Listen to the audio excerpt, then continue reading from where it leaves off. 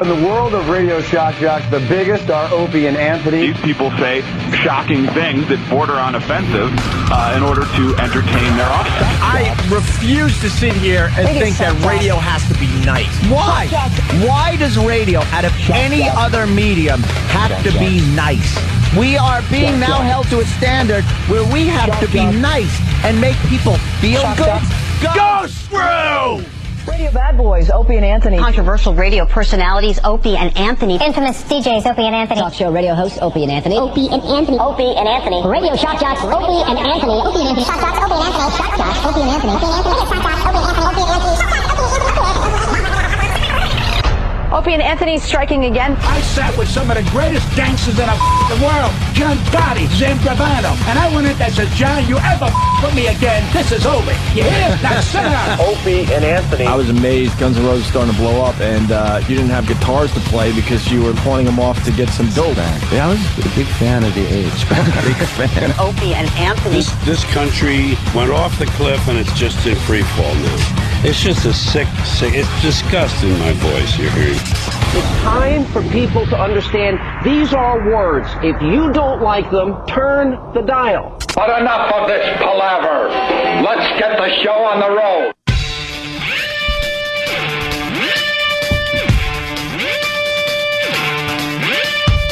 You know, I think this is gonna. What? You hear that? Nice and what? muffly. Thank you. Is that better? They probably didn't hear that out there in Radio Land. Turn that up. There we go. It sounds very basic. What changes between the last time we did a live show and now? Our ears. Who the F comes in here and fiddles for like 10 straight days? Opie and Anthony aren't here, so it's time to just start fiddling. It's the people that didn't get vacation. Oh. They come in here and fiddle. Stupid music jocks. They had to work. Ouch. Actually, I met a bunch of those guys here in New York, and they're very nice people. Hello. Yes, we are live. Yeah. It is 2008. So they say. Yeah. And we're back from our vacation. I think we should start the new year with Roland singing Ave Maria. Let's get everyone in the mood for the new year here with Opie and Anthony. Here's Roland. Ladies and gentlemen.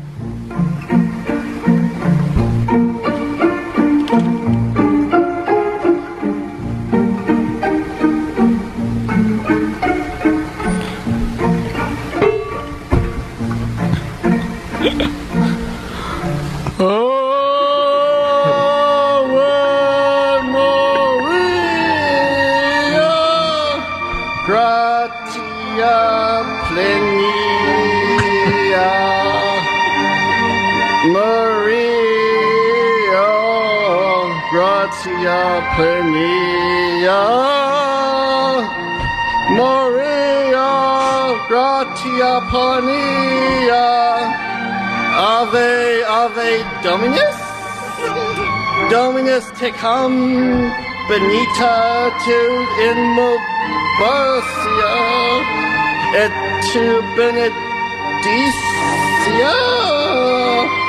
et tu fractus ventris de Jesus, Ave Maria.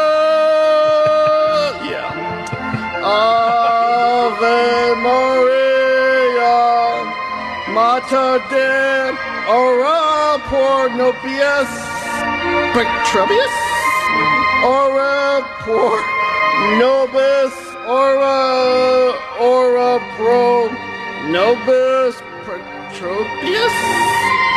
Ave Maria, nunc et in hor mortuis, et in hora mortis nostra, et in hora mortis, et in hora mortis notoris. Ave Maria.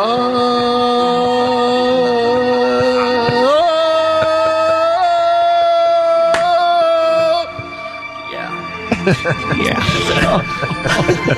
Oh, my God. Oh, wow. You think he'll get an 11-minute standing ovation? Bravo! Bravo! Bravo! El Fatso! El Fatso. And that's how we start. All right. Good morning. It's the Opie and Anthony show. Yes, like Anthony said a few minutes ago, we are live. Finally. Yeah. First time in, I don't know, like 10 days or something like that. Is that how long it was? I believe so. Jesus. Wow. I believe so. So how was your holiday? I guess that's the way we start. Well, wonderful. Yeah? Yeah. Well, you know, I went out to Colorado.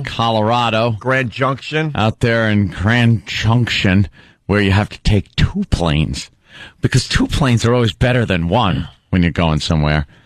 I had to stop in Denver and take a little propeller plane. Yeah, it's 2008 now, and propeller planes. Got there and then was informed, hey, by the way, it's, the coldest and most precipitation that Grand Junction's seen, like, ever.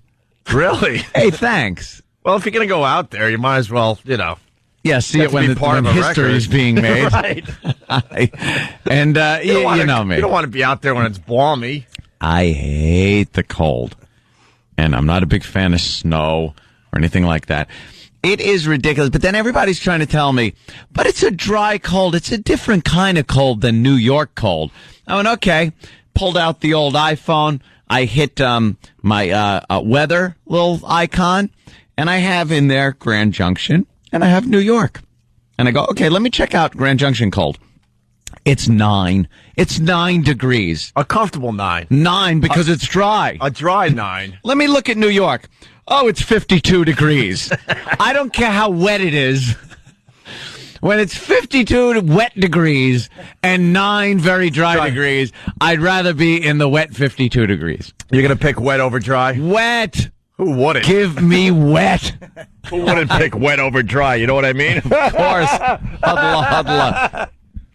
So that was just a treat. Yeah. And then I got into some shenanigans that I'm sure I'll be, chastised for because I was being a little irresponsible a couple of times out there. What? Really? A little. You? Well, we went through this whole thing before. I got a hotel room out there so I could get away and enjoy like some of my vacation where it's not that I'm being woken up very early in the morning by the kids, by Melinda's sister's children, and my buddy, his kids. Of course, they're kids. Going to be loud. So I got a hotel room, which I spent a few days in. Not a hotel for both of you, a hotel for you. Yeah, because, my girlfriend wanted to stay with the kids and everything, because she likes that. No, because that's a normal thing to do, especially around Christmas. Well, for a week, it's not. See, I stayed there on Christmas Eve and Christmas Day. Oh, you threw the little fellas a bone, did you? Oh, wow. Look, everybody. Look. No. Uncle Anthony is going to throw us a bone. Boy, what a lucky day for those fellas. But it's vacation for me, too, so I need to relax a little bit. Was there an excitement in the house when they had made the announcement? Kids, Uncle Anthony's going to stay the night. Yay! Yay! Oh, when I come in the door after being in the hotel. Drunk, reeking of booze and hungover. They didn't cheer. They all covered up their bottoms and cried. Not Uncle Anthony. Why does he smell like booze?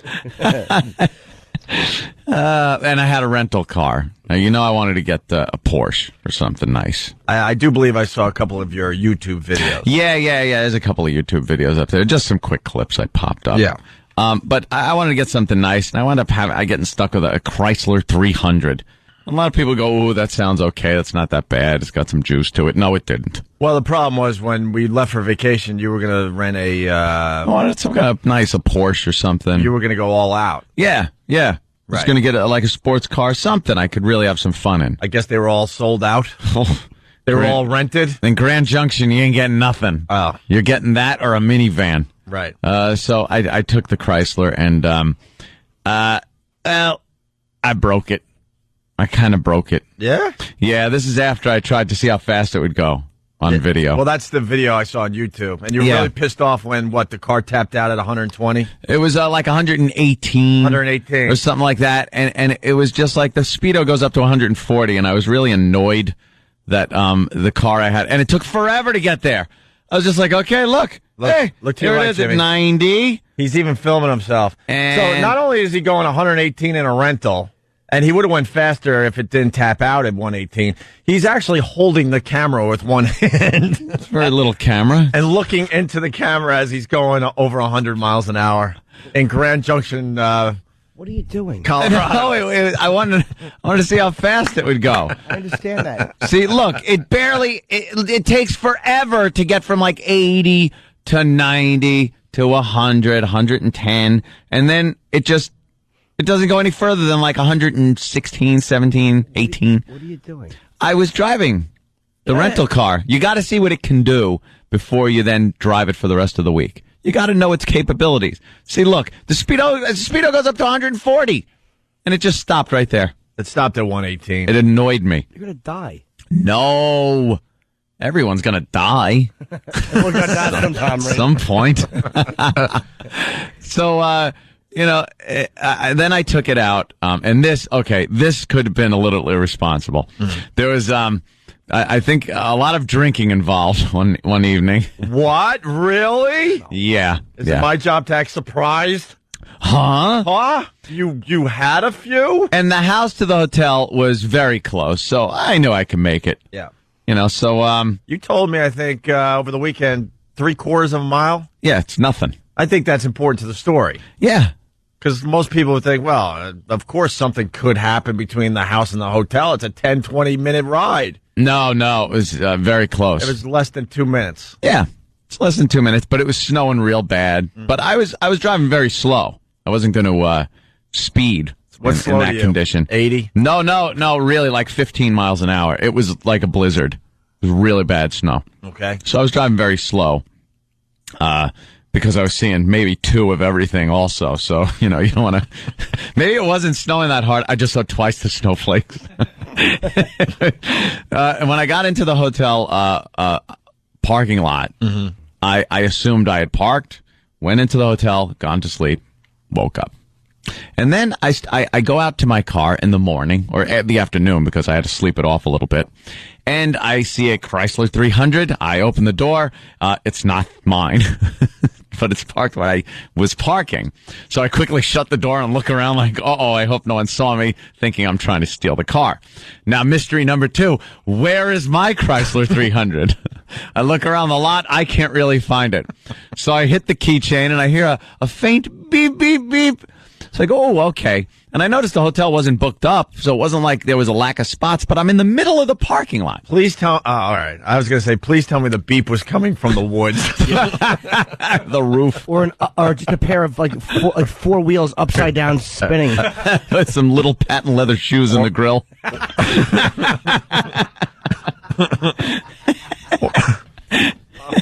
Or from like a frozen pond. Yeah, just here. So I hear it, and I go around the row of cars that are there, and I see my car, and I'm diagonal on top of the yellow lines that separate the parking spots. And I look, and the first thing I say to myself is, my God, you didn't even try, did you? You didn't even try. Oh, you were sideways in the parking spot. Yeah. Okay. Yeah, pretty much sideways. So I drive to the house. Everything's cool. I'm like, I must have parked funny last night. Then I start... See, that's normal thinking for Anthony. Start remembering things. And I'm like, did I? So I took out my little camcorder that I carry with me now and, just tape stuff. And with a little bit of dread, I hit play. And it starts playing me. And now it's cool because it's like a movie. I don't know how it's going to end. It's me in the car doing donuts in the parking lot of the hotel. Okay. Huge parking lot. Just doing ridiculous donuts. By yourself? Yeah. Yeah, and just laughing like an idiot. I have to get this online. I got to ask. I'm laughing like an idiot. I do have to ask you, do you realize that you're going insane? I don't know. I might be, but I always wondered if the fun with person it. that is going insane actually knows they're going insane. Yeah. Yeah. You live your life like Memento. Yeah. You're like watching it on video instead of reading off tattoos on your It was very odd. Yeah. Yeah, it was kind of odd to watch the video and go, oh, this gentleman seems like he's having some fun. And then, oh, that's me. So it's video of you doing donuts. Doing donuts. And apparently I was cutting the wheel very hard and really tacking out the engine up to maybe 7,000. Well, if you're going to do donuts, that's the way to You got to, because it's really... And there's some... You can't do it half-assed. There's some light poles in there and other stuff that watching the video I came very close to. But I noticed on the drive over to the house after this was all done that the power steering pump was making some noises. And finally decided to give up the ghost. I broke the power steering pump and had no power steering for the last 2 days that I had the rental car. But I took the insurance out, so I could have driven the thing through the window. Yeah. You might have, for all you know. I got to see the rest of the video. Wow. You might. Wow. Yeah. Yeah. I was like very surprised at that. You never catch things like that on video, You usually they slowly come back and you go, oh yeah, I remember kind of doing donuts. But watching the video and just laughing. This is great. I was going to give it to someone else, but unfortunately Doug B has a good line. Some guy wanted to be the first instant feedback of 08. Sorry, dude, from Columbus, but I have to go with Doug B. Salt Lake City, first instant feedback of 08. Hey, guys, I hope you don't mind, but I just called 911 and had an ambulance sent to Super Agent Bob Eatman's house because I'm sure he's having a heart attack as he's listening to this. No, everything was well in hand. It's not good if you have to push play on a video camera to see what you did the night before. Review on video? Yeah. It was the holidays. We were on vacation. That's very disturbing, but it's also disturbing that you were doing 120 totally sober. Yeah. Yeah, you would think that would be something I would do drunk. Yeah, but he only did 120 because that's how he would have went all the way to the end. I'd have went to 140. He would have went I'm not calling him a pussy. Oh, okay. Thank you. All right. Because that's what I called the car. I was yelling at the car. Yeah, that was, those are just a couple of little highlights. Most of the other stuff was family oriented. Yeah. Things like that. I don't have any great stories from the break, really. Just a nice Christmas in Philly with the Philly crew. And Christmas in Philly. How was that? It's good. Yeah? Yeah, we had a good time, man. Depends on what part you're in. I don't have any stories. No. Not really, no. Did you cut any gassers at bad times? No, I kept that under control. Why? That would have been great. I figured out the cause of the gassers, by the way, over break. Oh, yeah? It's a kashi cereal. It's like a cinnamon. It's a cinnamon. Like what's that one with the duty? What's the square cereal like shredded wheat? Yeah. Kashi makes one with it's flavored with cinnamon. Sounds lovely. Oh boy, is that's what's causing the awful problems. Yeah, yeah. So I don't have any stories. It was a very relaxing, got a lot of sleep type of break. Well, I had a very nice break, starting with the after we left, I went and got LASIK surgery, which is I will eventually go over the entire process. It's going very well. Good. I'm going to say that the day after LASIK, I was ready to go see Ozzy at the Garden. I got your voicemail. Oh, did you actually have that? I think so. See if you have it, because go ahead, talk. I'll try to find it. I wanted to go and see. I'm like, well, can we get backstage? Is that possible? So I called my agent, and he actually contacted Sharon Osbourne's production and got us badges to go backstage. There was a Christmas party, a VIP Christmas party that Ozzy and Sharon were hosting guests. You? Yeah. What a best Christmas ever for a young boy. But I left open message because I was so embarrassed. I'll just tell you what happened. We got there at the Garden. We got there so early. I got it. You got it? I don't know if it'll listen to this. Oh, it should play.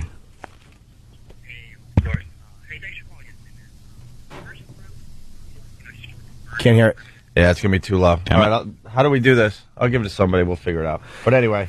That's okay. We got to the garden really early, and we were walking around. It was really embarrassing because there was nobody there yet, and they hadn't even opened the doors. We had these laminates which allowed us to go everywhere, and there was this VIP Christmas party before the show, and my girlfriend and I got there. We got there while they were setting up the Christmas party. Some guy, there was a bunch of people just kind of putting things together, and there's a guy with a Santa pants on and the Santa jacket not even on. He's like, what are you doing? I'm like, we're here for the party. He's like, who are you here to see? I'm like, Ozzy and Sharon.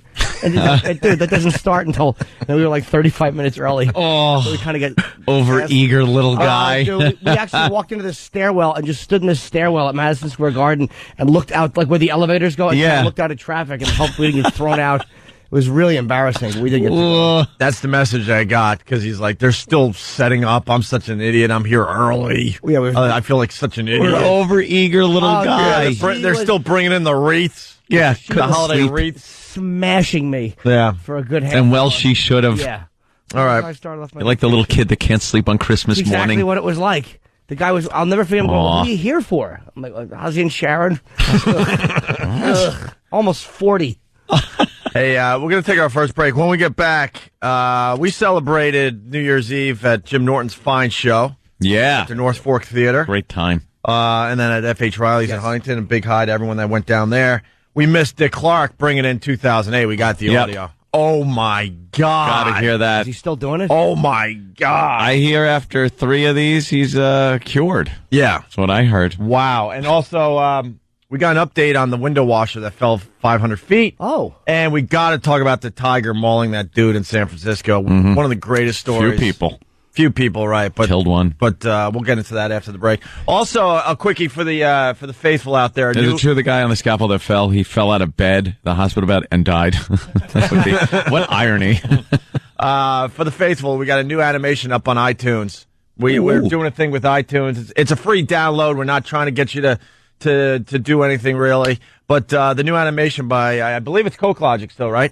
Is Patrice Sleeps at Rest Area. One of our favorite that's a good Opie and one. Anthony bits. It's now animated. It's up on iTunes, so check it out. The animation's doing very, very well in the podcast section of iTunes. That's great, Patrice. It's called Creepy Cold Guy. So check it out for yourself as we go to break here. It's Opie and Anthony. Hey, good morning to everybody. Happy New Year. Make sure you don't write 07 on your checks today. How many times does that happen? Did you make a New Year's resolution? Did you? I don't think I did. Anyone else see a lot of hungover people trying to jog yesterday? No. While you were driving around? Ugh. Oh, you had to be on the lookout for that. These people starting their New Year's resolution. Oh. Even though they only had a couple hours sleep and they were still hungover, but they're like, made that resolution. Got to start off strong. Got to start today. Oh, just bleh. Oh, yeah. Poofing on the side of the road. What's up, Than? I also saw a lot of people a lot of women walking around in gowns at 1 in the afternoon. Shame. That's very nice. Shame. It's Opie. It's Anthony. Phone number 877-212-OND. A lot of people are trying to figure out where to find the video of Anthony going only 118 miles in the rental. He would have, if you're just tuning in, he would have done 140, but it only went to 118. Yeah. Before the car pretty much shut down a little bit. So that video and all the videos we talk about on this radio show will be up on ONDARadio.com. It's an easy place to go to get all the video links that we talk about on the show. And you get Stephen S. from Bayshore's Fine Rundown. Yes. Although he's a lurking creep. At F.H. Riley's? He's a lurking creep. He's too scared to come up and say hi. He was like Zelig. He basically works for the show at this point, and he's too scared to say hi to anybody. He's been around for 6 years. Come up and say hi, will ya? He just doesn't want to make any trouble. No kidding. That's what it is. Everywhere you look, though, you see a hot girl, and then you see this awful big head with mutton chops pop up behind you. What is that? Jimmy had me laughing so hard at F.H. Riley's, and I think I had Jimmy laughing as well. I think we were kind of secretly competing with each other for big laughs, which is tough because Jimmy's Jimmy. Of course. Jimmy's the king. We were sitting there at the table. My girlfriend actually reminded me of this last night, and Her and Marina were across from me and Ope. Marina, who the comedian who opened up at Marina Franklin. Very funny, yeah. She's very, very funny. I liked a lot of her new stuff at your gig on Saturday. She's great. And or Sunday, or whatever New Year's was. I don't know. Monday, whatever, yeah. So the four of us sit at the table, and it's kind of loud, and people keep coming up and just yapping, which was fine. I mean, we didn't mind them. Everybody's really nice. Look, Mr. Nice Guy. No, it wasn't. Can I? Well, I didn't. It wasn't nice. Well, hold on. Before you say what I did, I'll tell you why I did it. Because this girl comes up to Jimmy, and you got to help me out with this, Jimmy. But I think she basically said, you were hilarious tonight. Can I have this sign? Blah blah blah, and said something like, "Jimmy, how you feeling?" or whatever. You lost a lot of weight. Oh, you lost a lot of weight. So Jimmy proceeds to say, "Well, she's like, you lost a lot of weight." I'm like, yeah, thanks. I have stomach cancer. And she's like, you do? I'm like, yeah. And she's like, are you going to be okay? I'm like, we don't know yet. Yeah, he goes, I really don't know yet. I should find out within the next week or two. And I'm dying. I'm like, oh, is that funny? What made it even funnier? We keep speaking, and she's not like. She asked me to sign her ticket. Like she's like, I'm like, I have stomach cancer. She's like, you gonna be okay? I'm like, well, we don't know yet. And she goes, oh, could you sign my ticket? Sorry, sign because I'm dying of stomach cancer. At the table, sign your ticket. And then she showed concern for maybe a half a second, a millisecond, and then she started hoping I would die right there, so she could get the last autograph, like Mark Chapman. And then, so as she starts talking, Ope picks up his noisemaker, and it was really obnoxious because she's yapping, and he's like,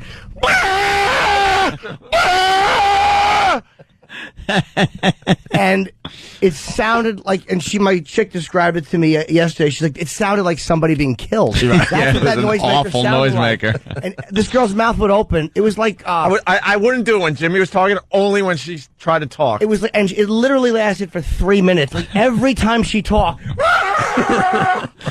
She didn't acknowledge that I couldn't hear a word she was saying because the equivalent of an air horn was being blown into her fat face. And then I proceeded to do it with everybody that came up to try to talk to Jimmy. And I was making believe I was just celebrating the new year, Yeah. I wouldn't blow it right at him. I'd be a little off to the side, but with her, you blew it right at her. Oh, yeah, because I could see it was in my peripheral vision. I see that the end of the noisemaker coming like in front of my left eye, and I just hear.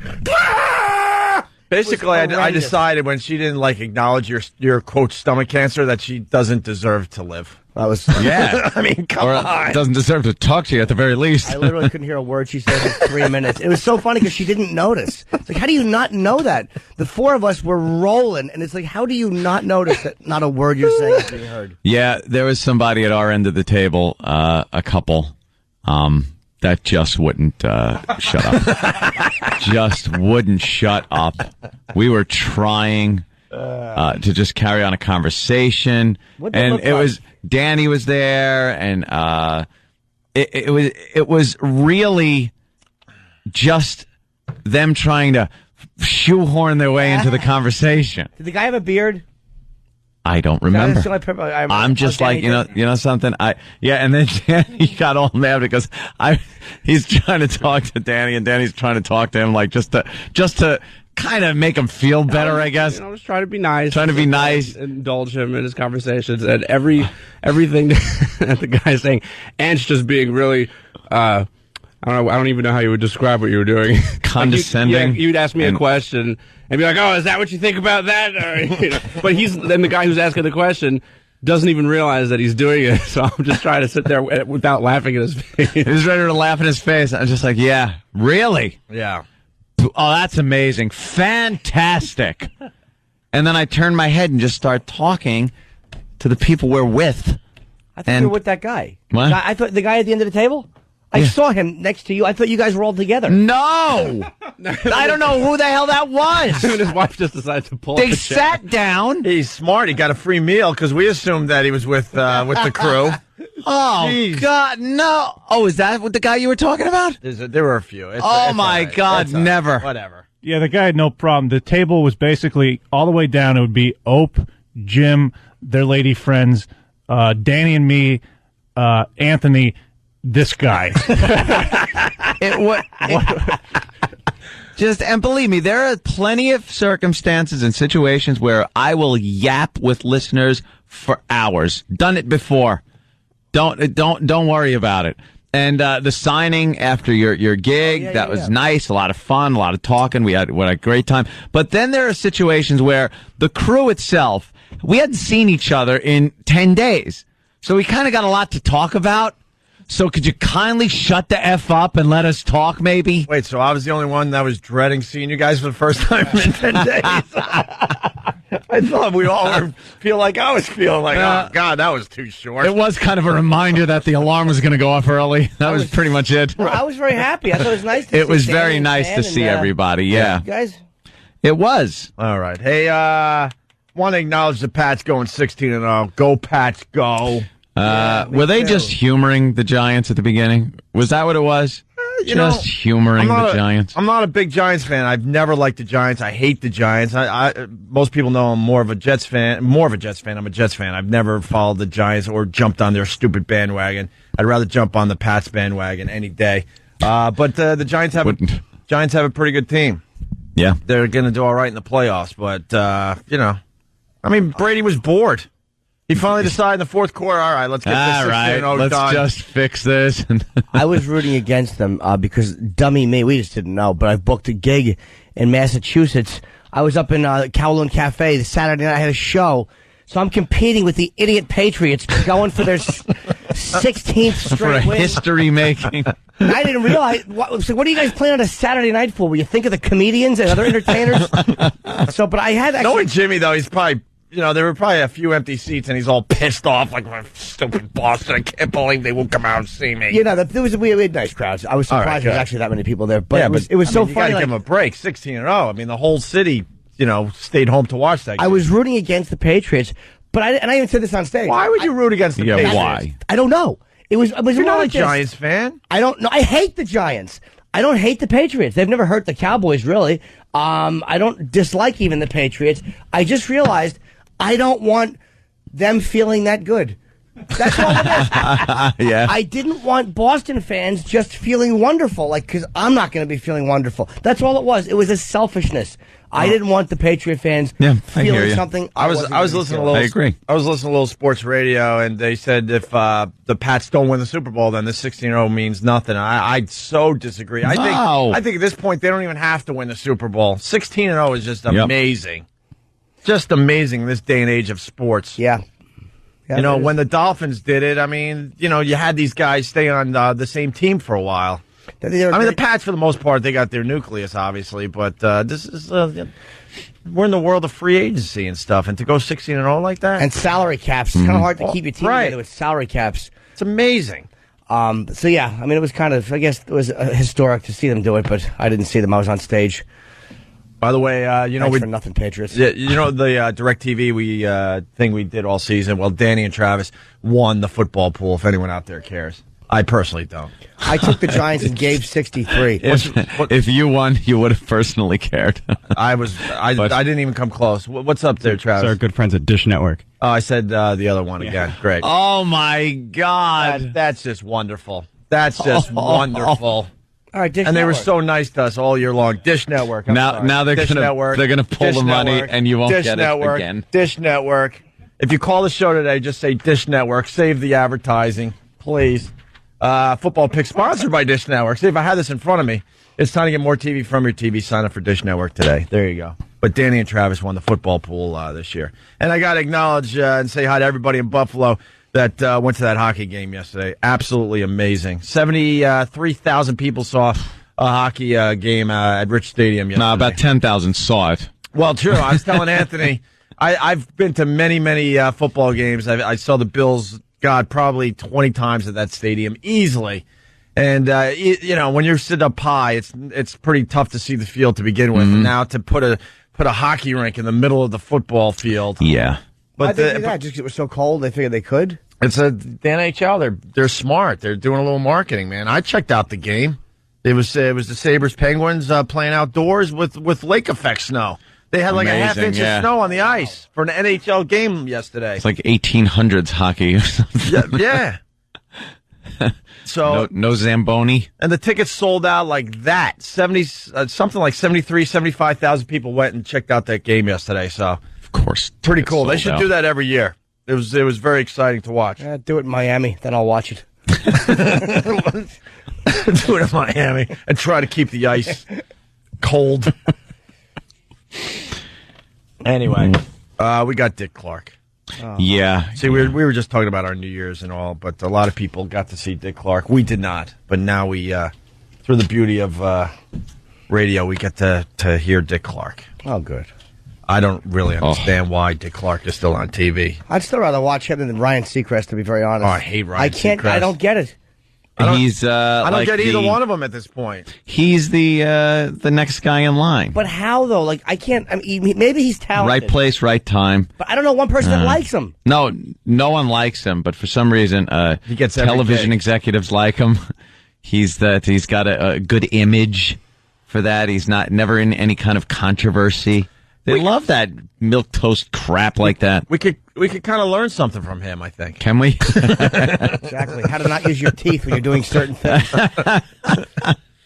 But I don't know. I mean, we're going to make fun of Dick Clark. We have to make fun of Dick Clark. I don't understand why he's still on TV. He had a great career. Yeah. And the people around him obviously don't love him. No. They don't love Dick Clark. Or he's their meal ticket, and they keep pushing him out the door going, make us some money, stupid. But there's no reason why this guy should be on TV anymore. Yeah, he's a wreck. Acknowledge that he had an amazing career. Look back on his career from time to time, but to have him actually on live TV, he's making everybody uncomfortable. Yeah, it is very nerve-wracking to watch him. You're all like, is he going to screw this up? He said a word, and it's not even the right word. And the mainstream media, they're not... It's horrid. They're not brave enough to say what they're thinking, too. They have to use words like, oh, look how courageous he is, and this and that, and blah, blah, blah. No, it's awful.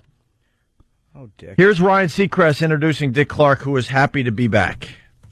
Ladies and gentlemen, back here in Times Square, once again, Mr. Dick Clark. Thank you, Ryan. It's great to be back for another New Year's in New York.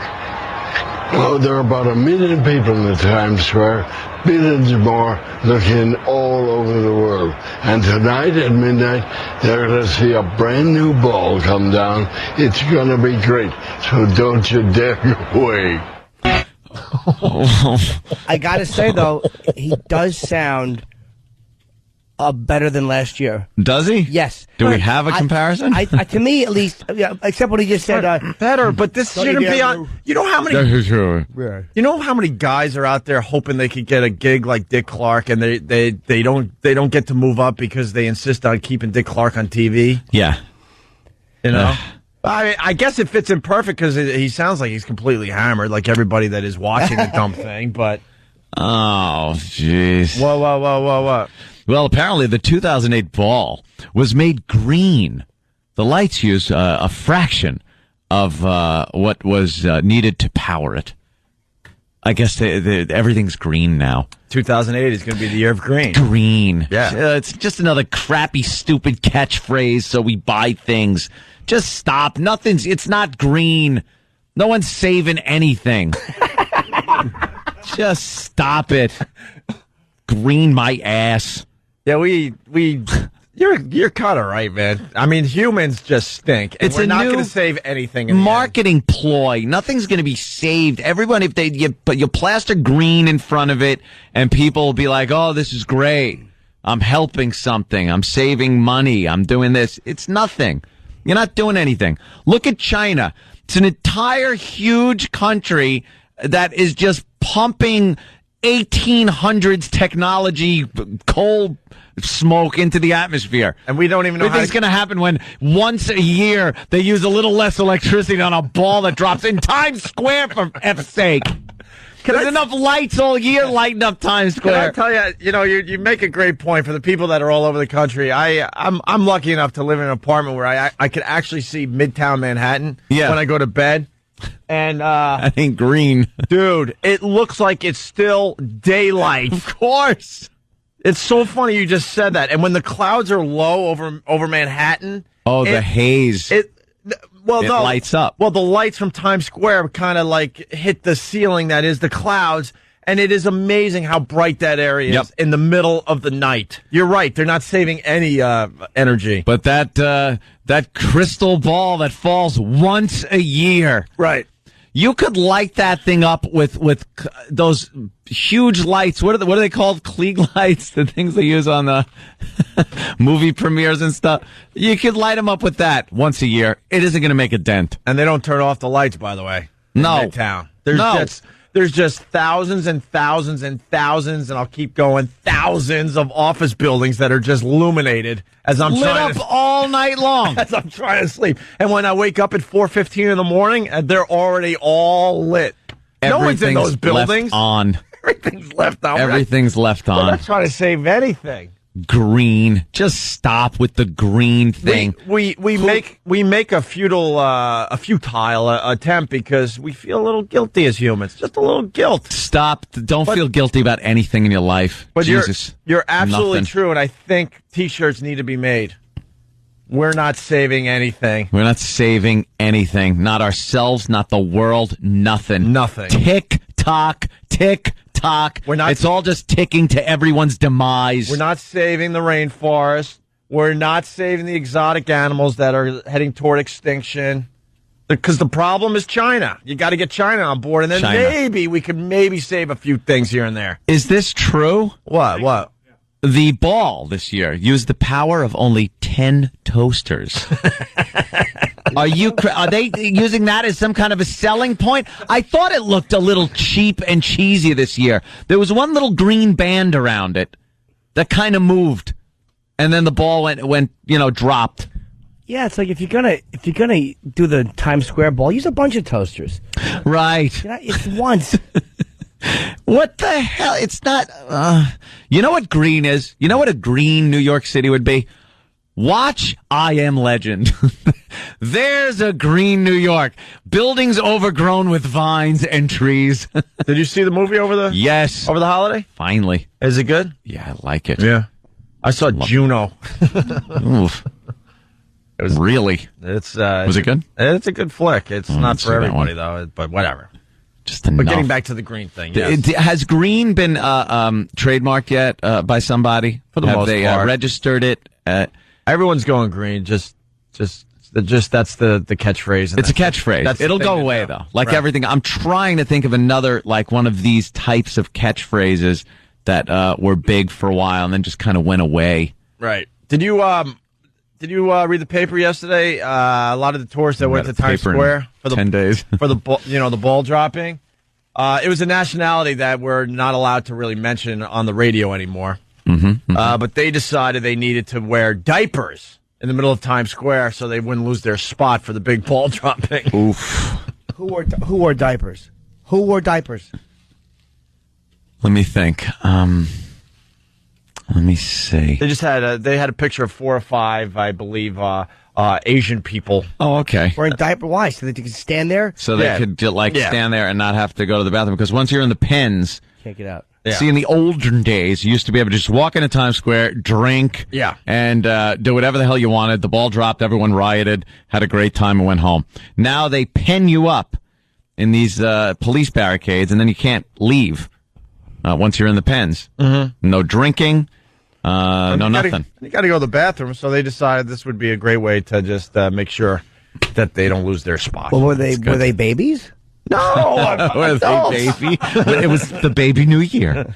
All right, when we get back, more babies. That was just a taste, but a little more audio from Dick Clark. I don't get it. It's not courageous. It's creepy. He should retire. The people close to him should say, "Dick, come on.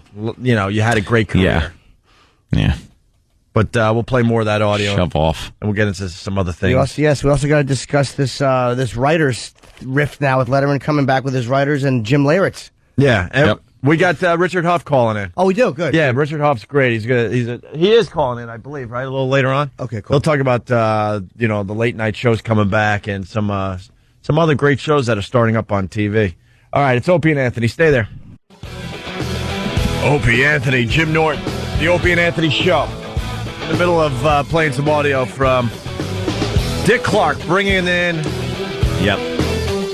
2008. 2008. The year of our Lord. Man, 2 years away from 2010. Nothing's going to be different. No flying cars, no nothing. This 2000 crap was sold to us. We got this bill of goods sold to us that the year 2000 was going to be this amazing thing. Yeah. And now you're talking 8 years ago was the year 2000. It's old news. It's nostalgia now. And we got nothing. We all got GPS now. Is that the big thing? Not all, but there's a big rush for everyone to get their own GPS now.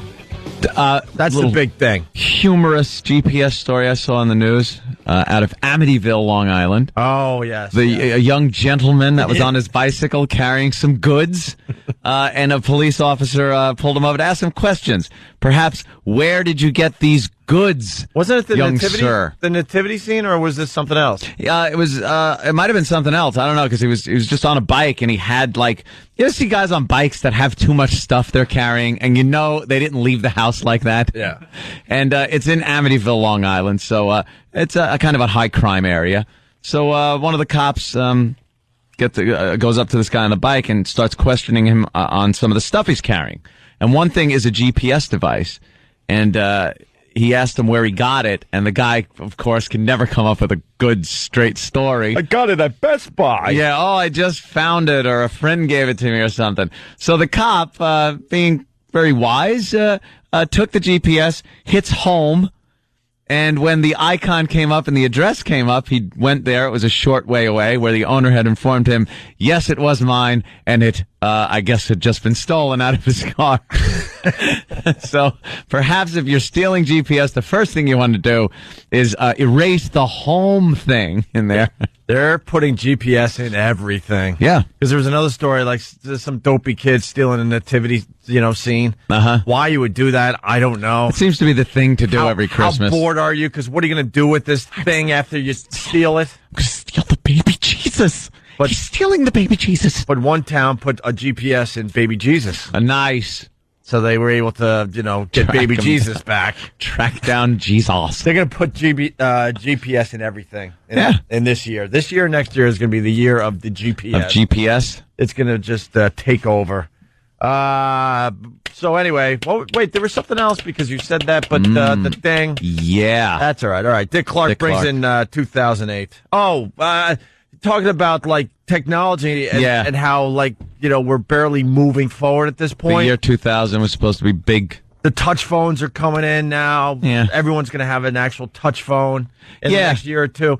But you're right. In general, nothing does change. I got the New York documentary that Burns did. Yeah. For Christmas, and I've been watching that, and it's just amazing to watch how fast, this city, Manhattan, came about.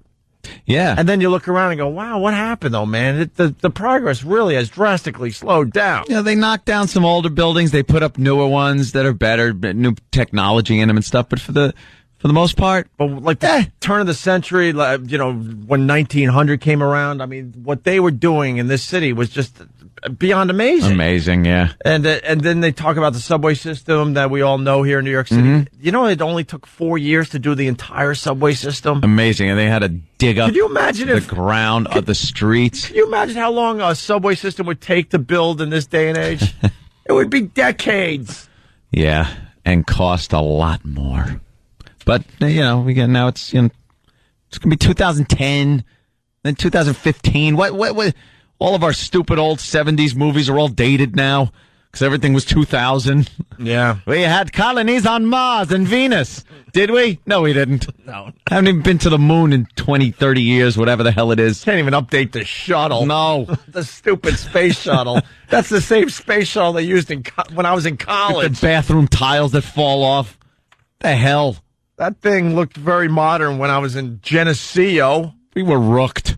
That's a long time ago at this point. I'll acknowledge that.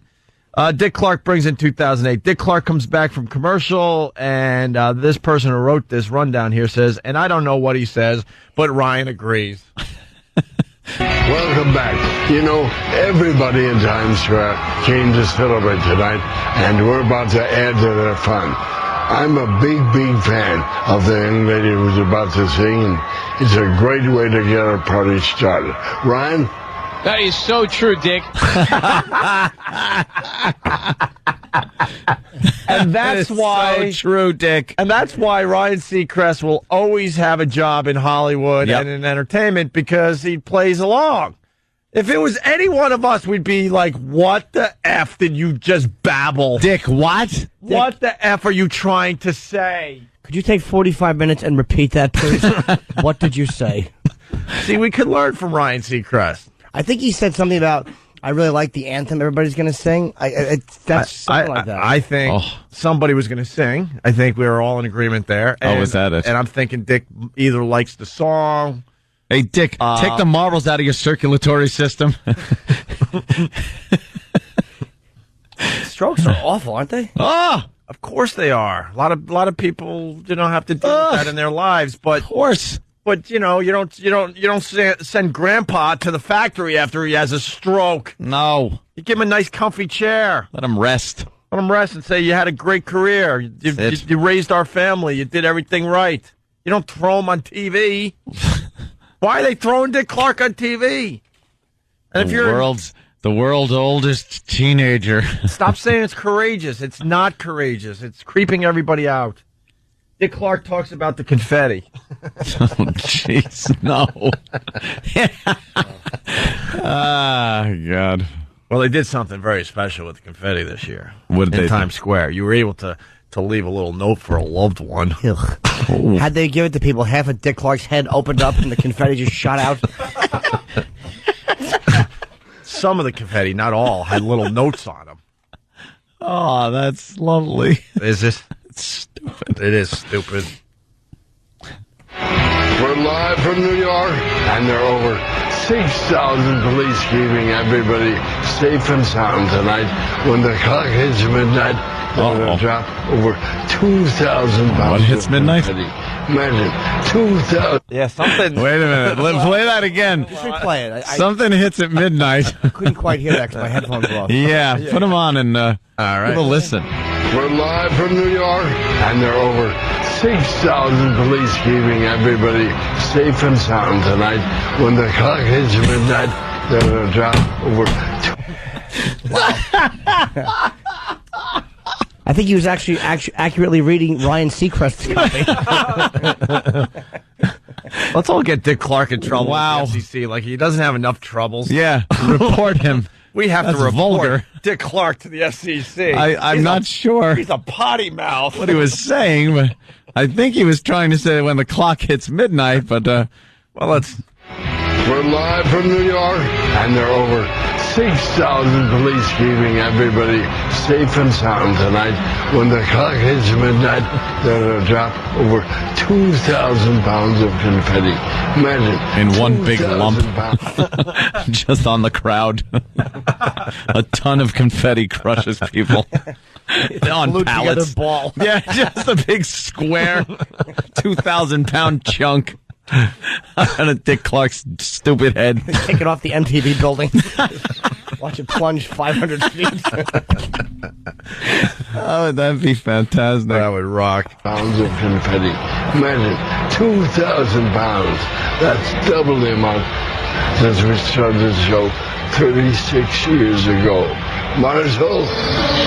Dick, that's a lot of confetti. It's so great to see you. Always an honor to work with you. No Why would anyone acknowledge? No one acknowledges. They all have to say it's great work with you, great to see you. It's not. Dick. It's wonderful. Not. Well, she just was awful no matter who she was talking to. Dick, that's a lot of confetti.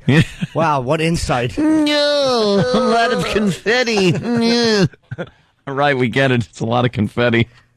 All right. Well, let's move on to Dick Clark counts down from 20 fairly successfully. Yeah, that's true. If they're going green, why so much more confetti? He does very well. Be less confetti? Does very well with the countdown, which I will bet you was it pre-recorded? I don't know. Oh, man. Are they going to do that? Why is he starting with 20? They should have, all right, Dick, we're going to go start with 3. Yeah. He started 20, which he was very successful at, and then he wishes everyone a happy New Year. No, he didn't. No, please. Yeah. Some people have traveled thousands of miles to be here for about 3 seconds away. The noise is building Times Square. Everybody is ready to say goodbye to the old and ring in the new. It's going to be a whale of a celebration. So let's go. Here we go. 20, 19, 18, 17, 16, 15, 14, 13, 12. By the way, of course he did the countdown well. He probably just spent the last year practicing in a chair somewhere. Counting backwards from 20. That's all he had to do in the last year. It was count back from 20. Of course he did okay with this. 17, 16, 15, 14, 13, 12, 11, 10. This is actually live from Times Square 8, now. 7, 6, 5, 4, 3, 2. Happy New Year! Oh, no. 2, there's no 1, and then Happy New Year. Well, of course, Happy New Year to you and yours. Oh, Happy New Year, Opie. Happy New Year, Jimmy. This is dot dice. Happy New Year. Yes, let's yeah. Happy New Year. Happy New Year to you, Club Soda Kenny. Wow, Happy New Year. He gets the count just Perfect. about right. Almost perfect. And then blurts out Happy New Year.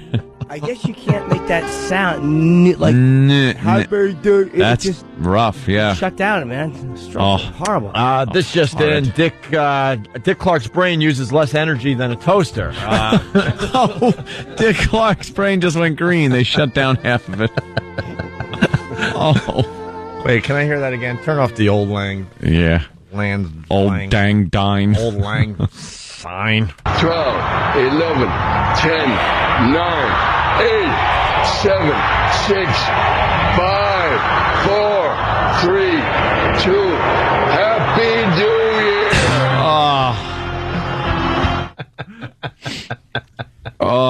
Happy New Year. Happy New Year. Look, I enjoy the fact that he's on TV still. Trust me. Hey, who doesn't? But, no one is willing to go, wow, this is a little weird. I know. Yeah, we're just supposed to sit here and not acknowledge it. Yeah. Just don't acknowledge it. Stop it. Right. It'd be funny, though, if they were pre-recording it and you just, the camera was on and you saw a producer come out and shake his jacket. It's new, not do. Do it again. Do it again.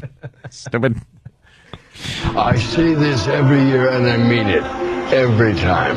From the bottom of my heart. I hope you have a healthy and a happy New Year. Ow. Let us bring in... Ow. Was that ow or now? Ow, they poke him with something to shut him up. They poke him with sticks. They have like a little electrical thing. And when he's talked too much, they just zap him with it. Oh. We told you only 5 seconds at a time. Yeah, they have a little electrode attached to his calf where you can't see it. Give him a good lower leg shocking. Bottom of my heart, I hope you have a healthy and a happy New Year. Ow. Wait, all right. I know where you're going. Hold on a minute. I'm with you.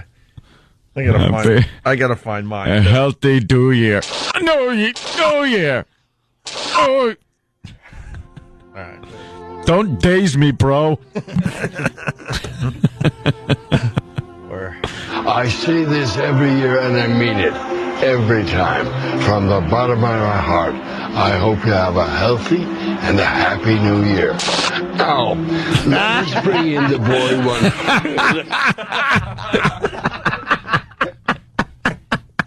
Okay, one more time. You gotta hear it again. Well, we have to do it one more time. It's a due year. It's New Year. Happy New Year. Out of my heart, I hope you have a healthy and a happy New Year. Ow. Let us bring in the boy one. Hold on. There might be more audio. I'm not sure if we have some behind-the-scenes audio here. Oh, a few of the takes that didn't make it. Yeah, okay. Okay. Out of my heart, I hope you have a healthy and a happy New Year. Okay, a little late. Yeah, a little late. Let's. Right. We are perfectionists. Yes. Every time, from the bottom of my heart, I hope you have a healthy and a happy New Year. Ow.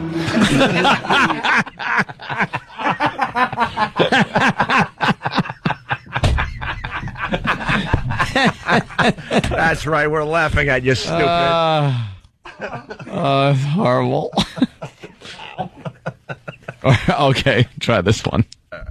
From the bottom of my heart, I hope you have a healthy and a happy new year. Let us bring in the boy one. Wait, and then he has a...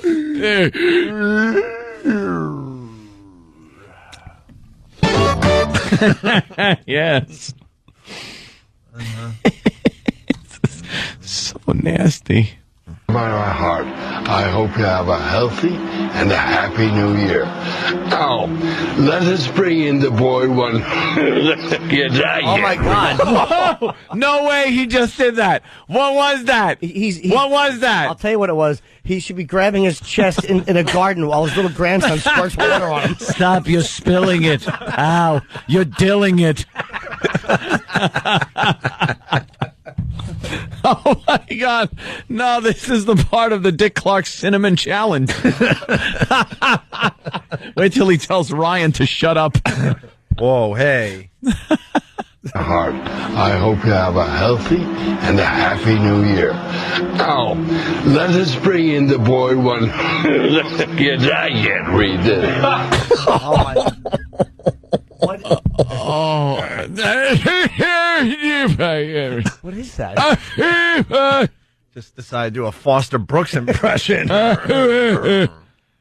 Oh my God! That was Pop goes the vessel. That is Roanoke Rich. Oh, that's horrible. Pop goes the vessel.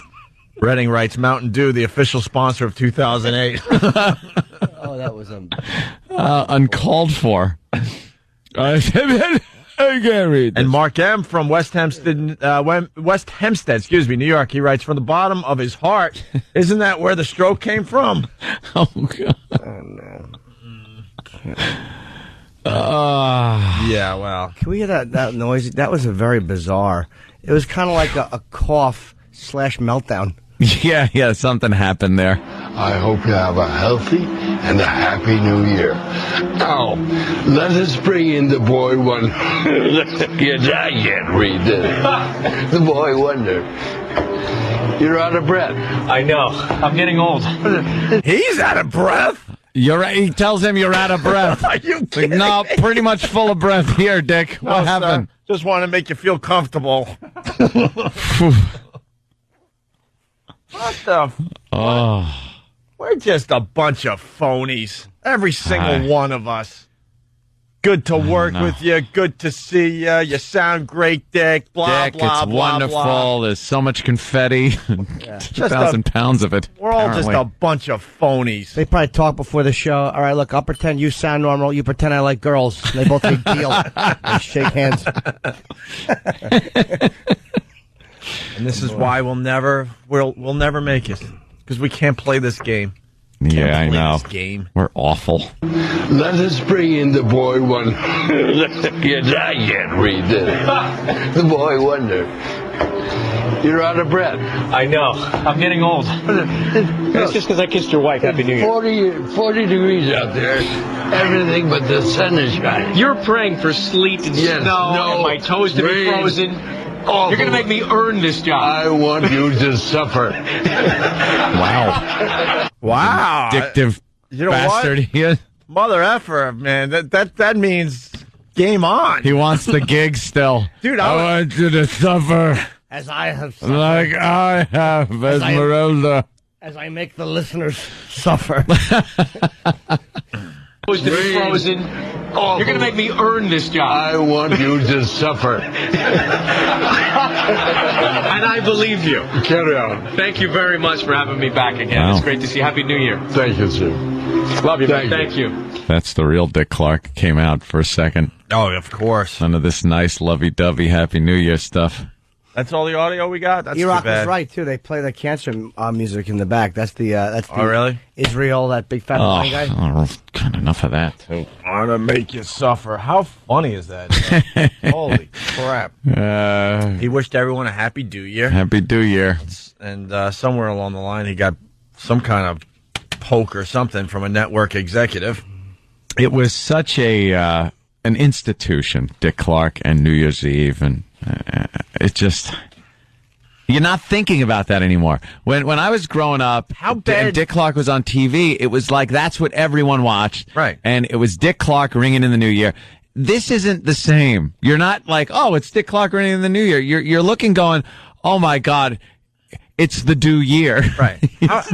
How bad do you need drunk viewers Yeah. on New Year's Eve to watch your dumb TV show? Just let him go, man. Dick was an institution. Now he's in one. I don't know if he's home or not. And was Ryan trying to say he was out of breath because he kissed Yes. Dick Yeah. Clark's wife? Yes. Yeah. And that got him all, what, hot? Well, no, he had to hold his breath so he could kiss a girl. That smells everywhere. Hey, Cigars and Scotch, what's up? Yeah, Happy New Year. Scooby-Doo Dick Clark. Happy New Year.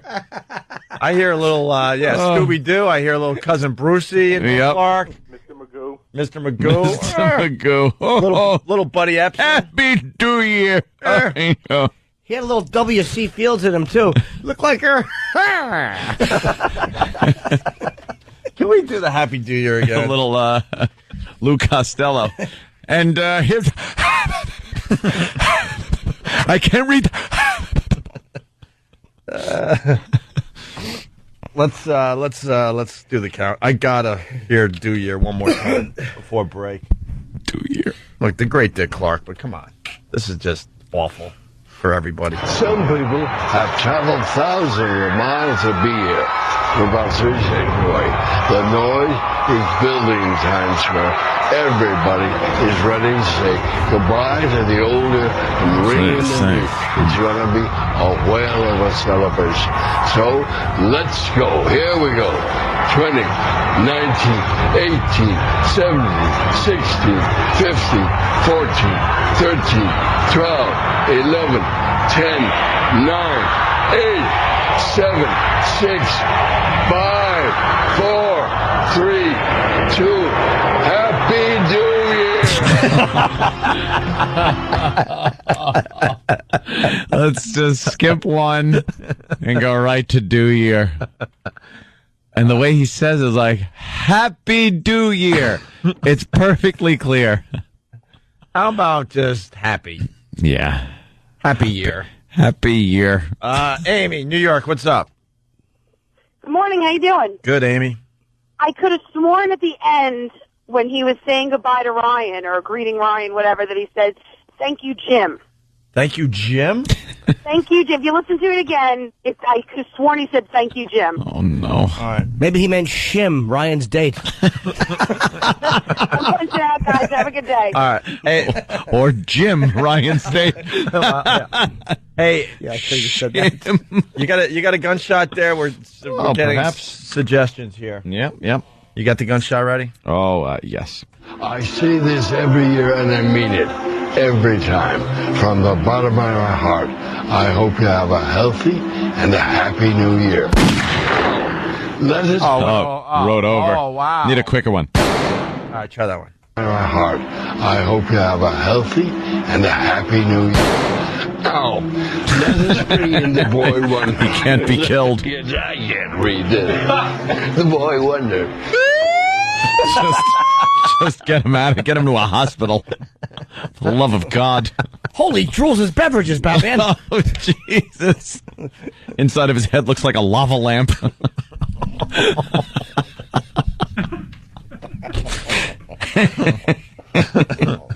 It's terrible, isn't it? It is terrible. I'll feel bad when I leave the show today.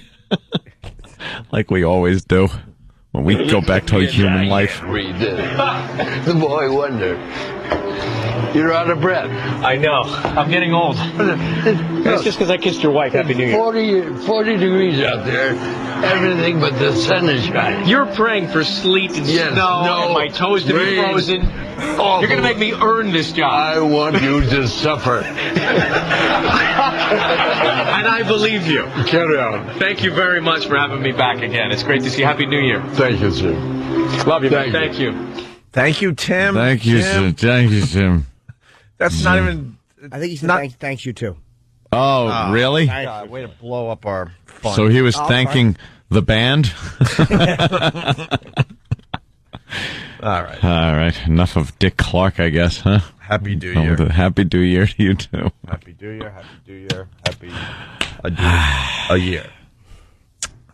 Hopefully, he'll be around for many years to come. Just not so on we TV. can keep playing this over and over again. Yes. All right. His brain scan looks like a tie-dye shirt. All right. They're all coming in now. But he does sound better than last year. Am I right or wrong? I mean, I thought it sounded a little bit better. Wow. Relatively speaking, I guess. Sure. They can't fix that? No, it's the thing about the brain. Why is it like, you cut your finger and that'll heal? You cut your nails off and they grow back. And then the important stuff, like, your brain, that can't regenerate. Well, how about this? They say we only use, 10% of our brains? So why can't you find another part we're not using? It's always make that work. It's always the part that you're using to talk with that gets all drenched. Great. That gets the leaky shower on the second floor above it. Oh, God, it's horrid. All right, we're running late. We got to do a quick break. Opie and Anthony, stay there. You're checking out the Opie and Anthony Show. Phone number 877-212-O&A. We are live. January 2nd.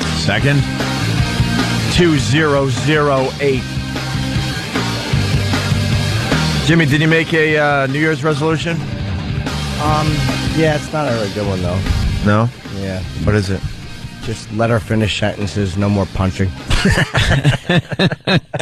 No, I'm going to just get back into the gym. That's just this fruity, stupid one. There's a website. It's called romancestuck.com.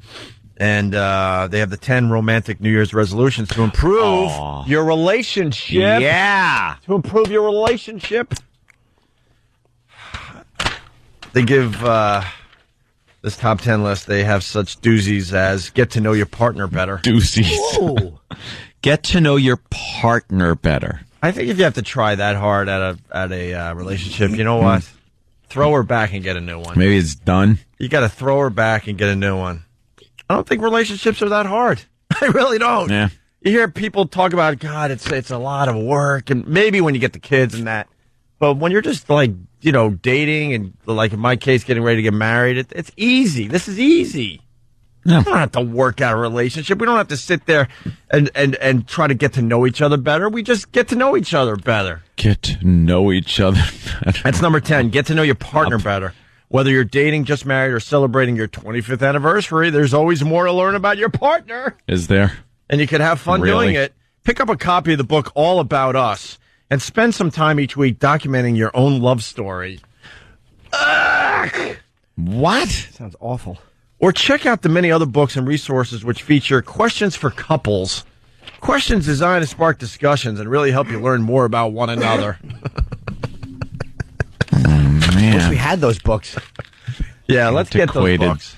Crapple is we're doing this off the cuff, but we'll get the guys to get these books. Yeah, we need the book Questions for Couples. What question would you ask your couple?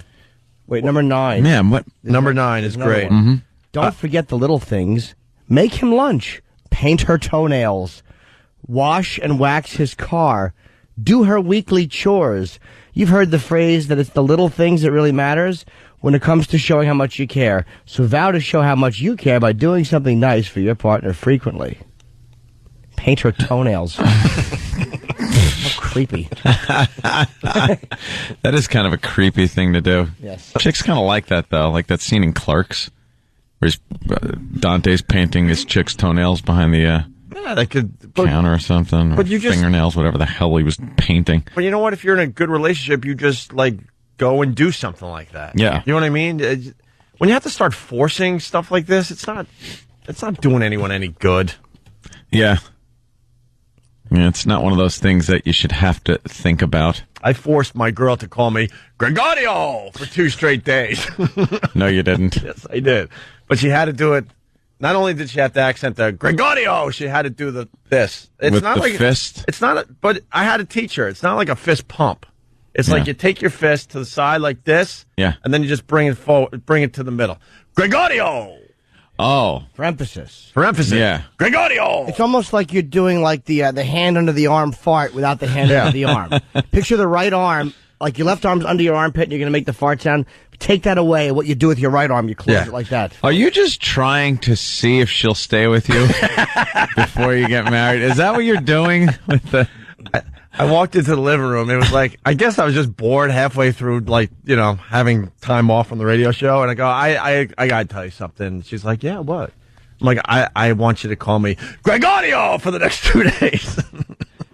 And my sanity's being questioned sometimes. It's just... And then last night, we were watching Biggest Loser Couples, which is just hilarious. We'll start talking about that as the show develops, but I highly recommend you take a peek at Biggest Loser Couples. Like a husband and wife team losing weight together, blah, blah, blah. Best friends. Fatties. Mother and son. Anyway. That's sexy. We're in bed just watching a little TV before, it's time to crash. And I go, I'll be right back. Because where are you going? I'm like, I'm just going to the bathroom, right? So I walk in the bathroom, which is right next to the bedroom, obviously, and I close the door, and I just start screaming at the top of my lungs. Why? Why? That's what she asked when I came out. And then I come back out, and I'm very normal, and I jump back into bed and continue watching Biggest Loser Couples, making believe nothing happened. She's like, what the F was that? I'm like, I just decided to start doing scream therapy. Oh, well, you like some primal screaming? Yeah, I was watching something. They were talking about scream therapy, or I was reading something. I forget now. So I said, all right. Wasn't that a fad a while ago? I don't know. So I decided to just out of nowhere start scream therapy last night. Sure, she appreciated that. Oh, yeah. Nut. I did the same thing with my girlfriend, but instead of going to the bathroom, I just did it right in her face. with an accusing finger point. These are the things you do to keep the relationship going. Yeah, sure. Gregorio! Anyway, number 8 is, when I read number 8, I thought of Jimmy. We're taking a quick peek at 10 romantic New Year's resolutions to improve your relationship. Mm-hmm. Number 8, I started laughing because I just had Jimmy in my mind. Have fun together. Take up a new hobby together this year. Join a softball team together, or take cooking lessons, golf lessons, or dancing lessons. You'll not only learn something new, but you'll have fun with your partner at the same time. That's preposterous. There are like things that... Would you start a hobby with your girl? Yeah, we'd join a softball team like 2 lesbians. No.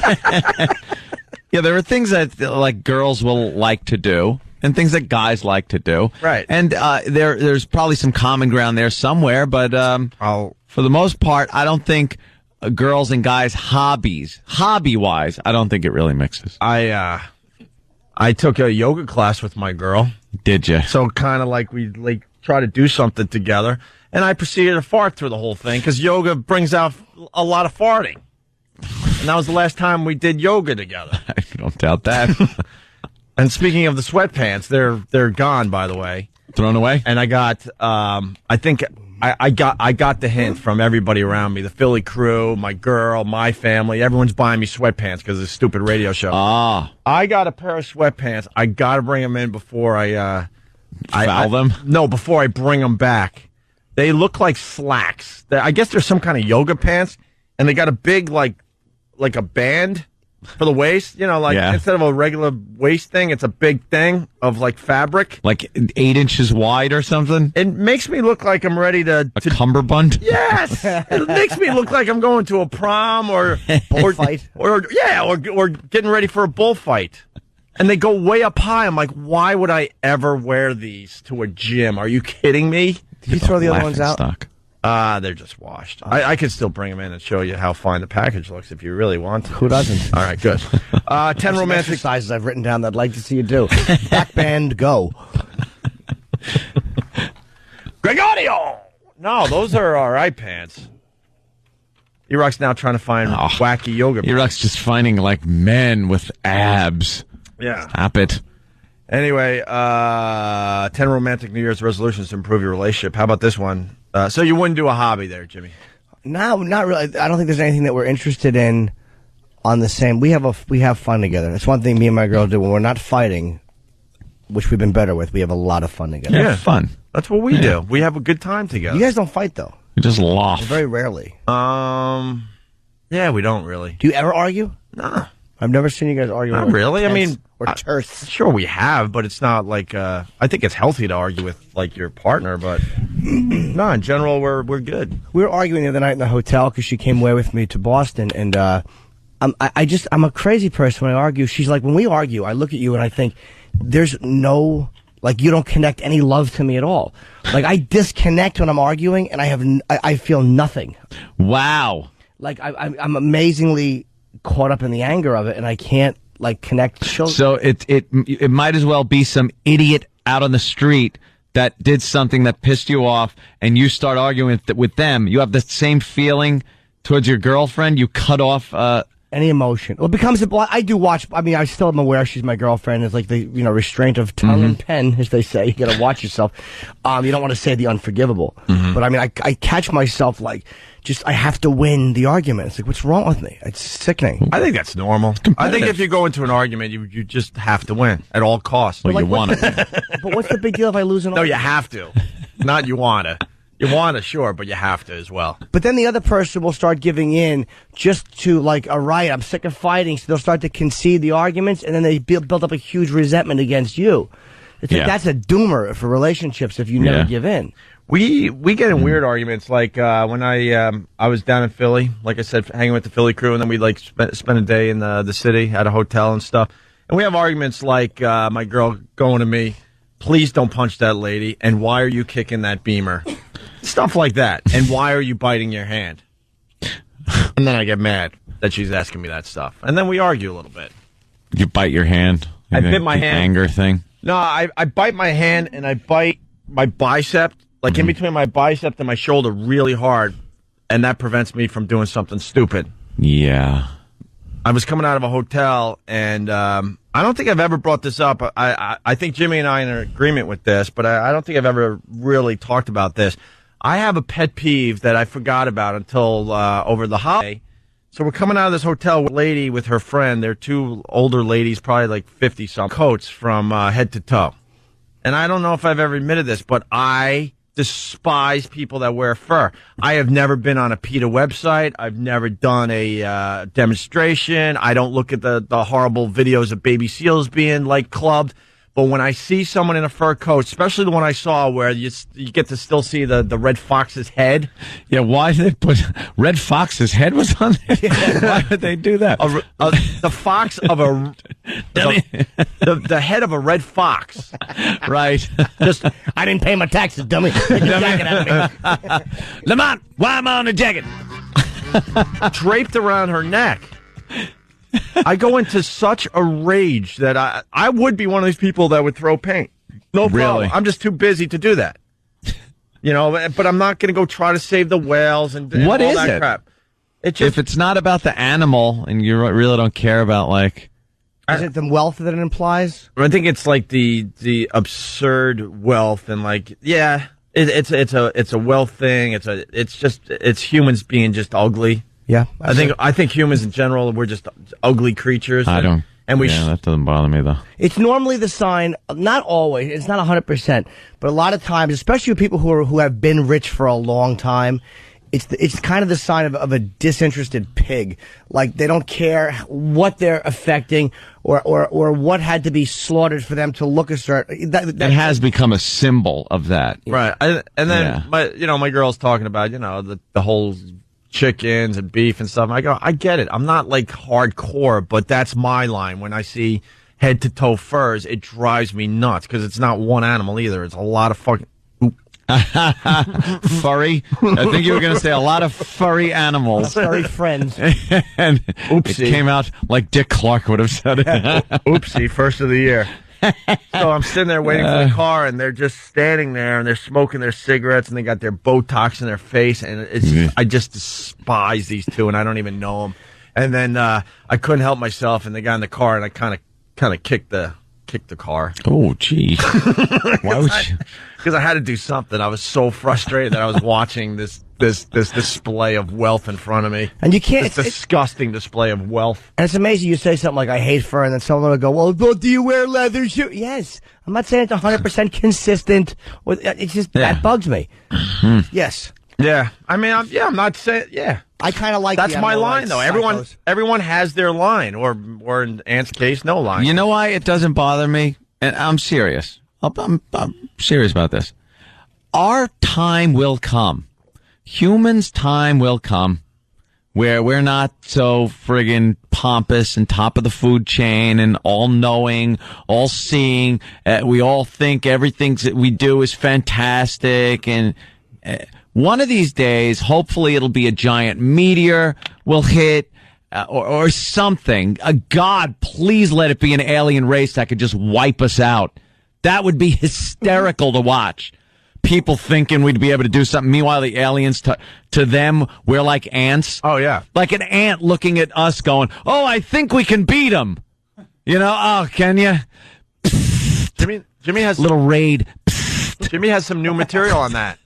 Yeah? Yeah, that we heard on the other night. I don't remember it. Go see Jimmy soon. I just improv every night. It's a new hour. But yeah, eventually you're right. I mean, eventually our time will come. You know. So in the meantime, good. Think you're almighty, all-knowing, everything. Our buildings are so great. We fly. We do some pretty cool stuff. But the bottom line, the time will come. Hey, Tony's got a good... Stupid humans. Hate them. Got Tony in Jersey. Tony, go ahead. What's up, guys? Hey.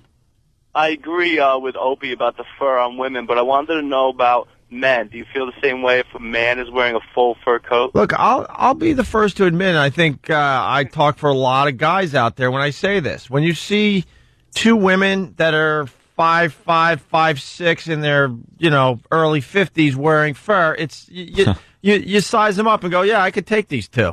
So I'm going to get a little obnoxious. I'm going to kick their car and stuff.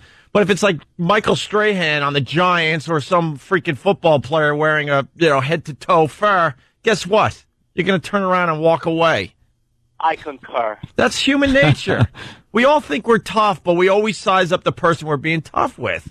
You know, when we have road rage, it's not with an SUV with tinted windows. It's usually a minivan and a woman driving, or you know what I mean? We always size up people. That's why I never mess with Asians, because they all know karate. Oh, you better not say Asians on the radio. You do know you're not allowed to do that. That's true, though. As a kid, I would never even try to get in a fight with a black kid or an Asian kid in school. Because I assume that the black kid's going to be able to just kick my ass, and that assumption has always been true. And I assume that the Asian kid knows some kind of martial art. Yeah. Well, I think with Asians, martial arts is more cultural, so the odds are you're right. Yeah. I mean, for them, it's a much more cultural thing to learn the martial arts. Like, for us, it's just a way of kicking somebody's ass. But I think a lot of Asian cultures kind of have it as a way of discipline and, like... I've known in school, there was this one Asian kid, all he knew was a stance. He knew the stance to get into if a fight was going to start. And he never had a fight. Once he would do that, the other kid would back down. How do you know he didn't know how to fight? Because he told me. He's just like, I don't know anything like that. He goes, I learned one thing, and that was like the stance where, you keep your stability. Yeah. And he puts his hands up, and it was like, oh, my God, he's going to Bruce Lee your ass. But no, he just didn't know. Good defense. Big fan. First time caller. Thanks. Thanks, Tony. Thank you, my friend. But, I'm not telling my story to act like a tough guy. I'll completely admit it. If it's like someone playing... in the NFL or something, they got a fur coat on, but I'm keeping my mouth shut. Yeah. Oh my God. What? Yeah. Yeah, well, that's what we're dealing with, Jimmy. What can I tell you? That's corporate radio for you. Come on, no way that one. Yeah, no way. I'm telling you, you're not allowed to say anything about Asians on the radio, or it'll be dumped out. Oh my God. But it's not. We weren't using it as some type of a stereotype. I do apologize to the Asians that listen to the Opie and Anthony show. Basically, we'd love to talk about you a little more. We can't mention Basically, this company has decided that you guys don't have a sense of humor. So if you're Asian, That's what this company is telling you. You don't have a sense of humor, so we're not allowed to make fun. We can't even not make fun. We can't even talk about you. Right. So I apologize to the Asian listeners. You can't be part of the fun because this show is absolutely discriminatory to Asians, and it's beyond our control. We'd love to talk about you, your culture, whatever. But for some reason, everything we mention about the Asian people and culture gets dumped out of fear. And I'm not even talking bad things or anything or a stereotype or something.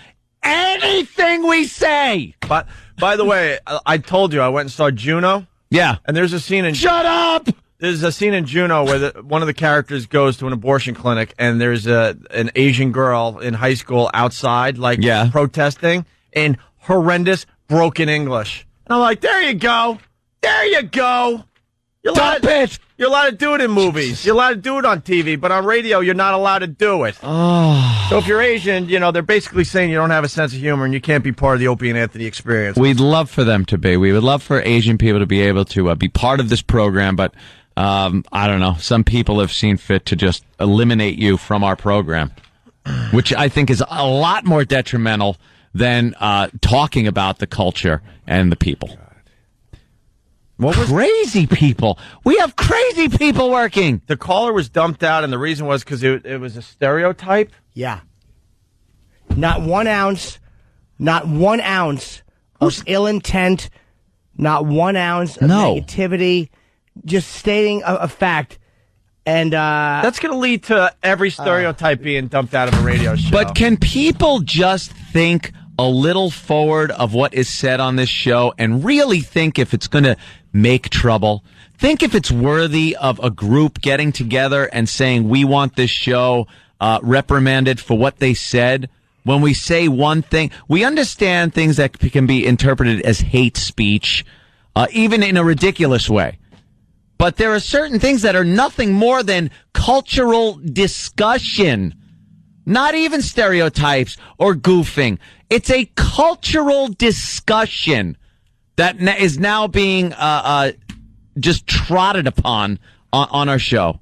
Asians don't have a sense of humor. That's what the company's saying. Apparently. That's what the company's saying. Good luck to the next show they bring in. Wow. Good luck. Good luck to you. Good luck. Because they know what they're doing. That's tough. They know how to compete in the new world. Oh. It's mind-boggling. It blows my mind. I can almost understand if they said, look, we've had trouble with different special interest groups. If you say something vicious about a group that's like again, someone said hate speech. Yeah. It's intended to really attack and be horribly derogatory for no reason, no humor. We're going to dump it because we've had a lot of problems with these groups and it's a business. I wouldn't like it, but I could live with it. Mm-hmm. I can understand that. That's a business decision. It makes sense. We wouldn't be happy about it, but to dump. At least there'd be a reason. To dump out of a caller who mentioned that a certain group knows karate. Yeah. It is mind-boggling. And that to suggest that perhaps it is, and not even to be sure about it, but as a discussion, to suggest that perhaps it's cultural. It is cultural, and it's okay that it's cultural. Right, but apparently it's not okay. Why? Why? Oh, my God. It's insane. Man. Asian Day on the Opie and Anthony Show. I want to invite up Asian people and just discuss the culture a little bit. That's all. Can we do that? Or would the show be taken off the air?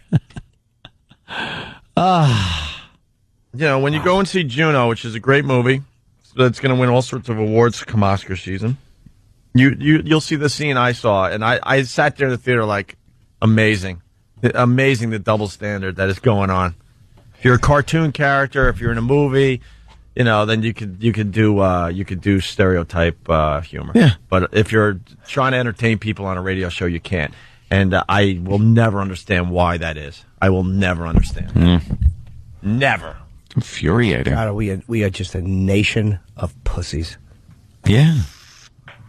Not necessarily a nation. Yeah, a nation. It's a reflection of the country. Oh, it is. Well, it's a reflection. But that type of stuff is getting, It's a reflection. Yep. Getting done in other circles there. All right. Oof. We'll take a break. Continue. That didn't take long. Huh? A couple hours in after vacation. They're just stupid. I know. I don't get that at all. I would really like some kind of an answer on that one, because that was just crazy. They're just stupid. And that's crazy paranoia. And they don't know what they got. It's too bad. Whatever. Crazy paranoia. We'll always be okay. I know that much. It's Opie and Anthony.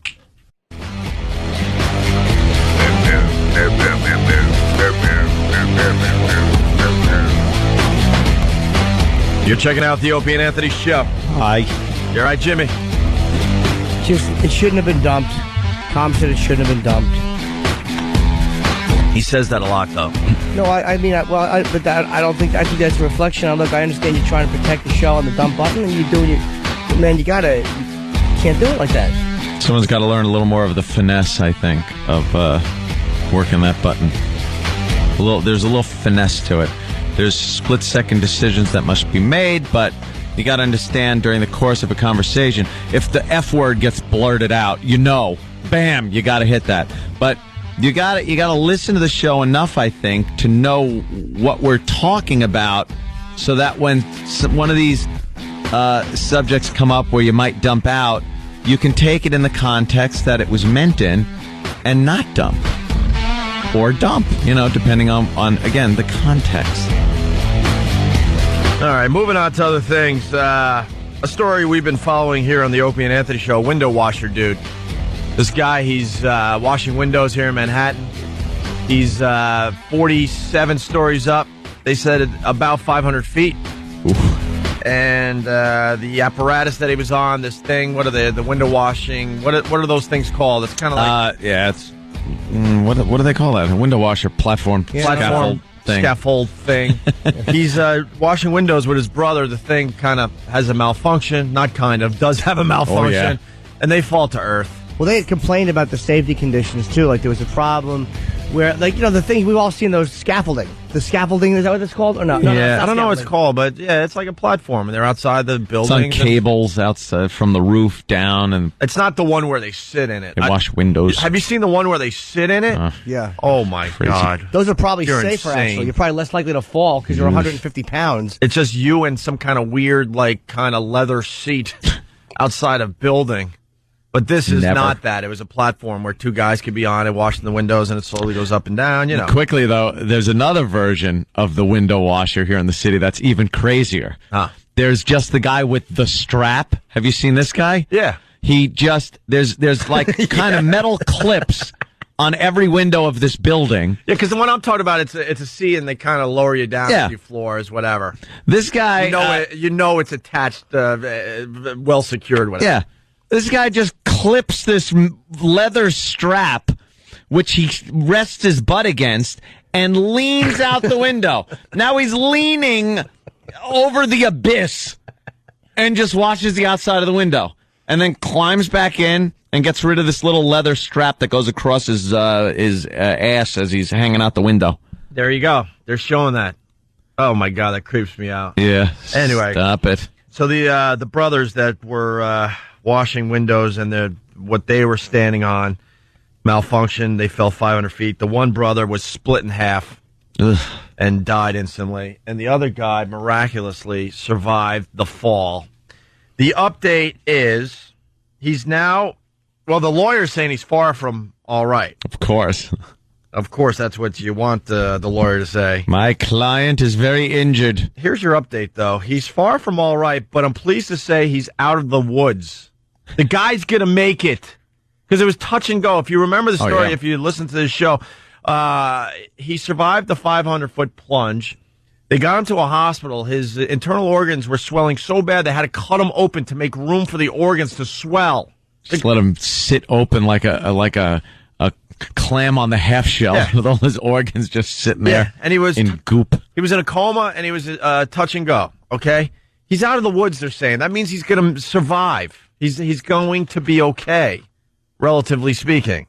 He's now responsive, conscious, so he's out of the coma, and he's now... and he's not paralyzed. He has movement in all his limbs. Wow. He's going to obviously have some severe problems, but... Yeah. It's all gravy after this. You fall 500 feet, the rest of your life is. You should never be pissed off about anything again. Yeah. Yeah, and there's nothing you're experiencing that you should be experiencing. Good, bad, or indifferent. Except for the constant reminder that that's what happened to you, and the thought in your head of plummeting. Nighty night, rabbit. Oh God. Nighty night, rabbit. Can you imagine? That's creepy. Have fun with your dreams, buddy. Oh. Here's Herb in Cleveland. Good afternoon to you, Herb. What's up? Hey, what's going on? I just want to wish little Jimmy a happy birthday. Thank you, sir. I thought you forgot. Yes. Hey, that stage that they're working on, it's called a swing stage, and the chair that they sit in is a Bolson chair. Oh, there you go. Little knowledge. Restoration work. Little knowledge that I will not remember. Never use. I saw a video from, I want to say it was Thailand. I promise this will not be negative. And there were guys being lowered on a building in a chair like that, but there was no safety harness. It lit there was nothing but these guys sitting in like these little, there might have even been wood chairs being lowered with two ropes. It was that. You've never seen worse safety conditions. And you don't hear about, cause you don't hear about it here. No one in America cares. How many people must plummet to their death like that? I don't know. They didn't look nervous. They were almost too comfortable. How bad do you need your windows washed? Just wait for the rain. But if you can for the most part, the rain will take care of it. All right. I want to see if Iraq, when you get back over there, I want to see if you can find it. It's I don't know what they're called, but literally there was not one piece of safety equipment. They were just sitting there, just very casually washing the windows. Hundreds of feet in the air, nothing attaching them. So, creepy ass job. Getting back to this guy, the fact that he is where he is at is a miracle, and of course they're going to sue everybody. Yeah. And the wife is very optimistic. She's very tired because she's been at this guy's side, but he's going to survive. It's amazing. I can't wait for that interview. If you can, if he can give an interview. We got audio of the guy falling, by the way. Yeah. They finally released the audio of the guy falling really? 500 feet with his brother. Yes. He's got a mic on? Yes, we go to that audio now. Oh my God!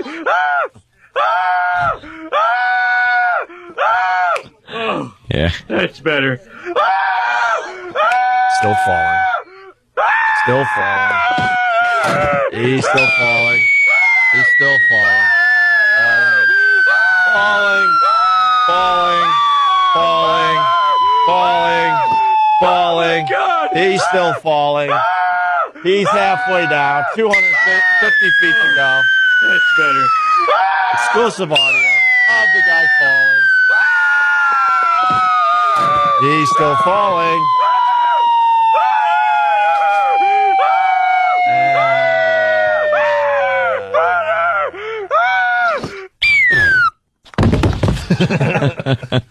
Do you get it? He fell a lot. That was far. Do you get the gag? And then Jim Lieritz, he was on our show, admitting to taking a few pills while he was playing, and he gave us a lot of press. Gave us an exclusive interview back in the day. Well, boy, is he in trouble. Holy crap. Oops. Holy crap. Fort Lauderdale, celebrating his 44th birthday with some bimbo, bar hopping, and it's trying to go home and runs a red light and kills a woman that was just working hard to support her family as a waitress at Applebee's or some. He ran the red? They say he did, yeah. He had like a truck too. It was like a I don't know, an Explorer or something like that. And so it was like one of those ones that hits you. You stay hit. I mean, it was a big truck. And she died with her husband because she was close to home, and the husband was able to get to the scene and pretty much watch his wife die. And then go home and tell the little kiddies that mommy's not coming home. So Lieritz is in some deep, deep trouble. Deep trouble. Wow. Yeah, he's going to jail, man. That's a mandatory jail sentence. A vehicular homicide is a mandatory jail sentence. Is it mandatory, really? Yeah. If you kill someone drunk driving... You can't get a lawyer to figure something out for you? No way. He's not getting community service. Death? No way. Can you... I don't know the law, but I mean, you cannot get out of going to jail. That shows you I don't know the law, because that's the way I phrased it. You cannot get out of going to jail. Get out of going to jail. It wasn't legal speak. And there was, and he was obviously drunk and stuff. And right before New Year's, I was listening to the radio and they were talking about they were doing all their warnings about not drinking and driving, and there were going to be roadside checks and all that. And then they had a stat, and I wish I remembered exactly, but how many people die right around New Year's from drunk driving? Yeah. And it infuriated me because you never hear the politicians like Hillary and the rest of them like kind of jumping on that cause. Because they know, because in the end they know they can't win that cause without getting into details. But that's one you don't want to take on if you want to be a politician, if you know what I mean. But they'll talk about like video game violence and how this kid went to a school or went to a mall because of stupid video games. And I'm like, man, if you compare the amount of deaths that could possibly, you can't even prove it, possibly happen because of violent video games, and actually people killed around the holiday because people are drinking and driving. You can't even compare the two. Yeah. But as soon as some dope decides to take a gun to a mall or a school, it's all about the violent video games, and the politicians jump on board. Gotta ban violent video games. Don't do that. Then I'll have nothing to do but go out and drink and drive. Right. It's the only thing that keeps me home. I know. Ant's involved in both of those activities. But I forgot what the stat was, but it was just unbelievable how many people die. I had a designated driver for New Year's Eve, by the way.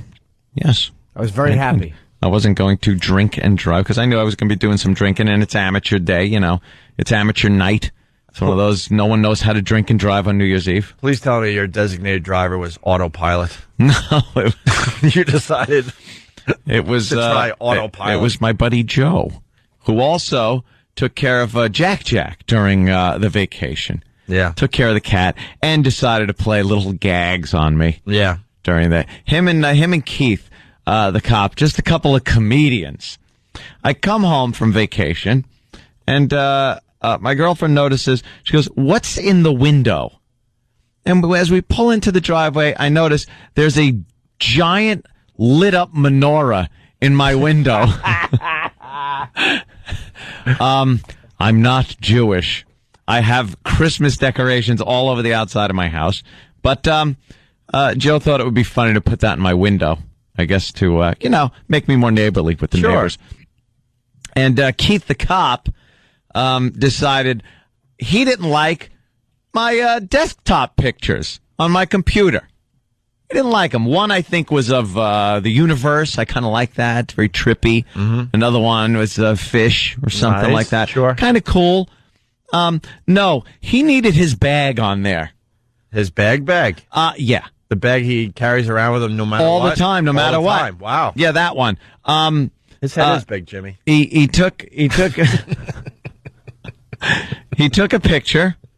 Sorry. And put it up on my computer as my desktop. So Really? when I came in and turned my computers on, whammo, in giant 30-inch monitor, size monitor picture, there it was. Keith's satchel. Actual size, too. He's all bagged. Oh, Jesus. Were you turned on? It's still up there. Why wouldn't take it down? Hey, let's say hi to Charlie. Jokesters. Charlie in Jersey. Charlie. Hey, what's up, guys? Hey. How you doing? Good. Getting back to that stat, it's 180 people nationwide get killed every year in drunk driving-related accidents on New Year's. Wait, hold on. What'd you say, sir? 180 people, on average, die in drunk driving-related accidents. Around New Year's alone? New Year's. No, just New Year's. Just New Year's. Just New Year's Eve? I think that's about what I remember hearing on the radio. Not that many. I mean, I'm sorry for whoever it was that, Wait, but all I'm saying... sound like that much. 180 people a year are guaranteed to die on the highways from drunk drivers? Yeah. Yeah. Where's the outrage? One stupid kid with the video game, you can't compare it. Hold on, bro. You're saying only on that one day, though, right? Yeah. Even for one day. The guy in the radio was 10 wins in New York. He said 180 people are going to wake up today and not wake up tomorrow. I was like, you got to be kidding me. Well, I slept the whole day. I was kind of hungover. Did he mean? Hey, can I ask you guys something real quick? Yeah. Yeah, I just wanted to know if there's any truth that Kirk Douglas and Dick Clark are going to co-host the Oscars this year. It would be the highest rated Oscars ever. No, Happy New Year to you, too. There, Happy Charlie. New Year, my friend. And let's say hi to Pete in Boston, listening on BCN. Pete, Happy New Year. What's up, guys? Hey. Good morning. Happy New Year. All right. The He wasn't lady, listening earlier. You guys hear about the lady that got killed at the Big Dig? The roof fell down on top of her. Oh, yeah, that big metal plate. Yeah, we've been following that story, too, and you got the update. We were going to get to this, but go ahead there, Pete. Yeah, I guess family got like $70 million from the company, the fastener company in Jersey. Yeah. And it's still looking to sue many more people. How does it work out mathematically that some woman, and nothing against her family, it's tragic. But who isn't? Tragic. But who the hell is worth $70 million? You know what? But you hear stories like this. Tell me you're not looking around at the family Christmas party thinking who you could sacrifice for $70 million. 70 mil. How do they come up with the number? Is it for more is ridiculous. I mean, it is tragic what happened to her, but to ask for even more money from more people is just asinine. They just dole out millions for people that probably wouldn't make 1 million in their life. Well, I guess then you got to go through pain and suffering, but really. But you can't put a price on a family member when they exactly die you can't. tragically So like that. what are you going to do, Anthony? So what are you going to do? All right, boys, punching out. 70 million. I can understand a lot of money. Thank you, sir. But what makes a person worth 70 million? Some other person worth 10 million? The next time 150 million. The next time they do a story, I'm obsessed with this, and I'm sorry I am, but this stuff does drive me nuts. When they start jumping on we gotta ban violent video games, right? Give me that stat again, you dope. 180 people. Way to pay attention and follow the show. Well, I asked Eric to look up the drunk driving deaths for the years are possible. Oh, wow. Is that the number right there? Which number am I quoting? From 2005, they might. All right, 2005. So even if this went down a little, it didn't go down a lot. 2005. Which number there, E-Rock? The second. Wait. That's the total amount of people that die. What's the second number? Wait, Eric, I think you're wrong. Go up. I think drunk driving deaths, total fatalities, and alcohol related ones. Oh, okay. All right, so it is the second one. Yeah. All right. In 2005. Remember this when they do their violent video game story on the news and the politicians start babbling about nothing. 16,885 people died from drunk driving accidents in 2005. That's 39% of the fatalities on the road that year. That's not too far from being half of all the highway deaths or road deaths from drunk driving. But you'll never hear a politician truly take that stat on. Never. But a violent video game, that's easy crap. That's easy crap to take on. There you go. Let's go to Dennis in Detroit. Dennis, what's up? Hey, I just wanted to say that, Mr. Norton, you are one of the funniest, wittiest comics I've ever heard in my life. Oh, thank you, man. Transferred over, and you are really funny. Thank you very much. The other thing I wanted to say is that in regard to the politician issue, there's no sensationalism in regard to, like, traffic deaths regarding alcoholism, or alcohol, but if you see a Piper go down with 2 people in it, CNN and MSNBC, they're all over it. Yeah. I mean, 2 people go down in an airplane, 8 people go down in a car, but there's no sensationalism, and that's kind of what's happened to society right now. It's just a pure sensational news issue. Yeah, they like the stories that people can kind of get all like, ooh, look at this. Ooh, did you hear? Yeah, but you guys are great. All right, thank you, sir. Speaking of the news, I mean, you get fun stuff like this. This is actually our friends at Break.com have the video up, and we'll link it today on ONDARadio.com. But here's a lady messing up a little bit on the news recently. I'm sure you needed it, Annie. Did you get many spankings as a kid? As a kid, no. No, wait. Wait a minute. Wait a Stupid news people. What? Wait a minute. Whoa. Listen again. I'm sure you needed it, Annie. Did you get many spankings as a kid? As a kid, no. No, wait. Wait a minute. Wait a minute. That's not what I meant. I meant I was a little... I'm not... never mind. I'm sorry. That's not what I meant. I'm really embarrassed. But I was a pretty good kid. I'm sure you were. She likes her spankings. She is a whore. There's no way around that one. She likes a good spanking. Just the newsman annoyed me, though, with his his we've stepped into a bit of naughtiness. Yes, some naughtiness. Woohoo! Woohoo! A spanking. Ho ho! Naughtiness. Ugh. By the way, I'm not sure if this is the exact stat, but Todd, thank you, from Medway, Massachusetts. Cigarettes kill 500,000 people per year.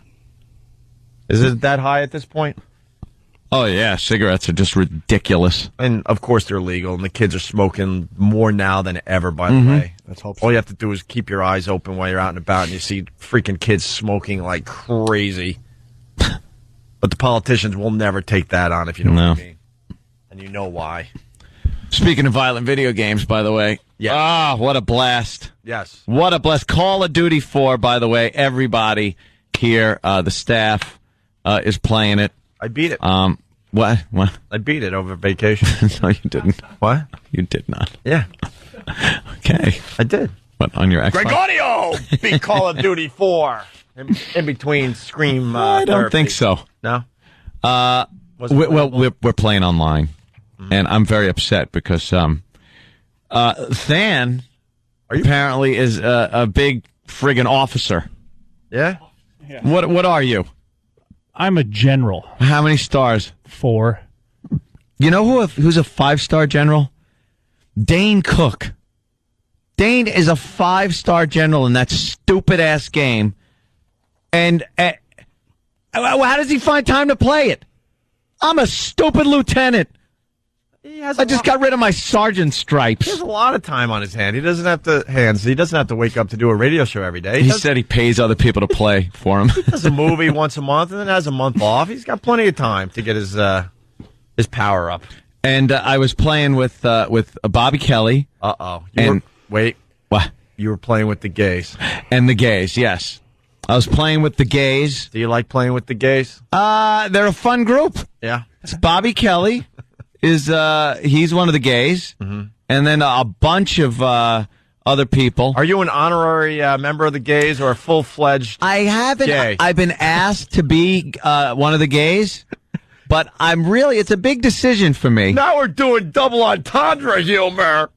See, their clan on the game is GAAY. Yeah. And that's in front of their names, and they're the gay clan. Mm-hmm. And I'm kind of leery to jump in and be one of the gays here because I don't know. I kind of like. First of all, I don't want to embarrass any team I'm on by how crappy I play.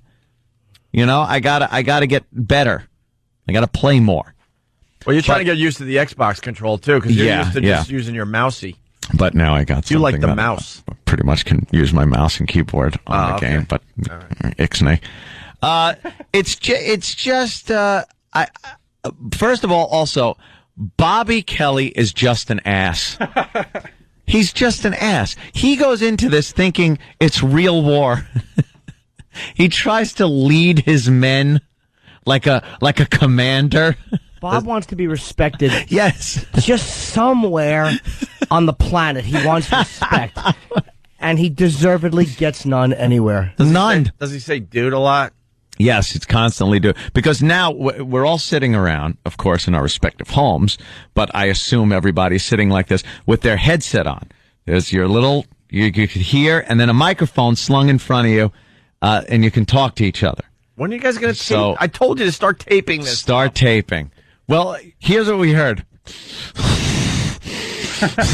Bobby trying to breathe. Breathing heavy. And we all were ragging him about it. I was like, where's the option to shut off the sucking chest wound of the dying guy? And then after an hour of that, he told us that the first complaint he got, he shoved it right under his nose and just left it there the whole time to annoy us. And a lot of people were very mad. And I'm to say, damn it, fix your servers. We couldn't play yesterday. We were very upset, everybody. And they were saying, you got to get on the air and bitch about this because they wanted to play and we couldn't get on the servers. And you were playing with the gays. Yeah, playing with the gays. And you said, all right, you want to play with the gays, but you don't want to suck.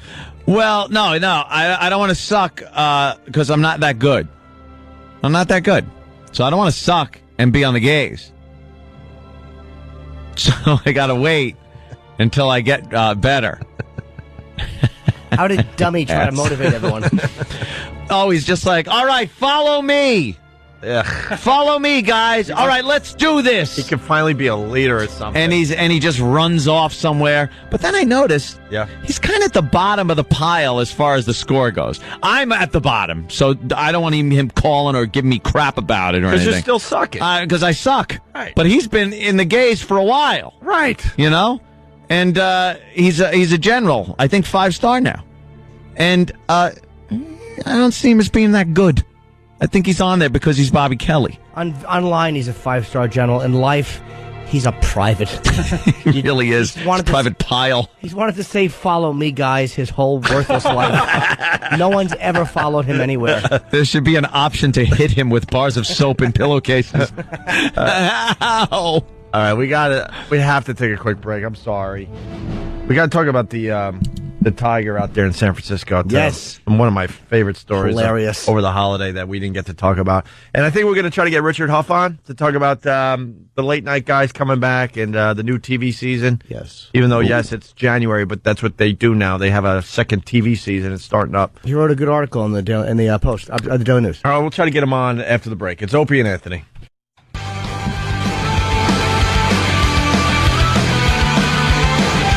You're checking out Opie and Anthony. A little tease for tomorrow's show. Somebody associated with this fine radio show got engaged. Another person got engaged over the holidays. There it is. And we will tell you tomorrow. If the engagement is still on. That's a tease. If it's not, then we won't. That is a tease. Let I've ever heard speculating begin. Unless you already know already because you're an insider and you'll wreck it for everybody else. Let's just say that women put a certain pressure on you to marry them. And eventually you have to do it. So someone associated with this very program is engaged. Yeah.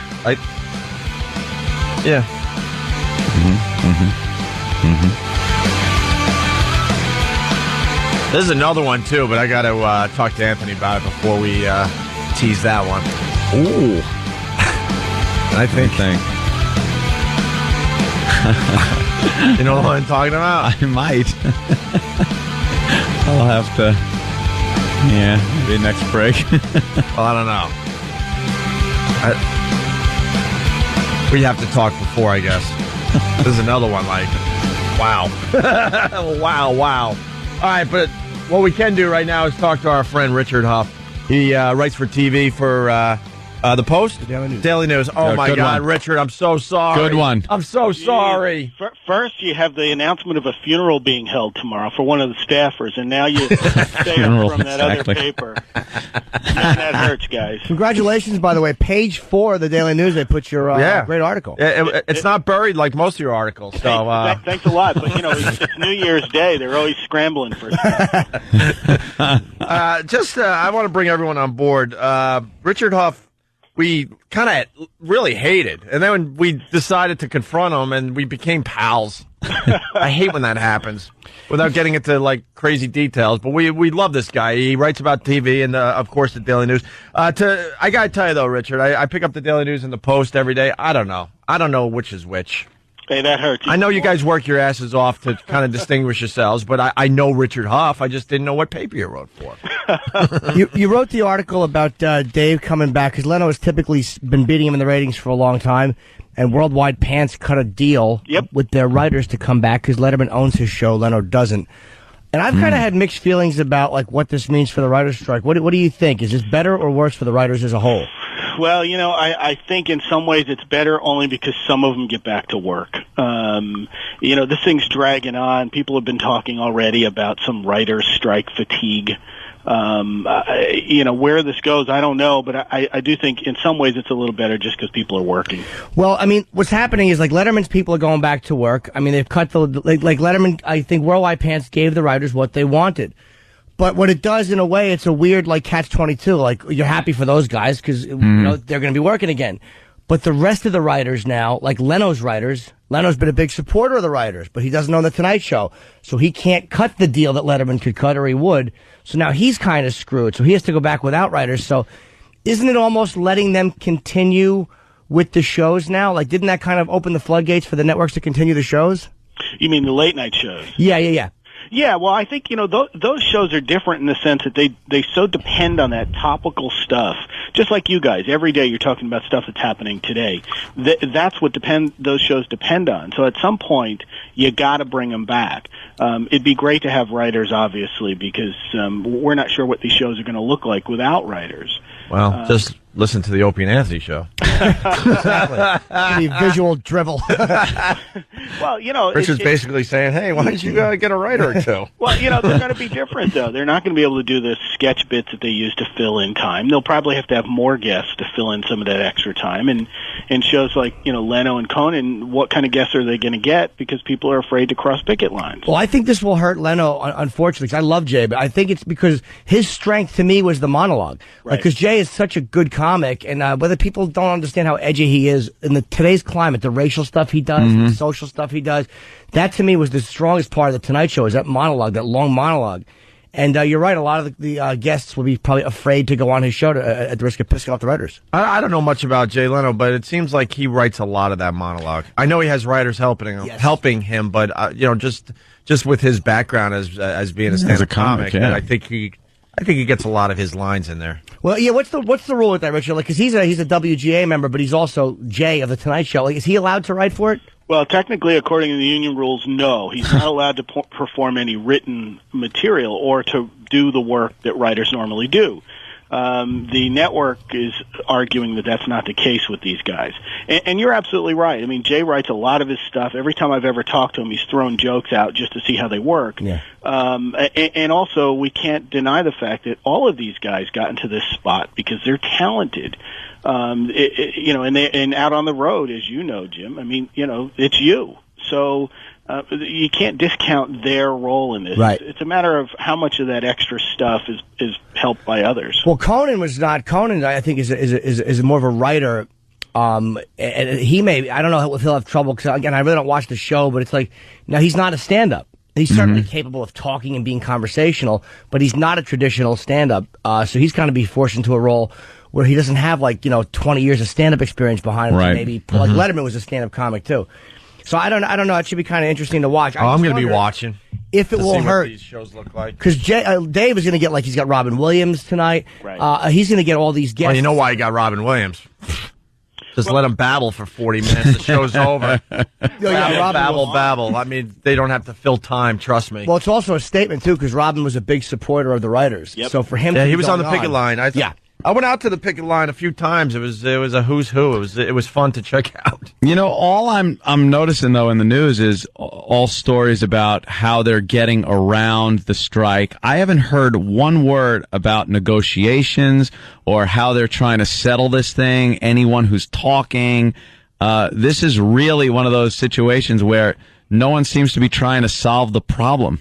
Well, you know, the talks broke down a couple weeks ago, and as of now, there aren't any talks scheduled. Yeah. And I think the union is hoping that, you know, deals like Letterman's show that people can negotiate some of this stuff. Now, I mean, let's not forget the fact, too, that Letterman's able to do this because he owns his shows, and some of the stuff that they're arguing over he can't control anyway. So, you know, how his show gets on CBS.com is really in CBS's hands.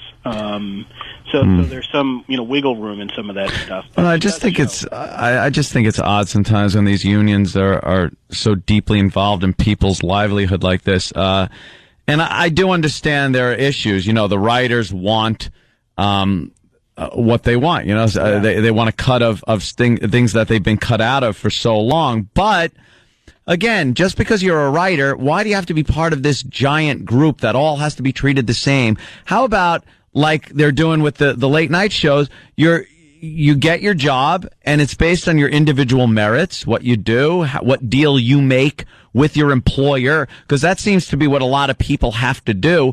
Unions they really hold companies hostage sometimes, and it hurts everybody. I mean, it hurts. There are people that have nothing to do with this that are out of work. It does hurt people that the thing is this. No, I'm sorry, Richard, I didn't mean to cut you off. It's like the bad part is like what you're saying, that like a lot of times weakness is rewarded because they're union members. Mm-hmm. But I think in a case like this, from what I understand about it, what the writers are asking for is justified. So it's like the union is the only way to show strength, because as individuals, man, these guys, they pay Adam Sandler $20 million a film. There's no one that they wouldn't individually just cut off. These companies can outlive anybody. But how about your talent? Right, you're a talented writer. You would then deserve to earn more, to get more of what you ask for. Just like anything in any job that you're in, it's based on your merits at work. Why should you be lumped in together? Let's say you work you're just in an office and you do your job very well. Some idiot is a loafer, I like to say, Jimmy, a loafer. And why are you all lumped into one category that you should all make this amount of money and get this and this? I think writers based on their own merits, that should be how they're compensated. I think they are, though. Richard, I don't know what the scale is, but I'm sure that Bill Schefter, I believe, is the head writer for Letterman. I'm sure he probably makes more. It probably does, based on the union contract, not based on, hey, I hammered out this deal or my agent hammered out this deal with this company. The union thing, I think, worked well when people were really being taken advantage of. And now I think it's gotten to the point where the unions and the companies, too, are able to even take more advantage of these people because there are still unions. Richard, do you know how that works, the structure of the writing pay? You know, I am not an expert on how that works, but I think the unions basically cover the minimums in those cases. It's the same thing with the acting union. Mm-hmm. There are minimums that you are required to get to appear on certain shows. Right. But, of course, if you're a better actor, you can make more money, and I think it's the same way with writers. I'm not exactly sure about that, but I believe that's the case, as you just mentioned. And you're right. I mean, you wonder why everybody's covered the same way, but that's the way this system has been set up with the Directors Guild, the Writers Guild, the Actors Guild. Yeah. And I can see the Writers Guild point as people, and we're, product creators, you and I and all of us, and the extra ways it's getting out there, they want some piece of that. But don't you think that some writers deserve that and other writers don't? Absolutely. And why should they all be in the same category where they all deserve it? See, that's what I don't understand. You're forcing people to pay you more money, give you more benefits, when maybe you just don't deserve it. And maybe this guy deserves twice as much. Well, the writers... That's the union way. I mean, it's been that way forever, be it doormen or writers. And it's been that way a long time. And that's extortion. But the sad thing is, as you pointed out before, a lot of people are getting hurt. The guy who makes egg salad sandwiches for the Kraft truck at the Leno show, if there is one, or any of those other things, that guy, he really had to hurt through Christmas. And he's still hurt because he's selling less sandwiches. He's not doing the work he's normally done, and he's not tied up in all this stuff. Well, Richard, don't forget one thing, though. With these deals with DVD payments, the writers are kind of making it on their own merit, because you're only going to be paid for the stuff you've contributed on. It's not like the guys who write garbage B movies are going to be paid on 30 Rock syndication money. You're only making the money on the stuff that you've contributed. So if you're a low-level writer who's just making a minimum and you haven't contributed to any of this stuff, you're not going to be making anything from it. But if you're a writer for 24 or any of these major shows, then you will reap the benefits because you've kind of earned it by writing a hit show.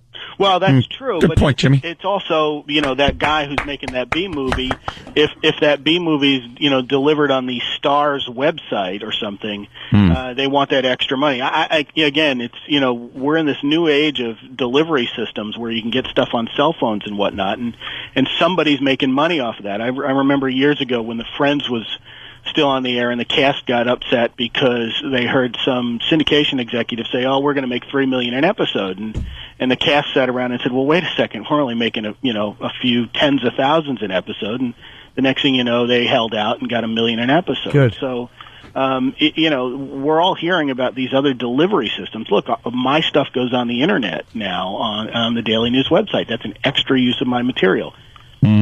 That's essentially what the writers... You must be getting dozens of hits. Well, it's the way I'm able to, take the time to talk to you guys.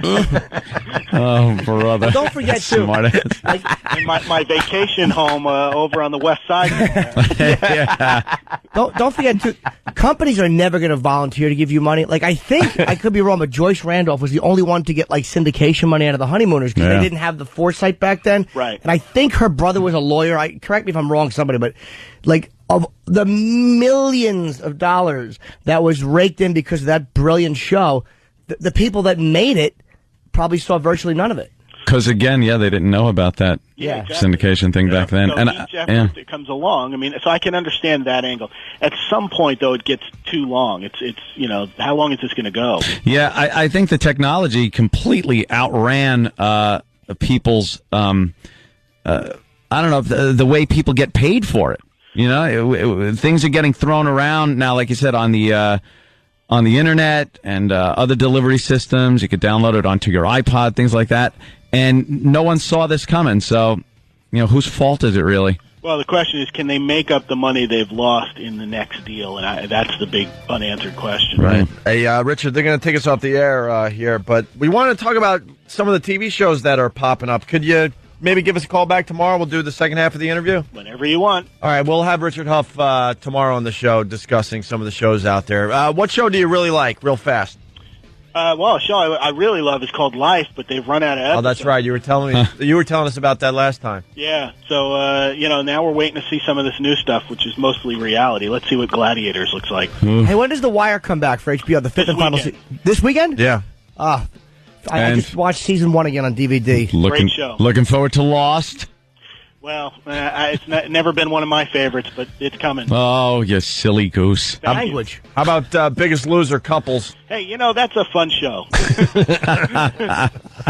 You can't beat that show. I love when they break down and cry. It's hilarious. Exactly. And there are some big people. Yeah. All right. Well, we'll talk to Richard Huff tomorrow. Thanks, Richard. Take care, guys. See you, From the Daily News. You do write a great column there, Richard. Thank you. All right. Richard Huff writes about TV for the Daily News. And it's on the website. Huh? Yes, on the website. Dozen hits. What? Do you watch The Wire yet?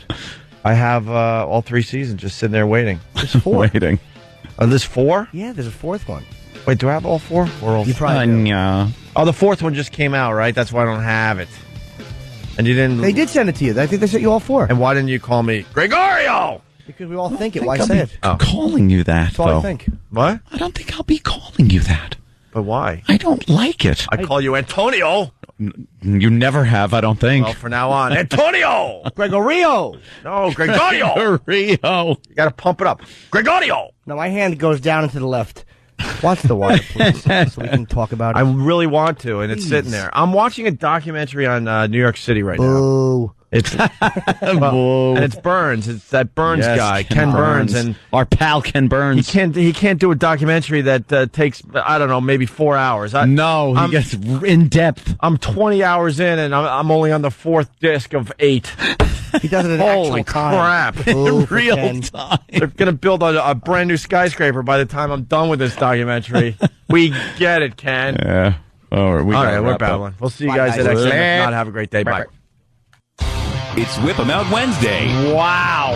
Yeah, I'm real excited. Real excited. For some reason. This is the Opie and Anthony Show. It's the Opie and Anthony Show. Opie and Anthony.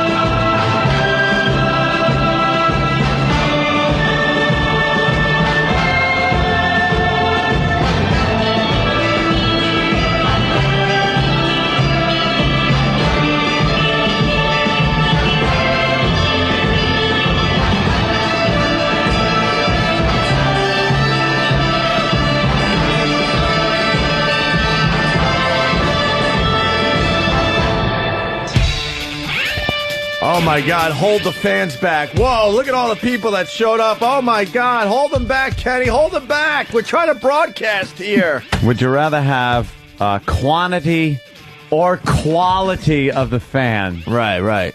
Because I'm looking at one fan. A fan. Yes, Mr. Norton. Oh, thank you. Fan. Couldn't see Jimmy. Thanks for welcoming us back by not showing up today. But it's Brazilian girl. It makes so us feel okay. good. Does she work here at this point? I asked her that one. I'm like, okay, would they give you a job? They will. It doesn't matter. Who's she having sex with? I don't know. Oh, Yeah, her boyfriend. She's banging anybody. Her boyfriend. Her boyfriend? Yeah, there's no getting past him. Anyway, we're here at XM Satellite Radio. She was at the party. I got Danny's birthday party there Friday. Boy, that was right before vacation. Were you at that? Yeah, you kind of blew me off, to be honest with you. Did I? If you want to bring it up, yes. I tried to say hi to you, and my girl even noticed, too, that we both tried to say hi to you, and you mumbled about going to the bathroom. Well, let me tell you something. And I mean mumbled.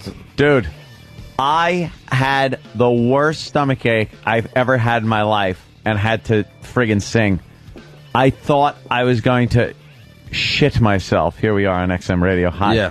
Thought I was going to shit myself. Yeah. It was that bad. At one point, I was singing something, and just like I broke out in a cold sweat.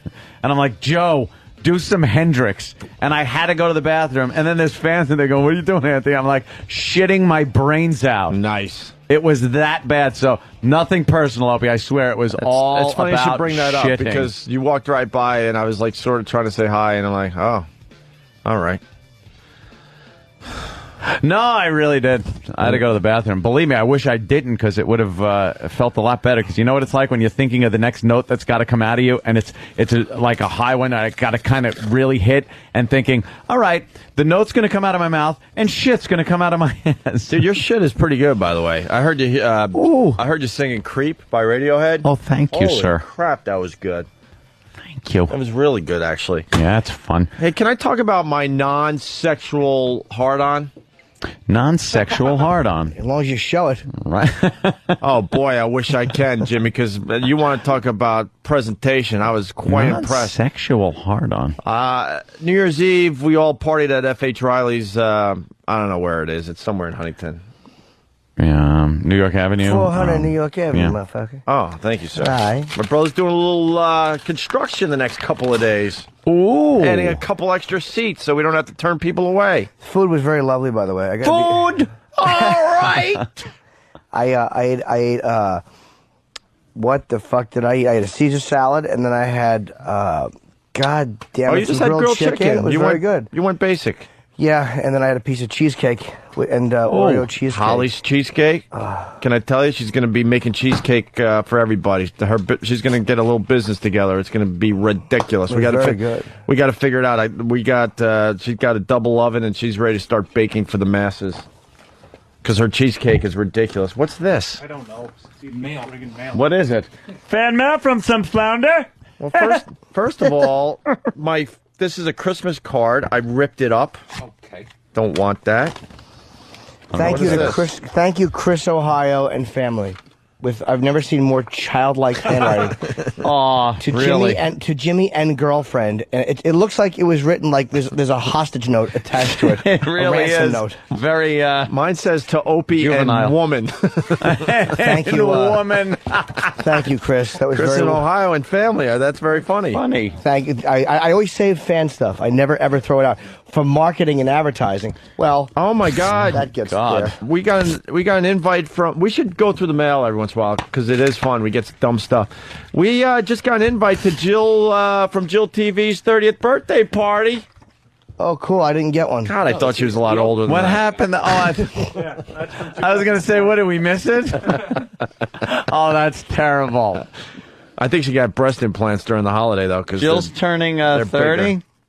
Yeah, she's turning 30. When? Friday, the 11th of January, 2008, at 7 o'clock in the evening, at what? Somewhere out on Long Island. Stupid garage. Bethpage State Park. Where's that? We're just opening. It's mail day. Carlisle on the Green. Where's that? Oh, God. Oh, Jesus, well, I'm fucking working. So. Why are you doing that? Because of my New Year's resolution, I actually have one. I want to be more of an ass in the new year. Wow. That's my New Year's resolution. It's like the ocean wanting to be wetter. Gregorio wants to be more of an ass in the new year. Well, with the screaming in the bathroom and Gregorio, you are well on your way, my friend. I was hoping for more of a reaction to my scream therapy bit I did today, which was real. It wasn't even a bit. Well, that's just it. It's too real. Well, dude, you're dealing with a sex addict and a man that blacked out and had to fucking watch himself on videotape. We're not exactly two regular guys. Yeah, but just walking into the bathroom and just start, and I started screaming. I thought I'd get a little more of a reaction. Huh? It was the truth. I should have fucking filmed it. Yeah, so I said tape it. Oh, I'm going to start filming too, like you. Just start taping shit. That's it, all the time. Tell me what video camera to get, because I'm going to videotape stuff now. The easiest one I found to work with. Write it down. I'm buying it today. And I'm going to start videotaping this little guy. It's a little Sanyo. That's sweet. It's the quality. Exacti. Is that called? Is that the one where you were going really fast? Yeah. Yeah, it's really good quality especially for what it is. It's like not, Could you write it down? high def or anything. Yeah.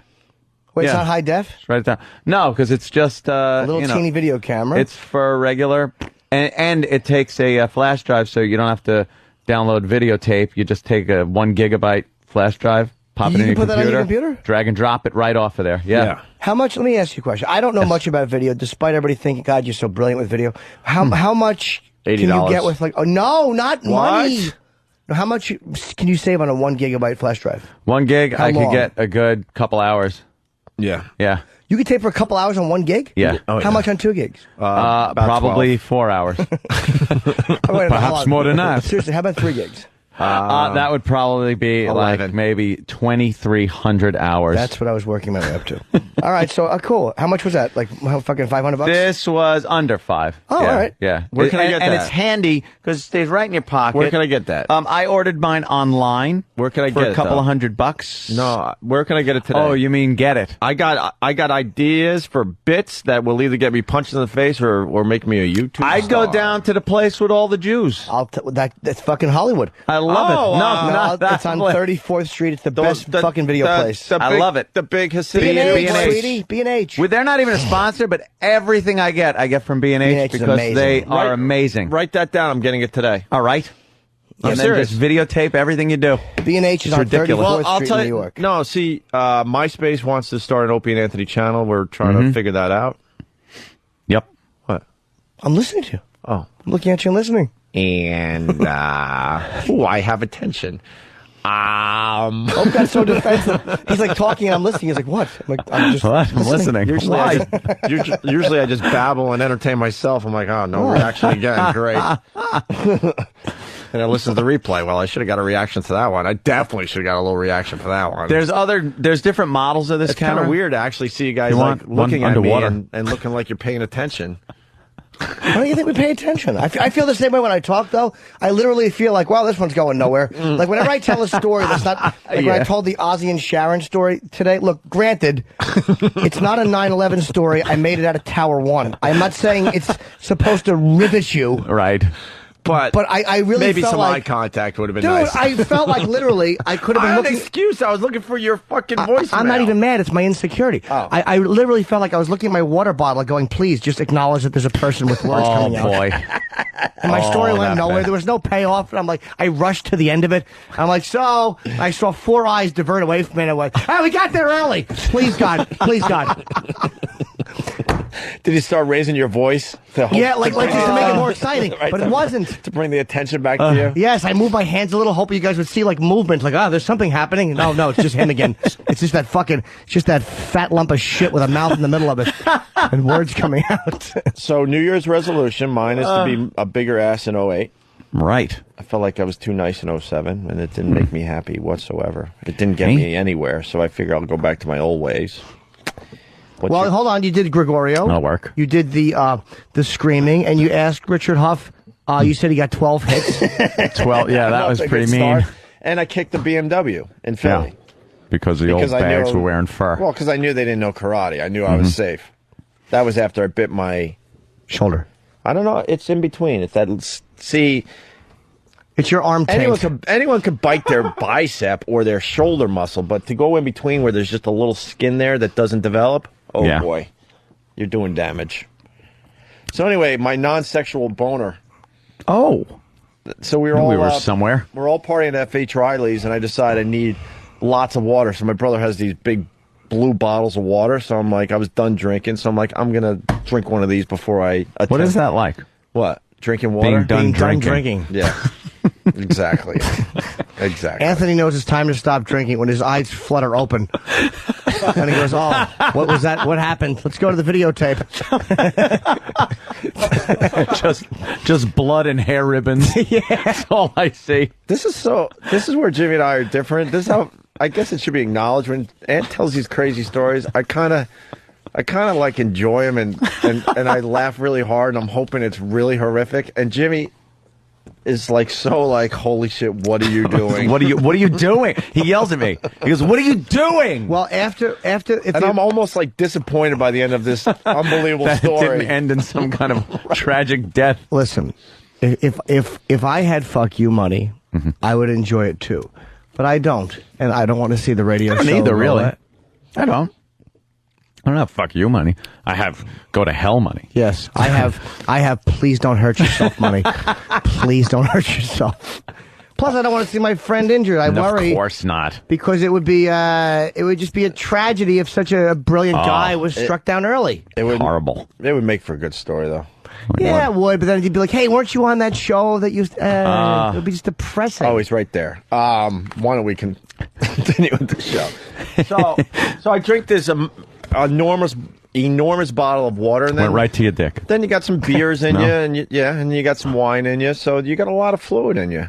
And I go back to the hotel, and the middle of the night, I got a rager, piss hard on. Holy fuck! And then I woke up and I looked at it, I was like, well, that's pretty impressive. I got to admit, do something. I almost want to take a picture, and then I was deciding, well, I can't really sleep because this thing is so raging and pulsating. Jesus Christ. It's one of those hard-ons where it just aches deep down where you don't even know what muscle is aching. Years ago on NEW, I was talking about something like that, and I said sometimes you just got to, not sexually or anything. Yeah. You just got to grab it, squeeze, and go, ah! Right. Well, just bang, guy.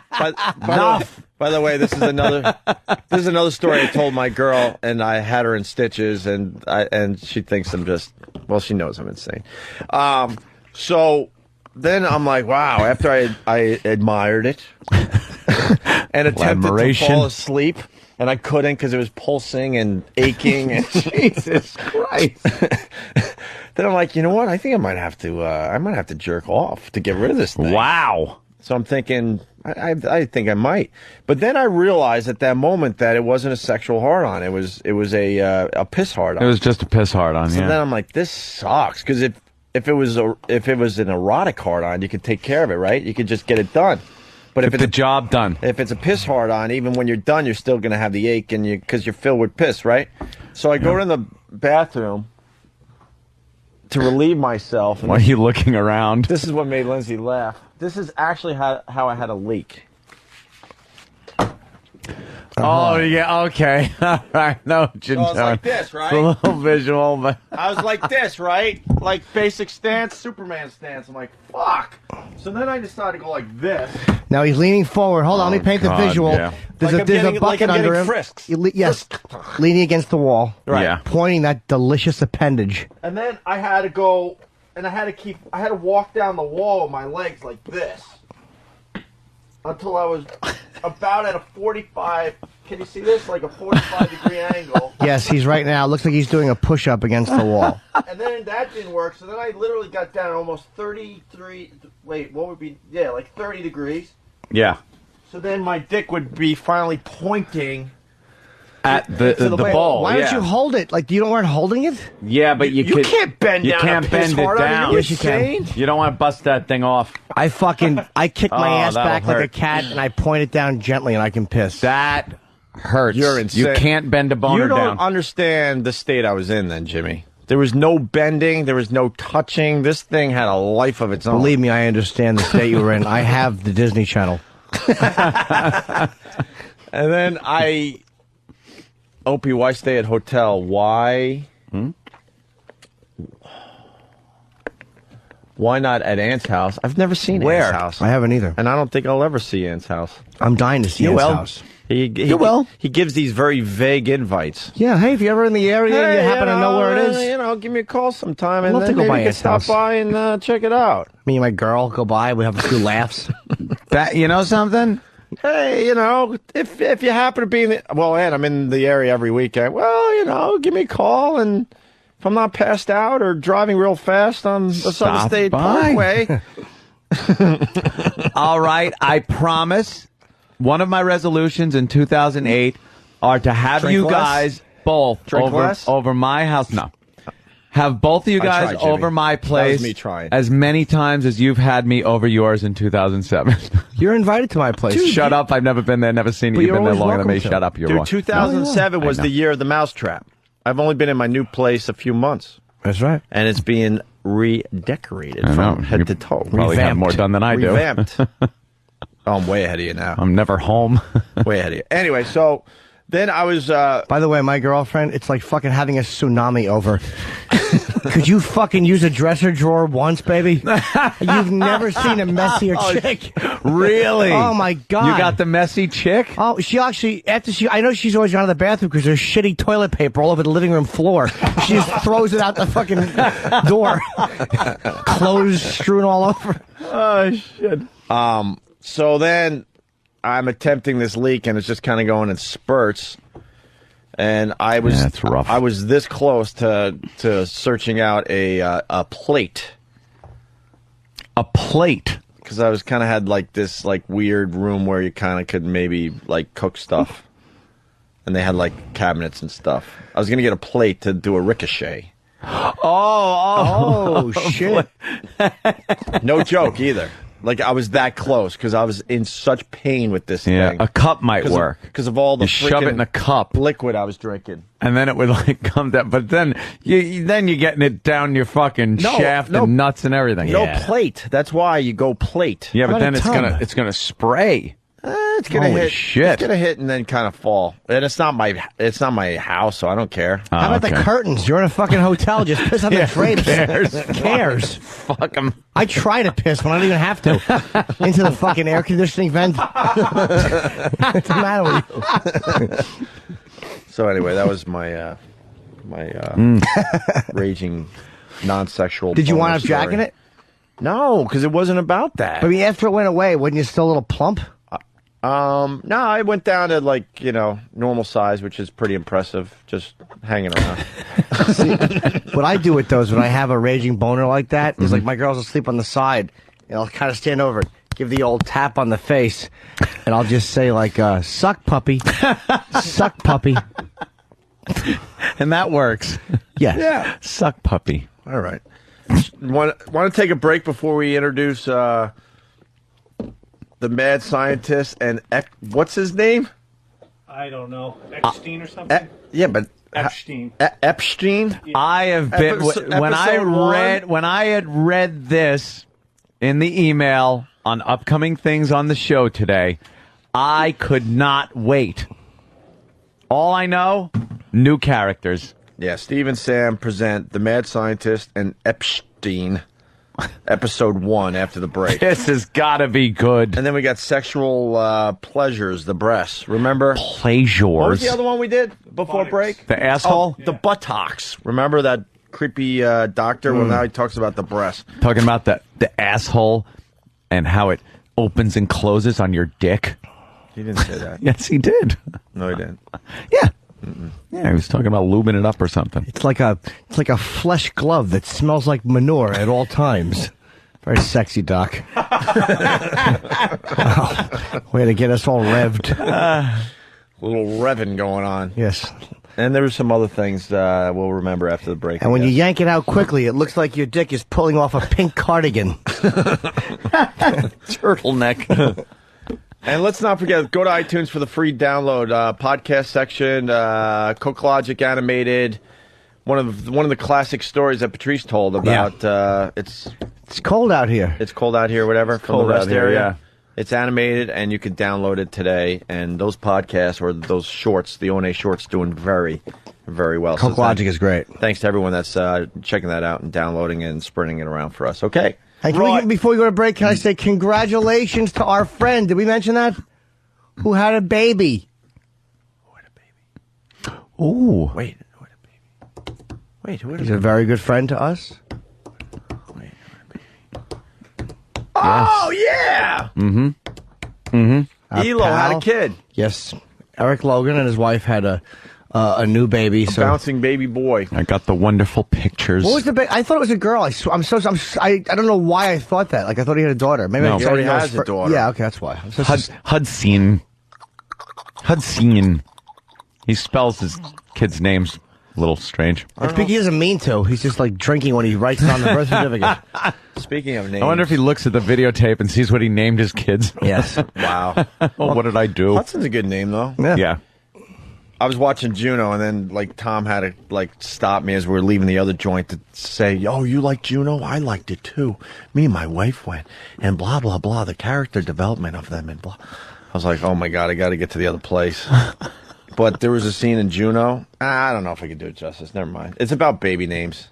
There was this yuppie couple, and they were talking about names of babies, and they're like, "Well, have you thought of a name for the kid yet?" And the yuppie couple, the typical yuck type of people that think they're like a little hipper than everybody else, but in reality they're not. And this was a big joke in the movie. He goes, "Well, we're thinking if it's a girl, it's going to be Madison," which is the basic name of some douche that's trying to be different until their Madison goes to fucking preschool and there's 10 other Madisons in their class because they were trying to be different, but they're not being different. Oh, think of the poor people listening right now with a daughter named Madison. But do you get this is what they were basically saying with this scene in the movie, right?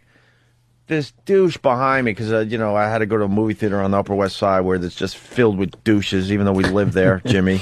He knows. Jimmy knows. But it's a nice area, but the people suck. Sure is. All of a sudden, this yuppie behind me, whatever, I want to say what he really was, but let's just say a yuppie. All right. He went to the movie with his little daughter and goes, all excited, "That's what I was thinking of naming you." And I want to turn around and go, "Do you understand this movie's making fun of people like you idiot?" Nothing on that? No, I'm agreeing with you. I'm just laughing at what it was that he wanted to say. Yeah. Wow. And it sort of fits the title of the movie. Maybe. Yeah. But I couldn't believe the irony of that. I'm like, you idiot. They're making fun of people just like you. So maybe at this point you shouldn't be all excited where everyone around you could hear that you might have called your daughter this name that they're making fun of. And it would have been great if he heard what her name was. If he's like, "That's what I was thinking of naming you, piss flaps." I almost called you Madison.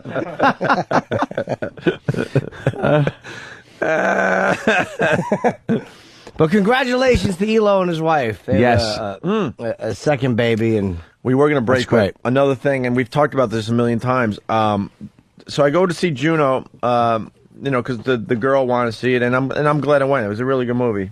This was one she had her eye on, right? And we were bored. It was Sunday, I guess, and it was like 1:00 in the afternoon. I'm thinking to myself, how many people would go see Juno? Sunday, 1:00. We get to the movie theater. There's a line out the door. So we go to the convenient ATM ticket machine, which why would you ever wait on a line for a movie ticket when you just throw your credit card in and you get 2 tickets in a second? Spits out your tickets. I don't know if every theater has this yet, but they have them here in Manhattan at a few places. Mm-hmm. And everyone was going to see Juno. And it's my biggest pet peeve. I don't go to the movies, and sit in these fucking crowded theaters. It drives me nuts. And we squish in all the way next to the wall. The theater is packed. And I'm sitting there like, why in the year 2007, because it was still 2007, I'm like, why in the year 2007 do we have to fucking sit in movie theaters still? I can't comprehend this. Mm-hmm. Especially there's a market out there where you throw it on the cable and say you could watch Juno for $20, $30. There's a market out there. People would pay $30 to see a brand new movie instead of sitting in a crowded theater. I'm like, why are we still sitting in crowded theaters? The home systems are way better than anything they show you in theaters, except for IMAX or iMac, whatever the fuck they call it. I always get that wrong. IMAX. I think because... But it looks dated. The movie sounds dated. The sound isn't as good as you could get in most systems that most people have now. It's not that expensive to have a nice little system in your home with the flat screen TVs and the high def and the, right, digital and all that. It's we'll like, get there. Why are we still sitting in fucking movie theaters? Yeah. And don't tell movie me house. And then I'm trying to logically think about this. I'm like, is it for the experience of watching a movie with others? It's like, with no, people you don't like. These people suck, and I'm sure they think I suck. Yeah. It's Goes part of both it's ways because here. they can charge per person there. It's just a simple dollars and cents. Even if they charge $30 at home, a lot of people wouldn't get it because they would just be watching with their wives. They couldn't afford it, and the ones that could would get fucking 10 or 15 people in there, or a bunch of people to watch it. Right, and they would tape it, and there'd be no DVD. Yeah, it's probably market. the piracy issue also. And then Miss Selfish behind me had to take her flu to the crowded movie theater. And I'm trying to be better. I really am. As much as I tell these crazy stories on the air, I really am trying to be better. I once again had to bite myself because I want to turn around and go, why are you coming to a movie theater if you have the fucking flu? Yep. Coughing and sneezing the entire time. Where now I go like this. I put my shirt up, hoping this is going to stop some of the germs. Yeah, I don't understand. I decided to play fucking bank robber in the middle of the movie. Yeah, I don't think that works. And then I'm like slumping down in my seat like this going, well, maybe the cough will fly over your head. Yeah. Hit the person in front of me. Show them. Why do you have to be that selfish? I know people have to go out about, Not when they're sick. No, not to the movies. Stay not home. to the movies. Maybe your job, you don't have a choice, whatever. But like a movie theater, come on. What the fuck? Keep your outbreak at home. What the fuck? Damn germ-filled messes. But they are starting people. They are starting to throw some movies on DirecTV or whatever. What is it called? Pay-per-view? On demand. On demand. Thank you, Than. On demand. On demand. But they're basic like IFC crap movies. Every once in a while they'll pop one on and say you could get this before it hits theaters, but Here's it's never something you want to see yet. Something new that I think they started on Cablevision out there. You can go through the little menu, and there's DVDs, and you can buy it right there and watch it immediately, and then they send you the DVD. Like if you have a movie you want to buy and own it, really, you can watch it, and then they send you the DVD. Wow, that's great. Where's this at? A Cablevision. Oh, okay. But they're also gonna. Oh my God. Was it Apple or iTunes? I was reading over did a lot of reading over the break. Where they're saying that you're going to be able to download movies now. Yeah. But they're going to go away. Like you get it You can only watch them for so long. You get it for a certain amount of time. Self-destruct. Which that technology just amazing. How the fuck did they figure that out? But then can we take our nice high def fucking video cameras and really get a nice copy before it Get goes a away? bootleg copy. Just videotape your screen. Videotape your screen perfectly though, right? Think about it. You can set up something nice to get around that. Little bootleg copy. But that idea is even better. Like, so you get the DVD. It's sent to you in the mail. Yeah. Well, that's probably the iTunes way. It will protect the DVD market. I mean, that's probably how they... It really is brilliant how they're always trying to stay one step ahead of... On demand sucks a big fucking piss hard on. It's better than not having it. I'll tell you why, and this is good. People are going to laugh, but whatever. But they can relate in their own way. I didn't hear you, Jimmy. That's sorry. right. I'll hear it during the was replay. A stupid dick joke I made. I was getting into the Christmas spirit, and I'm like, you know what? I don't have a lot of Christmas movies. I have like the typical one, like Christmas Vacation, and I have like Elf and Caligula. Yeah, Downfall. Like, right. But I don't have like. I was actually looking for like Bad Santa and a couple of these others that I haven't really seen. I'm in the mood. I'm like, I got a Christmas tree. It's getting close here, right? So I go, you know what? On demand, they must have Christmas movies. It's the Christmas season. Yeah. Couldn't find one, bro. Maybe one. But there's a reason why they don't have them on demand during the holiday season. What is that? They didn't make a deal with because they know people are going to go out to stores and buy those movies? So you buy them instead of just rent them. Why wouldn't they have a ton of Christmas movies on demand around the holiday season? Why? To get into our pocketbooks. Yep, our purse strings. What is our purse strings? But what is the real reason about that? Because they want you to go to Best Buy and actually buy the movie, you think? I'm thinking so, yeah. It was unbelievable. You probably just, they're probably, everyone would just watch them. When you buy, especially a seasonal movie, you're going to buy it and only watch it then. Okay, who wants to watch a Christmas movie? Like Christmas with the Crunks. That fucking horseshit was called. In July. I know where you're going. So the only time that people are going to buy it is then. But if you can watch it on demand, plus you'll watch 8 minutes and realize, wow, this movie fucking eats an ass. And you'll turn it off. Wow, what's that one where the dad gets all tangled up in the lights? By the way, I finally watched Spider-Man 3. How was it? It was good. Until he went into the dark Spider-Man character and he was emo. Yeah, I heard that. Oh my God, douche chills.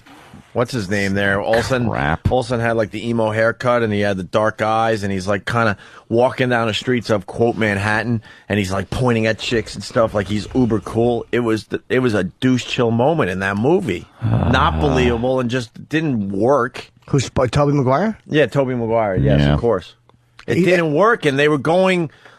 I guess they were trying to get into the emo movement or something to get these people watching. I don't know what the fuck they were going for, but it was embarrassing to watch. The rest of the movie was pretty cool, but that whole thing was stupid. How is the Sandy character? The one who's full of sand, that sand creature man? Who was he? We had him on the show. Hayden Church. Oh, yeah. Thomas Hayden Church, Oh, yeah, okay. We did have him on. I'm like, holy shit, this guy is rocking, man. I forgot who we have on the show all the time. I know. Like, oh, Would they beat him with a fucking vacuum cleaner? How hard is it to beat a guy made of sand? Suckers. Yeah. What a shitty villain. It's Wind Man. You open the window, he goes. Yeah, it's kind of weird because like his sand would just kind of like blow around the streets and then become like hard when he needed it, but then you could like. Yeah, it was kind of a dumb concept. Fucking awful. But he did pretty well with the character. Throw a cat turd on him, embarrass him. He's got a little hat. Put him in a litter box, yeah.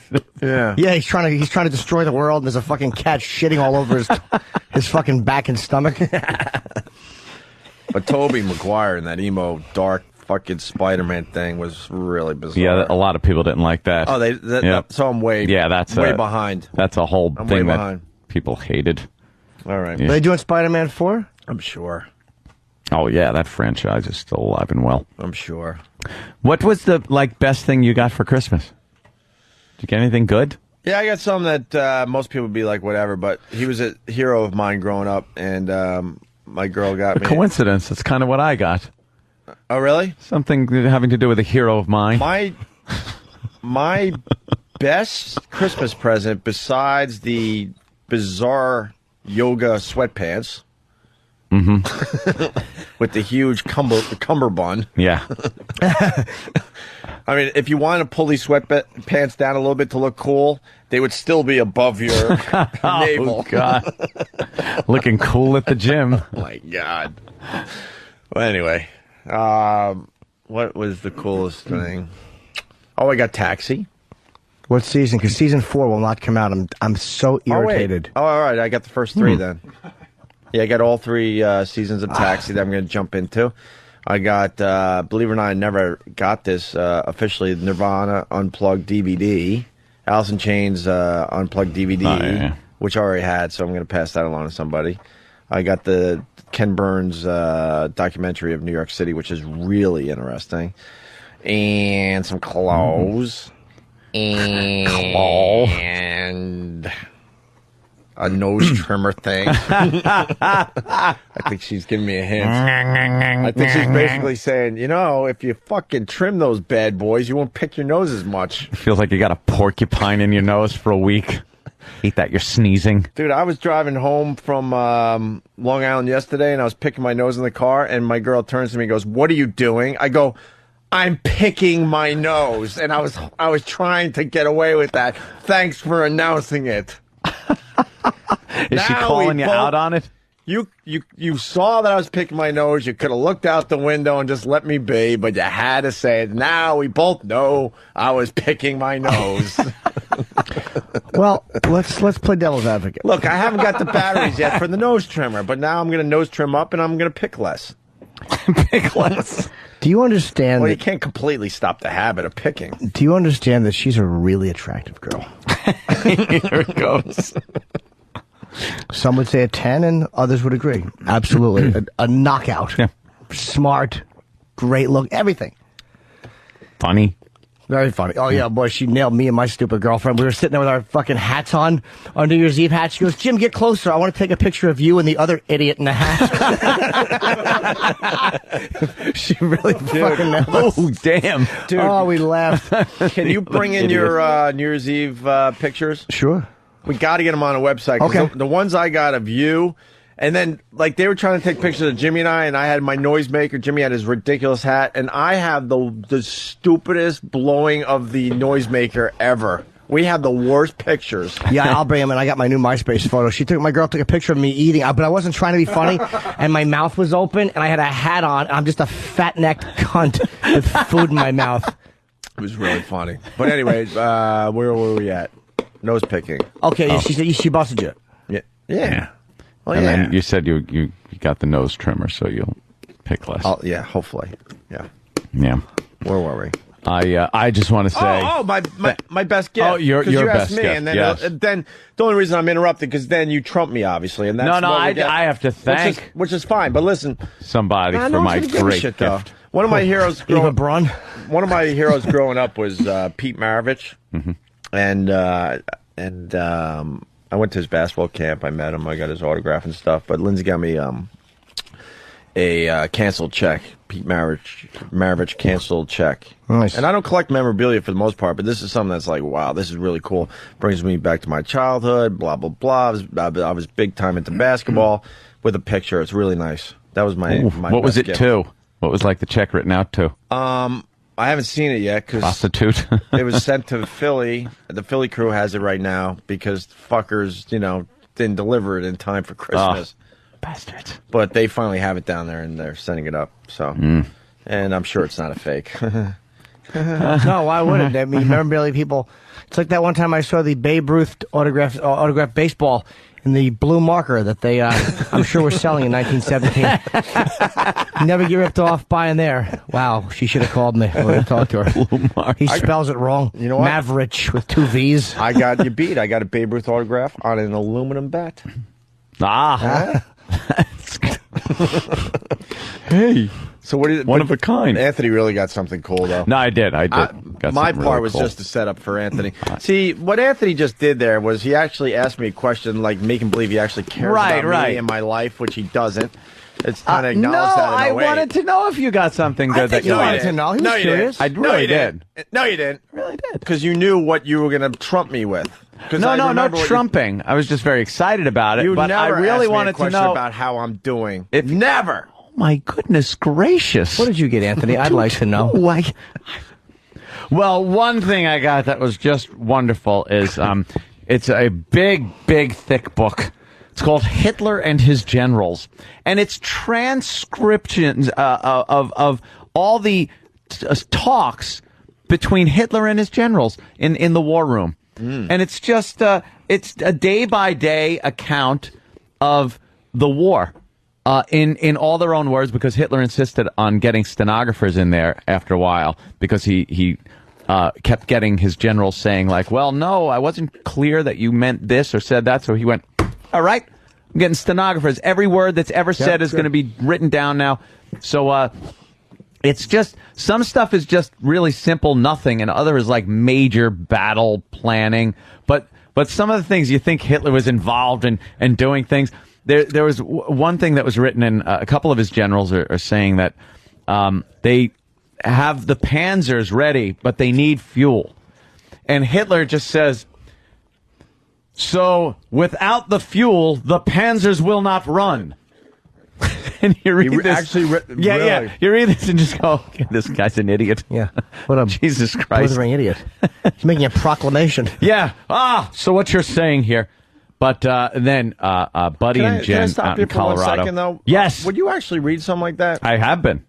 It's amazing. Will you go cover to cover on something like that, or you just kind of browse it a little bit? Occasionally, I'll probably skim a couple of pages, but for the most part, maybe a couple. Like I'll look and see what they're talking about. Whenever I see something about a final solution, I don't know. You gotta see what that guy was thinking it comes to that. You're all in. I'm all in. But That's anyway, sorry to interrupt very interesting. Go ahead. But and then Buddy and Jen got me probably one of the best gifts ever. What? 1938 German Mauser. Jesus. The gun. Yes, the rifle of the German soldier. And God knows what this thing did. It's got a couple of, let's say, unique markings on it. It's, a couple of stamp marks on the bottom of the barrel. How many dents? Little eagle and swastika that he's sitting on. And how many dents? Oh, God, I was looking at the back end of this thing. Yeah. The front end, is usually the business end. Oh, the back end of this thing, just a big hunk of metal on the butt that was just used to crack noses open with. Wow. But very, very cool. Very excited. I'm Does it still work? Yeah. Fully working. Can you actually go down to the range and shoot that off? Yeah. Really? Could. That's your next video. It's amazing. Now I just got to get whatever the Japs were using back then. What the hell were they using? Small condoms. Weren't they known? And then I'll have my World War II, and then some kind of Soviet piece of crap. Weren't they known? I got an AK, but weren't they known for having the blades on the end of their guns? The bayonets.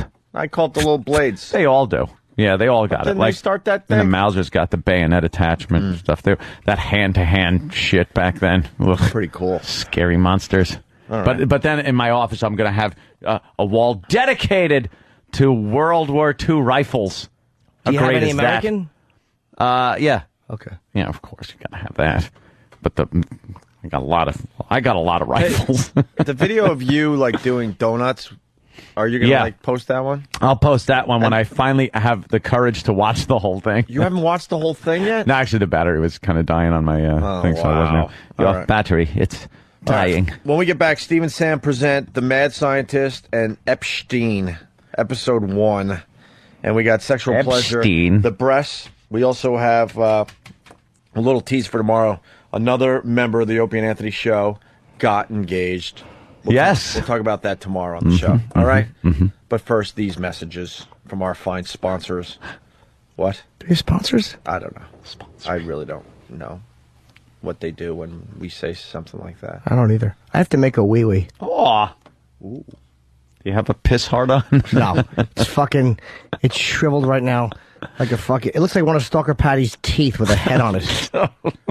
Fleshy tooth. Chiclet. Little chiclet with a head. I almost had a penis off in F.H. Riley's, by the way, because some guy was talking shit. And I'm like, all right, let's go. Wow. Yeah, Paige. That's one of Brett's boys. Gay?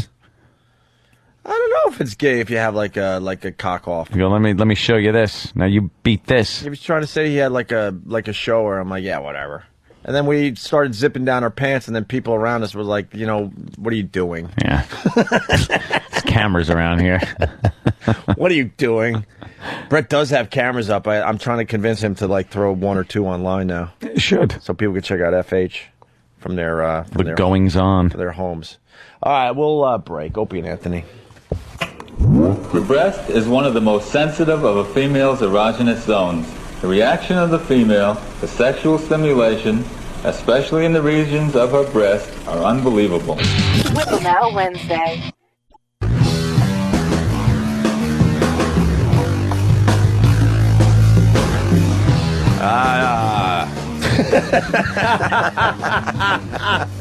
What the fuck was that? I have another resolution. I'm trying to do less crutchy things. So I was ready to go into my, we're back with the Opie and Anthony show on XM Satellite Radio. And then I realized my New Year's resolution, so then I went, I don't think welcome back to the show is crutchy, though. It's boring, and who gives a shit? People know what they're listening to. It says it right on their radio. It's like they're welcoming us back, though. The reason you used to say your show name, using some of my radio education, was so people would write it down in an old diary. But at XM, you don't need to do that. And and the show name is right on the fucking radio itself, so there's no real reason to ever say the Opie and Anthony Show, especially when you're exclusively on satellite radio, which will be merging with Sirius Radio in the very near future. Will it? I hope so. That's not inside info. That's my thing. Hey, I got to tell you, we took, almost 2 weeks off, and Sam is downright frightful now. Oh, it is amazing. You guys might not remember, but we started something called Afro Wars with Ron and Fez, or the staff of Ron and Fez. Ronnie has not even acknowledged that we attempted to do something between the two shows. But the people behind the scenes are taking it very seriously. Yeah. And Sam is growing his afro and still trying to insist that he's not black. It is oh my God. A great afro that he has. But he made some major strides with this afro in the last 10 days. This thing has sprung, man. This thing is wild. Yeah, you are one of the homeboys. Are they still in Afro Wars over there on that other show? As far as I know they're still on vacation, so I would hope that Eastside Dave has kept his regiment up. Yeah. But when he left for, Christmas break, he was not in competition with me, so I doubt that he's coming back with anything. Right. Like the headphones are actually like indenting. Yeah. Your fro. It's amazing. You're Juan Epstein. It's starting to take shape. We made a deal with Sam that he's allowed to shave it at the end of February for what are we calling it? We're not calling it Black History Month. We're calling it Sam History Month. Well, not Sam, like an 8th of Sam History Month or something like that. 1/16th of Sam History Month or something. Too bad your last name's not Bo. I think we're going to win Afro Wars. Oh, did you ever doubt it? And by the way, we got to acknowledge, Than and I had an awkward moment before vacation because I go to Than. Piss hard on? One? All right. Sorry. I go to Than. I go, Than, that beard is getting awfully full. And he goes, Afro Wars. I'm like, oh. I didn't know that he was I thought he was just growing a beard. Kind of weird afro on your chin. Well, is what you're doing. He's like me. It's kind of, Yeah. He's got I can't get any bulk up here, so... Yeah. So you just go with the southern hemisphere. You can really get a good beard going, though. That's like movie stranded on an island beard that you got going there. Thank you. I was reminded I go back to the Ken Burns documentary on New York City, and they're showing a lot of footage from like 1902, like the late 1800s. Good old days. And I see a lot of Thans walking around. Yeah. Yeah, Pops called me a Civil War general. Okay, there you go. Civil War general. You definitely got that going on. You could play that part. He looks like he's from another... We would ruin it for you so you wouldn't get it. That's too short for him. He looks like he's from another era with that, right? Yeah. We should dress it up as a Civil War guy. Or he could actually also be one of the Knights of the Round Table. Yeah. You have that look where if you were wearing some kind of a knight armor thing, it fits. I'll start updating my headshots immediately. Yes, please. So it's obvious we're going to win Afro Wars. Yeah. It's so obvious. Bag. We got a ringer here. We got a ringer. Well, something else that ends the same. Are you going with the beard until Sam shaves? Yeah. That's another month. That's like almost 2 more months. I could do that easy. But that could be a great photo for your radio show. Nice. I'm serious. Even better than us in front of the Washington Monument. That's a really good one. No. Wow. You guys should do what like the Beatles did back in the day. Like what was Break it? up. Get shot and die of brain cancer. Marry a one-legged bitch. Yeah, what the fuck happened to these guys? You're right, Jimmy. What was the Beatles album where the front cover they were all clean cut and stuff, and then on the back they were all like crazy hair and beards and things? Oh no, that's what you guys bet should it do. sold a lot though. Anyway, no, that was actually their worst selling album. It was called Beatles Tuscadero. Was the name of the album? Boo. Boo. Boo. Oh, she gave me a good one too. I said something and she went B-double-O. She's mad I'm ripping her boo off on the radio. Too bad. Don't be so funny, bitch. Why are we with women that just make fun of us? We respect that. That's what we're gonna do. Oh, does she fucking smash me? Yeah. Yeah, really good. Ugh. There's a reason I brought in Sam. Just I wanted to acknowledge the afro is looking really good. Really looking good. And I'm thinking of a new contest, and I thought I had somebody that was going to do it. But he informed me that it might not be in his best interest to do this, unfortunately. I'm kind of bummed, and that's all I'll say about that for now, but it will be revealed at a later date. What's the contest? I'm a big fan of Biggest Loser. Dumb show that where fatties lose weight. Fatties, yeah. I want to do with someone. Should we do it with Ron and Fez's show? Yeah, I think Eastside Dave would be a good candidate. You think? Yeah. I want to do the Biggest Gainer, and I got $500 cash to the person that wins. And if Ant or anyone else wants to jump aboard or a sponsor, whatever, this could get very interesting. But I will guarantee $500 cold cash. And I'm trying to find someone on the Opie and Anthony show to gain as much possible until spring. 3 months from like right now. So like right around April 1st, April 2nd, whatever. You got the idea. It's a long time. A long time. And I want to take on someone from Ron and Fez, and we weigh you guys in like once a week. And the guy who gains the most fucking weight in 3 months will get my $500 cash, whatever Ant wants to throw in. And I'm sure we'll get some sponsor as a goof like Bodog or somebody to throw in money. But we need a member of our show. I can't gain weight. No, I'm not looking at you, but we would lose if it was you. Yeah, I know. We need someone like the E. Someone that really has a problem E-Rock, come in here. keeping weight off. E-Rock is shaking his head like, oh Why? my He's God, already don't, won. don't. What do I win? Exactly. All right, let's discuss this, E-Rock. Is there a chance? No, there's no chance. Why? Wow. Health issues? No chance. Health issues? No, not so much health issues as in living situation, possibly. How much did you put in on over the wait holidays? At least 15, it's obvious. I don't know. I was sick most of it, so.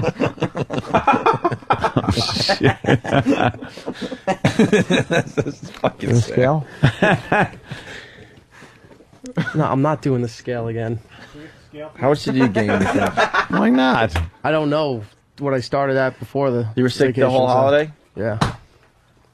Poor baby. What kind of sickness? I had 104 fever and strep throat and a sinus infection. Jesus I hope fucking it's gone. Christ. Hope it's gone. The strep throat and the infection is gone. Yeah. Good. So you still have the fever? Yeah. Once in a while. What about the urge to eat? Once in a while. What's wrong with you? You are. Eric is sickly. Once in a while. You're sickly. Oh, once in a while because, like, sometimes I'll be sleeping and then I'll wake up freezing, and then I'll wake up later on in the night and I'll be like soaking wet from sweat. Like the fever comes and goes. You fix your fucking thermostat. Exactly. Yeah. There he is. Did your mom purposely... How many children that lived?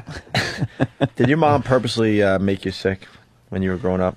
Like that Munchausen syndrome. Are you one by of those kids? Proxy syndrome? Where she had to stick things up your poop chute to see what your fever was? Just to get sympathy, she tried to kill you, like fucking in a Sixth Sense. Yeah. Gave you the Super Drano in it or some shit. You're like a little fat Misha Barton. Puking in a tent. I mean, so you're out? Yeah, I'm out. Fuck. Do we have anyone on staff that's willing to do this? Danny will do it, I'll bet. And Butcher, Danny? And Butcher just volunteered too. Let's have one. But doesn't Butch have abs? Yeah. No. Oh, Jesus, no. Butcher does not have abs. Not even a hit. Butcher looks like he's in shape. He has flabs. That's what I was getting at, because we call him like superhero and stuff. Dude, Jesus Christ. Lamb of God. Right on, bro. He just has a fucking, you know what it is? He has a square head. So he looks like he's in like superhero shape. I'm He's a fat mess. Shazam-shaped head. Are you willing to take on someone from Ron and Fez? Yeah, fuck, why not? 3 months. April. Yeah, I'm a eater. I like food a lot. Who would do it from their show, you think? Dave. Hopefully not Lily. That guy can't really. Not Lily. Dave's going to be a big, fat, hairy mess because of all these contests. Well, I say we get as many guys from our show. Well, that doesn't make him a bad person.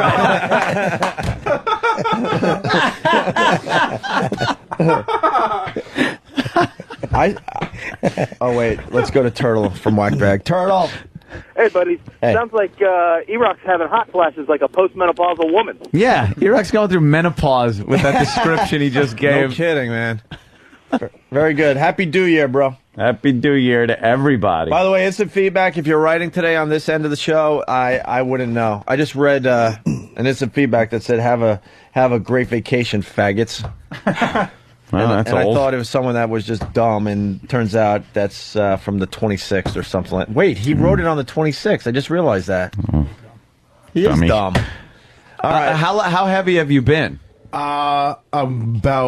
I've been about 190, and as much as I try and shake it, I'll go to the gym, I'll run, I'll do whatever, and nothing helps. What are you now? Like probably 190, 195. So this is the heaviest you've been in your life? Nah, I've probably been about 210, I guess. Yeah? I've never been like huge, but I was always like a chubby kid. How many pounds do you think you gain in 3 months? I'll just keep eating and eating. It's not a problem. You don't give a shit? You got to eat like shitty food and everything. That's all you know. I have chocolate for breakfast and dinner and shit. I'm horrible. I'm a mess. Dude, are we in or what? Which is in? That'd be cool. Who yeah. else on staff wants to do it? We could have more than one guy on our side. And in case we should have 2 guys, in case no one from the Ron and Fez show wants to do it, we should still have the contest people here. Yeah. Danny. Will Danny do it, though? I don't know if Danny will do it. Who else do we have? We got fucking Bird Stomach. He ain't doing it. Travis? No. Bird stomach. No, I'm talking about Steve. Danny comes sauntering in. Danny, it looks like you're not in. I can tell. I would do it, but I really don't want just to. want to get in shape for once. I was just like, you know what? I really should hit the gym and just do it. And Danny is part of Afro Wars. Yeah, I'm doing all right, I think. Sporting. It's not bad. It's not the curls aren't as tight as Sam's. He just needs a haircut. Actually, it's not. It's more like you got a Kramer thing going on. Yeah. It's rocking. It's doing something. All right, so we got Butcher. That's good enough. Anybody else? Who else we got? Who else works for us? I forgot. Jared? Where's Travis? Travis is not going to gain anything. Jared would be great. That leaves Derek. He'll be fat at 140. Derek. I wouldn't. I know. Not to Derek, just to the fact that he can't gain weight like we would want him to. So we got work in here. Jesus. All right, we got Butcher so far. Now we got little tiny people here. You need like a big fat. Don't start bastard. eating yet because you can maybe lose a couple pounds to trick the For the other team. weigh-in. For the weigh-in, we're gonna have a weigh-in. Oh so man! right now you yeah. got to be on your best behavior until it's game on with these clowns I can deal with that. do what, noon to 3? Yeah, On we're back 202? live on Monday, I think. Okay. All right, so we'll figure it out. But so far we got Butcher for Word. biggest Awesome. biggest Word. gainer. I'm in. Biggest gainer. And we're gonna take this to the other side of the show too. Yeah. Yeah, that's what we do. All right. Yeah, I thought he was in some kind of shape. Guy fakes it really well, man. And it's like every time I take off my shirt in front of a girl, I must think how terribly embarrassed I must be for myself. Oh, because they're probably expecting something really good, superhero-ish. You got. Not even that. The man tits.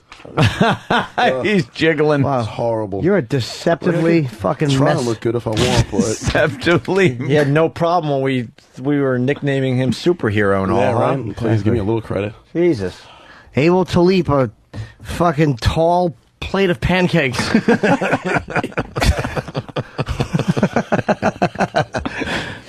All right, he's in. Yeah. Who do you think they'll pick over there, though? I don't know, that fucking Can't pick Pepper Fezzi. dude's a mess. Yeah.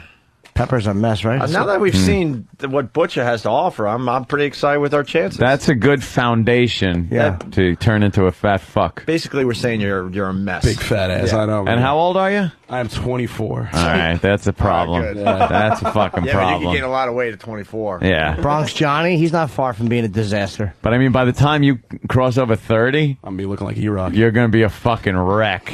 Like, you're just going to be fat. Like E-Rock. Oh, I love you, E-Rock. E-Rock looks like he put on a couple pounds for the holiday. He did. The holidays.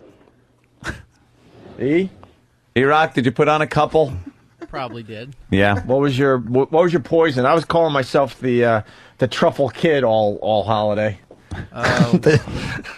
I couldn't stay away from the chocolate I like truffles. the truffles. I'm a fucking loser. What were you eating too much of there, E-Rock? It was not of one thing, but we were dining out a lot, so Yeah. Dining out a lot. Was your girlfriend kind of give giving... sound fancy? Yeah, exactly. Like it was an accident of his success.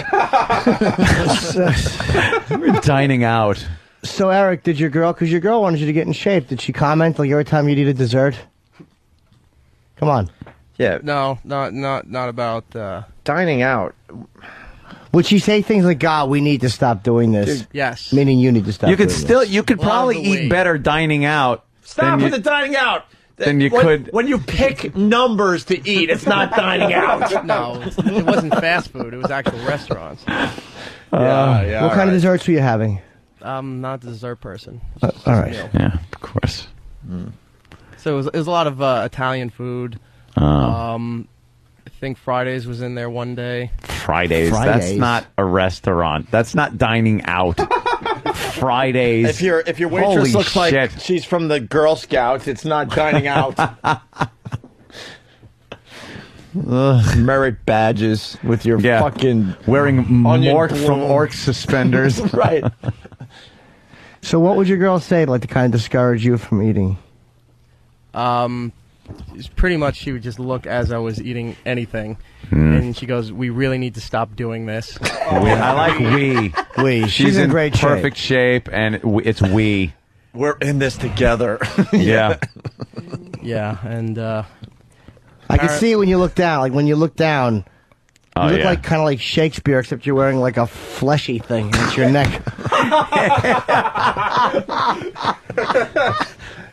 I know what I love about E-Rock? He is so ashamed of his own eating, but he can't help himself. No, it's tough, man. It shows up first in his chin, though, too. But there are people he that really gets that. It's awful, dude. This is what I'm trying to say, though. There are people that will overeat and they're fat or messy, whatever. But they don't give a shit, and that's whatever. That's fine. But with E-Rock, he does give a shit. Sure. And he's ashamed of every fucking bite he swallows. E-Rock, does that blow up to help you find a mate? Well, we dined out every night. I mean, she ordered the truffles, and I just sat there and ate flies. Why did I have to say truffles? Because you said truffles. Yeah, Good the improv. truffles. Who orders truffles? Because you want to be part of the Truffle Kid. Crew. Truffle Kid crew. Kid crew. Oh, car crash everybody. E-Rock. And I tripped and you fell on me. Oh, my God. There it is. All right. So, I made an ass of myself. And everyone else. All right. So there you go. I'm sorry, Eric. Butch is in. I got cool. 500 so far. That might go up there, Butch, in the coming days. I'm cool with 500. We got to see what everyone else does. Cool. You get a girl? Hell no. Not with a body like this, man. Yeah, well, that's true. Share it. Yeah. Pat fucking Duffy, too. Yeah, let's not forget. He's not here today, so. No, he's in training right now for the weigh-in. No, I meant for Eric. Oh, E-Rock, could you come in here? No. We did. Come on. I we think just want it's to fair see. just to see. We just want to see. Yeah. It's fair to see where you are. Not a big deal. Ow. You might have only put on 3 pounds, you fucking silly goose. You'll feel better about yourself, maybe. Exactly. And I'm sure Travis is going to run in with his notepad. He keeps track of this shit. oh great, it doesn't work. Oh, it works. No, it works. It's true.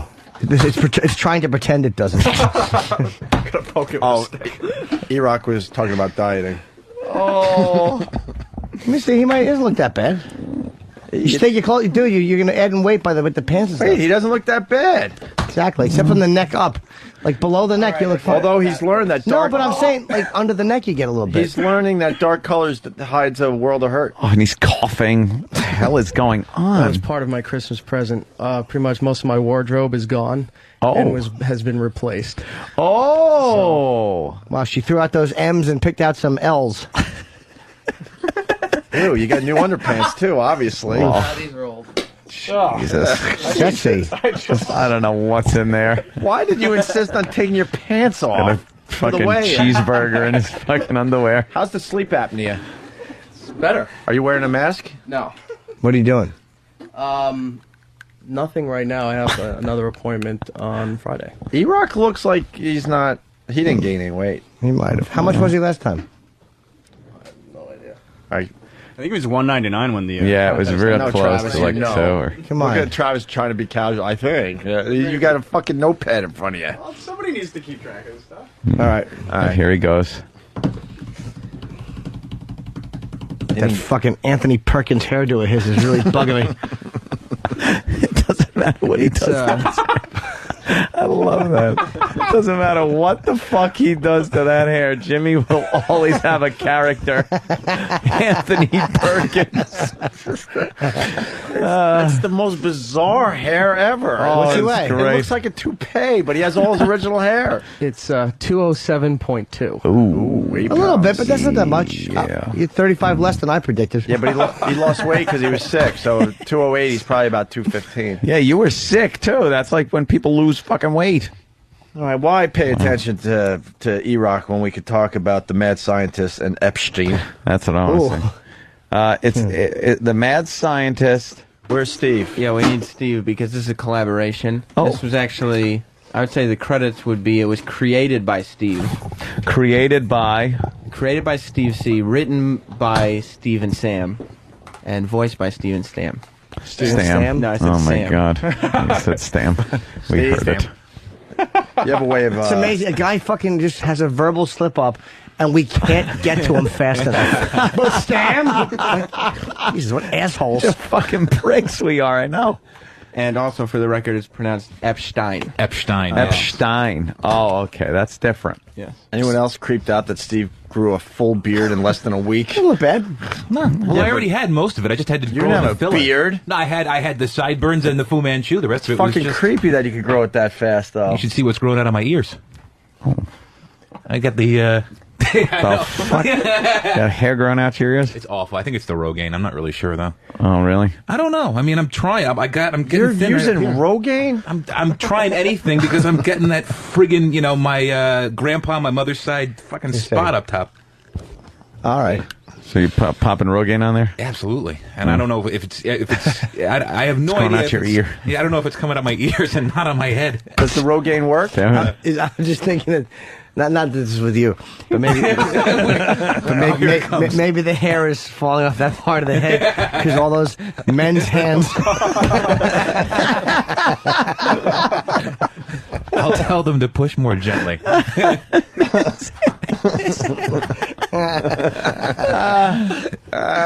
of guys walking away from truck stops shaking their hands, hair falling off of it.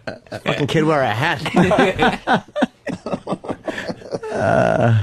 Wow. Does the Rogaine work? If I think it actually works in terms of hindering the process from it like falling out more because I haven't lost any more. But in terms Keep of what you growing more got. of it, yeah, I hear as soon as you stop using it, then it starts falling out again. I fucking hope one not. of the problems. Yeah, Oh, you that's miss what they one say. treatment, No, you it's sneeze, true. and it all flies out. I hope not. Rogaine is glue for No, your you have skull. to use it forever, they say. Really? Or else when you stop using it, you'll just fall out. Yeah, that's great. How do you put it on? It's this. It's like Out of mousse. a cock. Yeah, exactly. It's like mousse. You gotta rub it in your hair after you okay. take a shower. Yeah. You can't put it on. Like if you can't have anything else in your hair. You can't have like gel. And Why shit you got hair coming out of your ears? Because I'm a fucking hairy Lebanese Italian mess. With genetics that rival that of a fucking ape. I mean, look at this shit. I shave my arms every other day, and I've got growth coming out like. Yeah. Why would you shave every other day? Because I'm narcissistic and vain. I and do a shave down every once in a while, but You are like, I never noticed like how much of a chore that must be for you. It is all that hair. Awful. It's just constantly trying to trim back something that's trying to engulf you. Yeah, exactly. It's like trying to. You're like Jordy Verrill in Creepshow with the fucking grass growing on him. It's like bushwhacking through the Amazon. It's really. I don't like body hair, but I've been cursed with a lot of it. He's tired of trackers making like white casts of his footprints. I really don't have that big feet. All right. Well, we got the mad scientist in studio. And Epstein. Epstein. What's this about? Epstein. Stam. Fuck. Well, Stam. Stam, how much of a setup did you already give him? I just nothing. I mean, Okay. I just Just gave the him names. the writing credits. Just the right. Okay. Think of the Professor and Beaker from the Muppets. That would be a good way to. You've got a professor who's really a genius who thinks of these. He's a scientist, not a mad scientist, but he thinks of these inventions that would solve the world's problems. But he only makes one of them. He's sweet and naive. He's sweet and naive, and his his assistant Epstein is well spoken, particularly well groomed, and as far as the way he's dressed, he wears half of a Captain Caveman outfit that's a little too short on him, very snug. Another homoerotic Ramon bit. And Epstein spends his time sitting Indian style on the ground. Epstein! Spends his time sitting Indian style on the ground, picking up his massive testicles and dropping them repeatedly. I was thinking over break. Let me jump in here. I was thinking maybe we should start like preparing more for this radio show. And after hearing the last 2 minutes, I think we're just going to stay the course. Well, let's give it a listen. It may be. I know. Sometimes Fantagious, how are you as going we to say. describe that? Yeah. You know. All right. Anything else you want to why add? he'd pick up his balls and drop them, but Well, Epstein, as well-spoken as he has certain problems that causes him to focus on his two favorite hobbies, which are playing with his testicles, and the second you'll probably figure out by the end. The second you'll figure out by the end. This is the debut, so I'm not saying... debut sometimes. The first episode of season 1 of some of the most popular shows on television. We're awful. We're awful, but then people just kind of grew to love the characters. Sam and I have committed to making more of these. I think All we're right. about 6 episodes, maybe a purchase of 6 episodes. Wow, 6-episode run. Yeah. By the way, his feedback is finally working. Tyler from Columbus writes, "What a mess! Did Steve's dad shoot turnbuckles off of wrestling rings?" A George the Animal Steel reference. Yeah. Nice. All right, here we go. The mad scientist and Epstein. Epstein! Look and see what I've concocted. This conveniently sized apparatus will transform any ordinary tap water into a combustible fuel to be used in automobiles. It will revolutionize energy consumption as we know it. Please handle it gently. It's the only one of its kind. Quite impressive. It's most compact. Perhaps it would fit in mine Heine? No! Epstein! No! No, Epstein, no! It's pointy. It's just one of a... Oh, don't pour grease all over it! It's going in. Epstein! It's almost there. It's in mine Heine. Right. Back to the drawing board, then.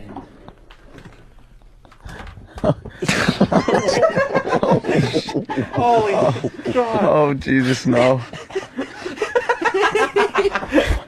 What the fuck was that? You do realize you're gay, right? Wait, where's the testicle dropping? Yeah. How did that get? That was Well, that was part of the setup. It just hasn't been revealed yet. I'm just giving you a character part background. of who he is as a character. It What was the thing that he was putting in Mein Heine? Mein Heine. He's German. I see No, I got it. they're German.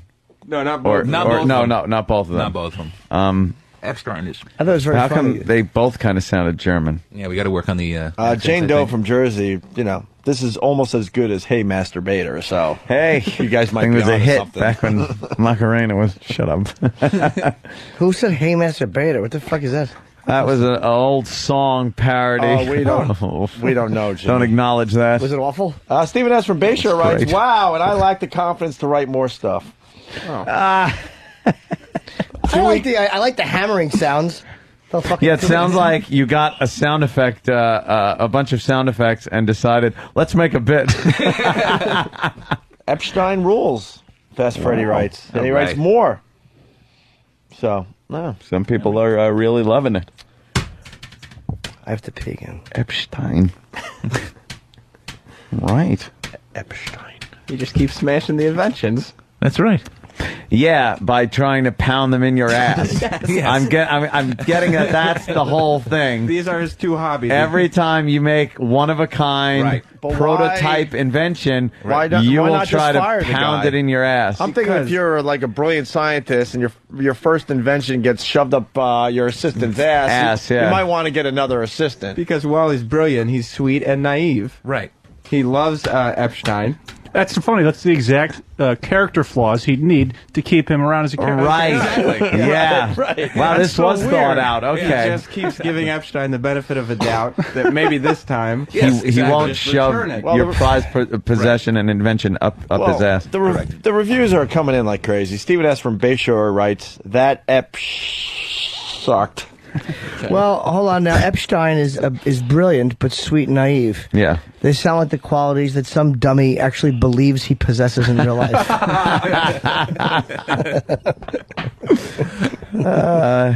Needed to grease it up and. Well, yeah, he's put it in his constantly he's next to him while he's sitting in the install is a large paint can that's filled with lard. Oh, okay. He rubs that on his testicles too. Oh, really? Yeah.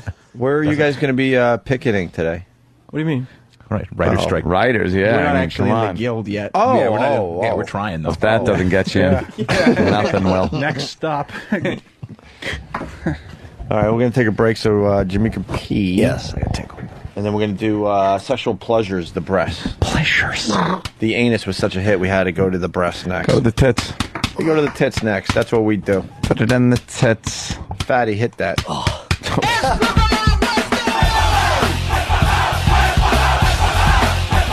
Wednesday.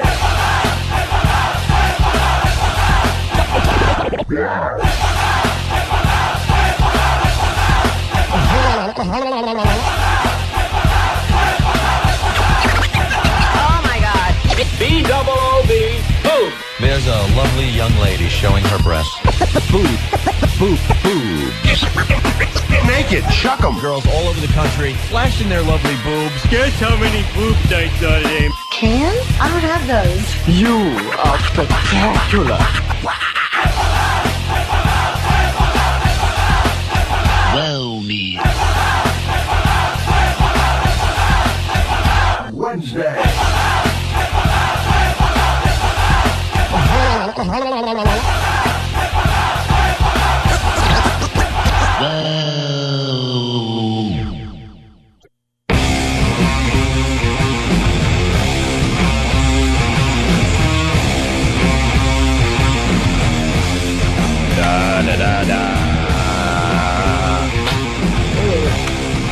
And we're going to do a thing here. A thing. Remember when... Do you remember when? Oh yeah, I'm also gonna see. I take like New Year's very seriously. Do you? My girl noticed that. She goes, "Wow, you really take it seriously. You do a lot of reflecting, and then you like really start thinking about what you want to accomplish in the new year." I'm like, "Yeah, I've been like that my whole life." I'm going to call all the people that hate me and record their conversations for the radio show in the coming months. Interesting. How does that work? It's a long list. Just going to start with A. And just work my way to Z. Hope you have a lot of minutes saved up. Boy, is it a long list. But I'm going to be making some phone calls. And will they be confrontational or sort of patch things up-ish? I will go about it with a open mind and see where it goes, and then put some of these conversations on the air. Forward to hearing that. What? I'm looking forward to hearing that. Could be good, right? I don't mean the radio. I mean your phone call. Oh yeah. Hello. Why are you calling me?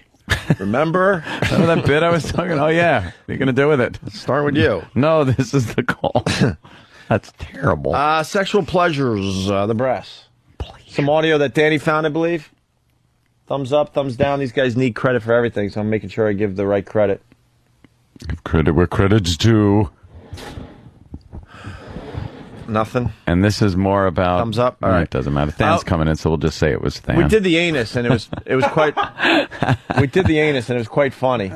And the guy just had a way of really making it so not hot, unsexy. Even though he was trying to make it sound sexy and hot and erotic, it was just awful. I think that's how it was marketed. Like it was supposed to be some hot, sexy, clinical thing you were supposed to watch. Right.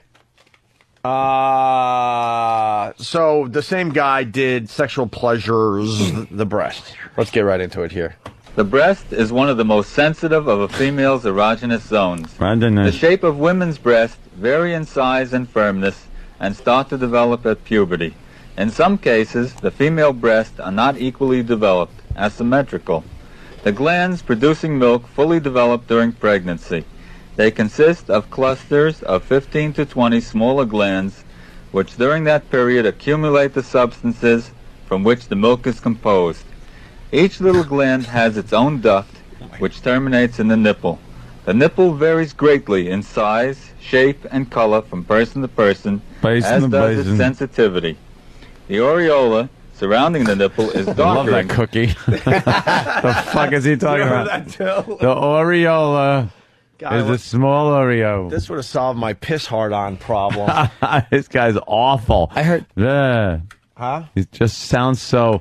The areola.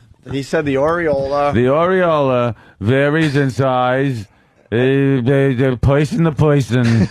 Oy vey. It's in the nipple.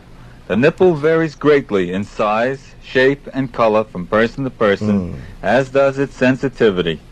The areola surrounding the nipple is darker in color than the nipple itself. The nipple has an erectile reaction to manipulation, especially in situations relating to sex.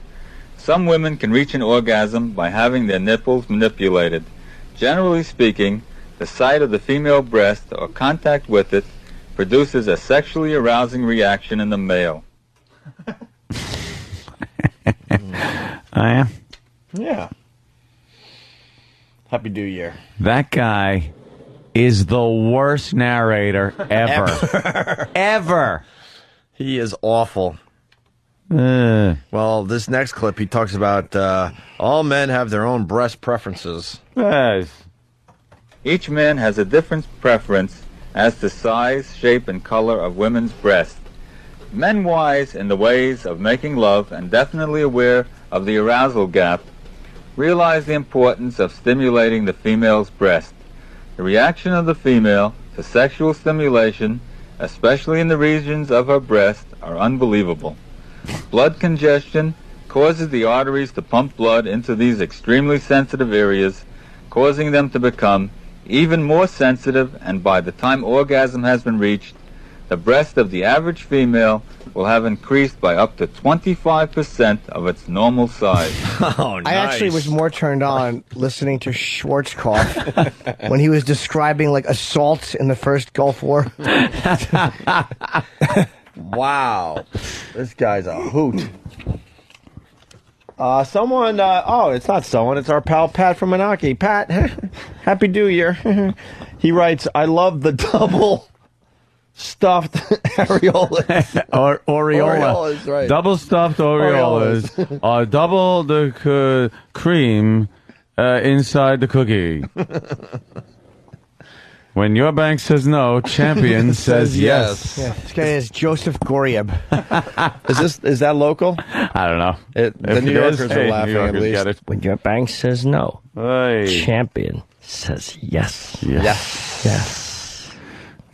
Some women use their breasts to make themselves more attractive. Sophisticated women, knowing well the lure breasts have for men, go to many extremes to make themselves sexually more attractive with breast beautifying treatments. See how clearly the film shows female breasts enlarged by silicone. Also see the surgical scars where the silicone and other surgical materials have been inserted. And also note the many shapes of the female breast listed on official list of female breast shapes used by sexologists and physicians. Breast shapes such as the bud-shaped breast, the bowl, the apple, firm, round, sagging, pear, drooping, and the voluptuous. Sexy breast shape. Did he say Pia?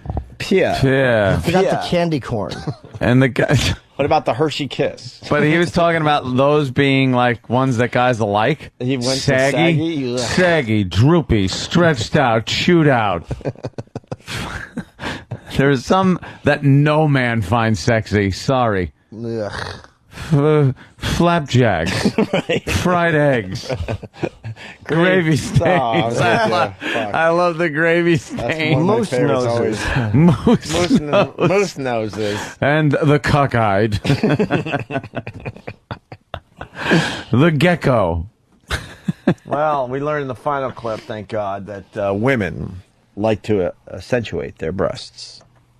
And see how the beautiful models dressed up and accentuate their breasts with sexy bras like the push-up bra and the cup bra and the no bra look bra. And to add more glamour to their glamorous breasts, see how one of the very lovely models applies breast makeup, seductively, invitingly. After all, the breasts have always been sexually arousing to men, and whether exposed, hidden, or uplifted, women's breasts will always be fashionable and a wonderful weapon in the war between the sexes. Spiritually? Like motivated? Yeah. Uplifted by what, a good sermon? It stinks. El creepo. A woman's breasts are great to grab after you duct tape her mouth and you're assaulting her angrily. You grab them until your fingers actually meet through the skin. Oh, God damn. Disgust the police by biting off her aureola. God almighty, what a creep. Do we have more of this stuff? If her breasts are too small to insert your penis in between, hook a fish hook through one and then yank on it until the string makes the breast touch the other nipple around your turgid penis. This guy fucking sucks. Oh, yes, flat sews. We forgot about that. And the flat sew. Flat sews. If you don't have lubricant when having breast sex, just use salmon eggs. The little orange ones that nobody enjoys eating on sushi. Oh, someone got it, man. I got free beer and hot wings from Whackbag. I hate that radio show. But anyway, he writes, this breast milk can be used to cure cancers of the head, neck, and abdomen. Chest, I know. He sounds like Dr. Gil Liederman. Dr. Gil trying to get fucking autographs from a dying George Harrison. Pudding-headed George Harrison. Please sign my guitar. Anyway, linger longer. Hey. Danny said we got more audio of this, just not today. That's okay. I love that guy. Does he talk about the snatch? Snatch. Do you ever talk about the snatch? It has to. Hey, yeah, that's ground zero. Before we get out of here, Doug Stanhope left a message for the show. Hi, this is Doug Stanhope. Wishing everybody a happy New Year. Happy New Year. This is what he left Steve a few days ago. Or it wouldn't be a few... whatever. Nor should you be around to answer the phone. It's the holidays, and it's Douglas Stanhope, along with Joby and my gal pal Bingo and the dogs, wishing you a Merry Christmas. We're tripping our balls off, and we always think to call. And we're playing Dave Matthews with No Shame. And Bingo can't talk. You want to say hi, Bingo? Hello. That's it. Okay. Hey, happy holidays and all the best in your new year. And little Jimmy Norton, we love him and we watch him on the television. We rent the movies because we don't have the entertainment here down in Bisbee. But we do have occasionally the year's supply of mushrooms, and we do have 2 hits of acid that someone smuggled me in a bootleg of some new music, which I don't listen to. Yeah, no, we're fat. We're already throwing. Hey, Dallas Cowboys are playing Jimmy Norton's team. All right. Hey, I love you guys. Happy New Year. Thanks for having me. Yeah, bye. End of message. How fucked up is he? He goes, thanks for having me. He's what, on the machine? Right, he called. He's like fucking Charles Manson out there. He's like he's got guns and drugs. He's got like people with wacky names. Right. Hey, Bingo, Squeaky, fucking right. Froth. He's taking frothy. He's taking fucking acid and mushrooms, and he's in the desert in Arizona somewhere. God bless What him. a life that guy's living. Hey, Ford's attempted killer got out of jail? Squeaky Fromm. Squeaky? Yeah. Squeaky's out? Lynette, yep. Lynette Squeaky That Fromm? happened while we were on break. You should never get out of jail when you're thinking of killing the president. Or when you bring a gun to the president, you should never get out. They always said that she would get out, but after Gerald Ford died. Because Really? they didn't want to insult him. Really? Yeah. Did he just die? Or? What, about a year ago? Not even, right? It's not even a year yet. Why, 30 some odd Wow. years she did in jail. But did she actually have... Someone said she didn't have bullets in the gun or something? No, she did. Oh. From what sure I remember did. of the story, the Secret Service guy grabbed the gun and it had a hammer, and he put the webbing of his hand in between the hammer and the bullet. Think that hurt? And it probably hurt like a motherfucker, but it's the only thing that kept the gun from going off. That's why it didn't go off. Why is she out of jail? I mean, at the bottom line, if you pull the trigger on the president... Yeah. She found God. Fuck her. Did she? No, I don't know. I was just... She was a real fucking She's Manson, still a wacky kooky. bitch. She's got a swastika carved in her head, doesn't she? Ford died just over a year ago, the 26th of December, 06. Oh, my God. What a travesty. So she gets out. So they waited. They probably waited. How old we'll is wait a she? year after Ford dies, and we'll let you out. How old is she now? God, she's got to be... I think she's... maybe 30, 35 years old. Perhaps older than that, Anthony. I'm too tired to come in. Yeah. Bush. I don't know. What's her age? I'm going to guess she's 55. She's got to be, I would say, in her 60s. 59. I'm going to guess 58. I would say 62. And my second guess is going to be 61. I'm working on it. And my third guess is You is going can't to be take three guesses. 72. Born in 48. Oh, okay. 58. 58 we'll go with. Thank you. No, she's not 58. What? She's 59. When's her birthday? When was she born then again? October 22nd, 1948. Oh, All right, 48. so she's 52 almost... plus 7 is 59. Oh, we're into She's the almost 60. Oh, we're into the 08. No, but she's not Yeah, October she's yet. almost 59. She's 59. She's not even She close might to not 60. be 59 yet. She is. That ain't bad. Sure. Now she's, she's out. Yeah, with a dried up pussy, though. Yeah, I know. She loses. She was probably a goer back in the old she Charlie was. days. Big, fiery red bush. Charlie was deep dicking her. Yeah, it wasn't Squeaky Fromm. When you said that, I was like, that doesn't make sense. You're right. It wasn't Squeaky Fromm. Oh, it's not? Didn't she the one that shot at Ford? Wait. That was Squeaky Fromm. Sure it was. Sarah Jane Moore. Sarah Jane Moore didn't shoot at This Squeaky President Fromm. Ford. Squeaky Fromm did. Little Squeaky. Lynette. Oh, wait, I just made up that whole thing. There you go. Oh, okay, cool. All right with the dancing, Ellen. God almighty, we fucking Every get it. fucking day. And Oh, every she fucking day we have to do We this. have to comment on it at this time every fucking Just day. as he said his line and you said your line, I'm thinking of my head every fucking Every day. fucking day. What a great place for a suicide bombing. God almighty. Why Pakistan? Why not in the middle of this fucking shitstorm? Nothing but ball bearings and nails Exactly. flying through a bunch of housefrows. You know, Dude. bunch of She sneakers gets and away- long pants. She gets away with fucking murder. Half those people have no idea that she is a raging lesbian and she gets to dance and rub her body up against strangers every fucking day. They know she's Oh a my lesbian. God. She's announced it. Do you honestly think bet you the- no one knows? Like most of those people don't know. Now Owen do the Wilson walk hair over the alone. table. Do the walk over the table. Here she goes. You know, someday they'll put some kind of a fucking cock there and she won't be able to do it. No. No walk over the table? Oh, well. All right, sit down. It's not funny or endearing. It's just No. stupid. Oh, she just gave the old Oh. cut it out. All right, enough With of the this hand. dancing crap. It's the woman who shot at him 10 days after Squeaky. 17. Wow. Oh, I didn't know that. Maybe they should have I did not know rounded them all up. And then we lost that broad in Pakistan. that. Budo. What is she doing, sticking her head out? I know, and especially in that fucking environment. Keep your fucking head in the car. Head in the car, Norton. Is there video of the shooting? Yeah, There's gotta be. They haven't phone. shown any. Cell phone? Is it on break or something? I actually saw it Is on it on the, Breer right? on the news. On the news? Yeah. No way. They What showed an news? explosion. Her head exploding? Well, no, it's from behind, and you kind of hear a bang, and then an explosion from point blank. I don't know how the cameraman was like, cool. Can we see it then? I'll look for it right away. Thanks, babe. Yeah. All right. Why don't we go home? Amen. Yeah, we got to... I don't feel like doing that today. I got to... I want to work. I want to get back into this work thing slowly. I got to get into... I haven't been to the gym in a week and a half. Week and a fucking half. I've been the chocolate truffle kid, I told you. Oh. Gregorio ate too many truffles over the holiday. Oh. Scared me. Antonio. Oh. Gregorio. That is me. What are you, Jimmy? Gimme. Line of the day brought to you by BowDogFantasy.net.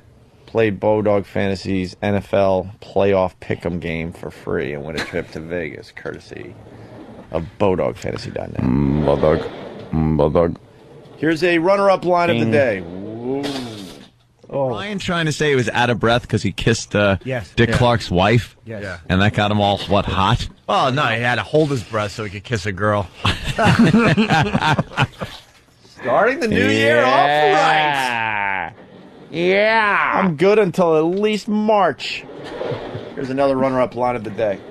I can see it when you look down. Like when you look down, you look like kind of like Shakespeare, except you're wearing like a fleshy thing at your neck.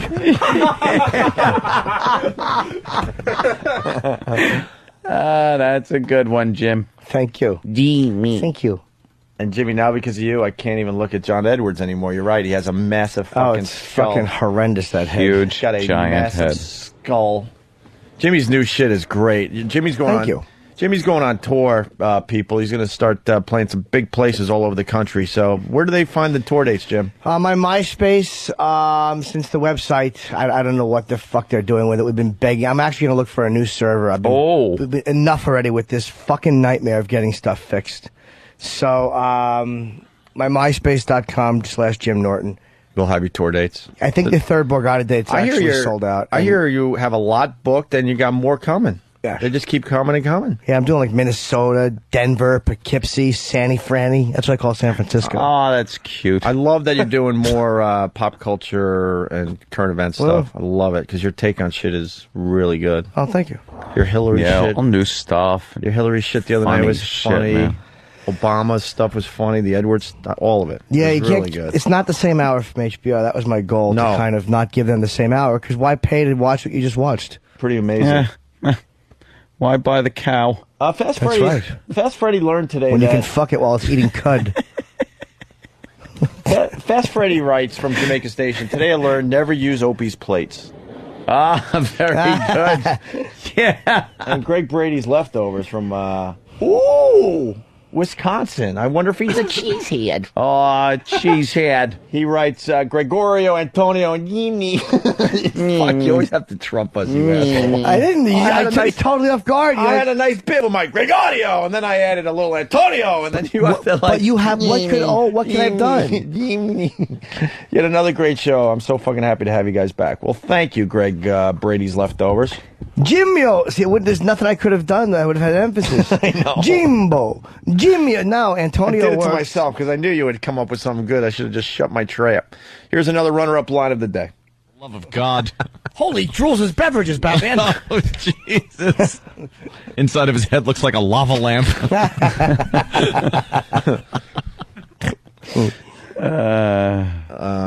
That's it. I think there's another runner-up. Well, that's all I want to do. Oh, okay. Let's run to it.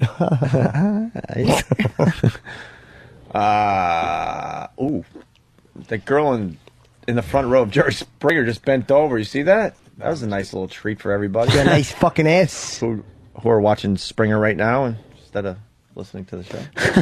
Here's another runner-up line of the day. You guys should do what like the Beatles did back in the day. Like, what was Break it? up. Get shot and die of brain cancer. Boy, we piled on that one. And finally, here is your line of the day, people. Here comes line of the day. Line of the day.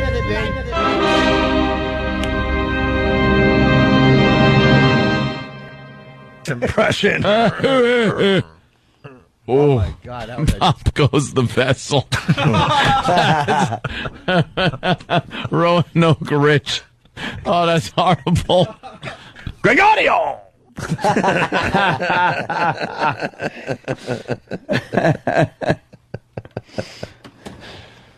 No, you're saying it wrong. All right, let's go around the room. Huh? And everyone has to do their part. All right. I'm Gregorio. Antonio. He's the comic relief. No, I'm the meek. J is silent, I noticed. Of course it is. Yeah. So it becomes a Y. I'm the meek, simple boy. A meek yet simple boy.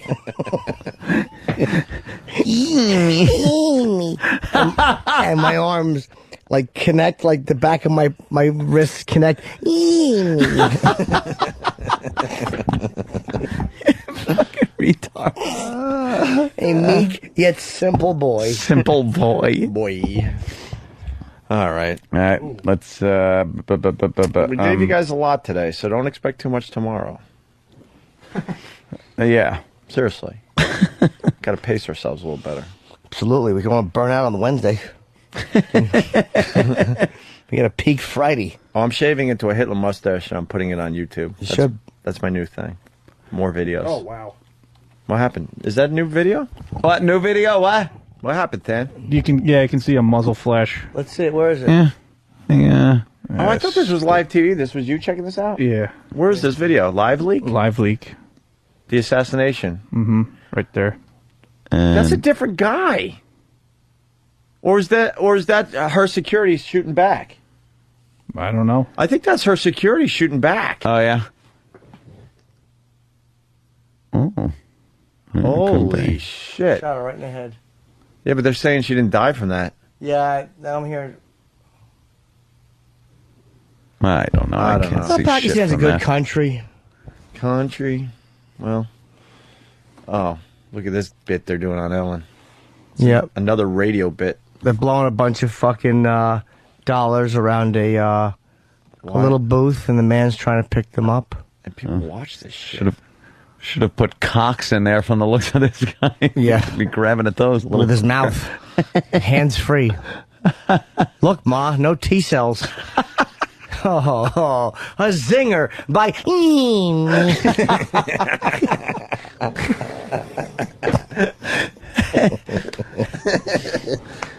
All right, I got to go do some screen therapy. Who will fall apart first on the Opie and Anthony show? Oh, that means another poll. Why did I say that? Hey, Ron and Fez are still on vacation, so no reason to listen to them? Yeah. All right. Those lazy bums. Bums. No, I'm sure they got some great best of stuff to check out today from noon to 3. Check out the Zeppelin channel. That's going away soon. And...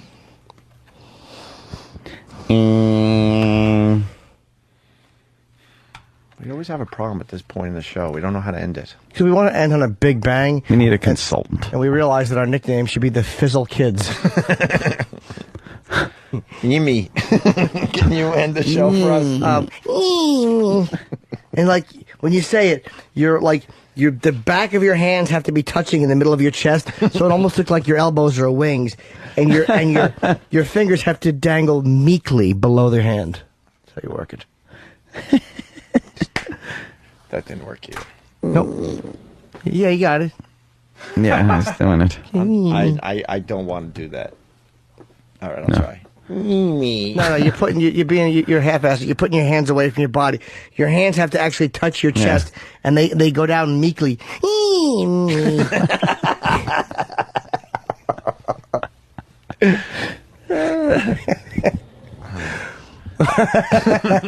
It's just idiocy. The whole show is just idiocy. Nonsense. When are they going to wake up and just kick us off the air already so we can retire? What are you waiting for? It's so obvious. All right.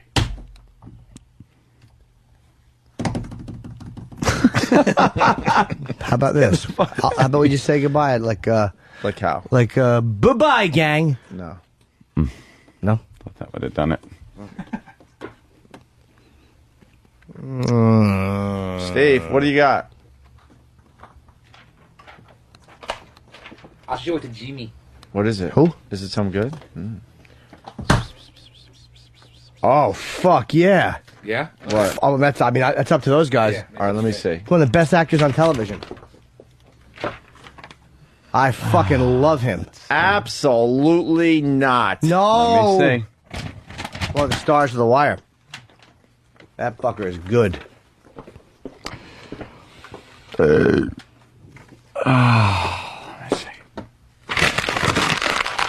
I don't know. I saw two no's.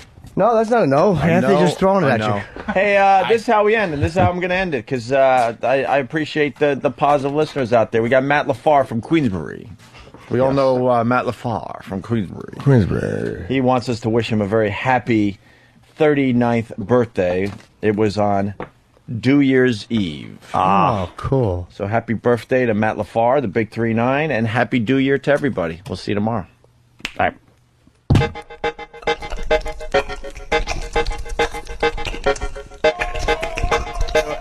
My son! You're not ending with the... Don't play this. No! You can't! La la la la la la la la la la la la la la la la la la la. You can't hear the words because I'm yelling. La la la la la.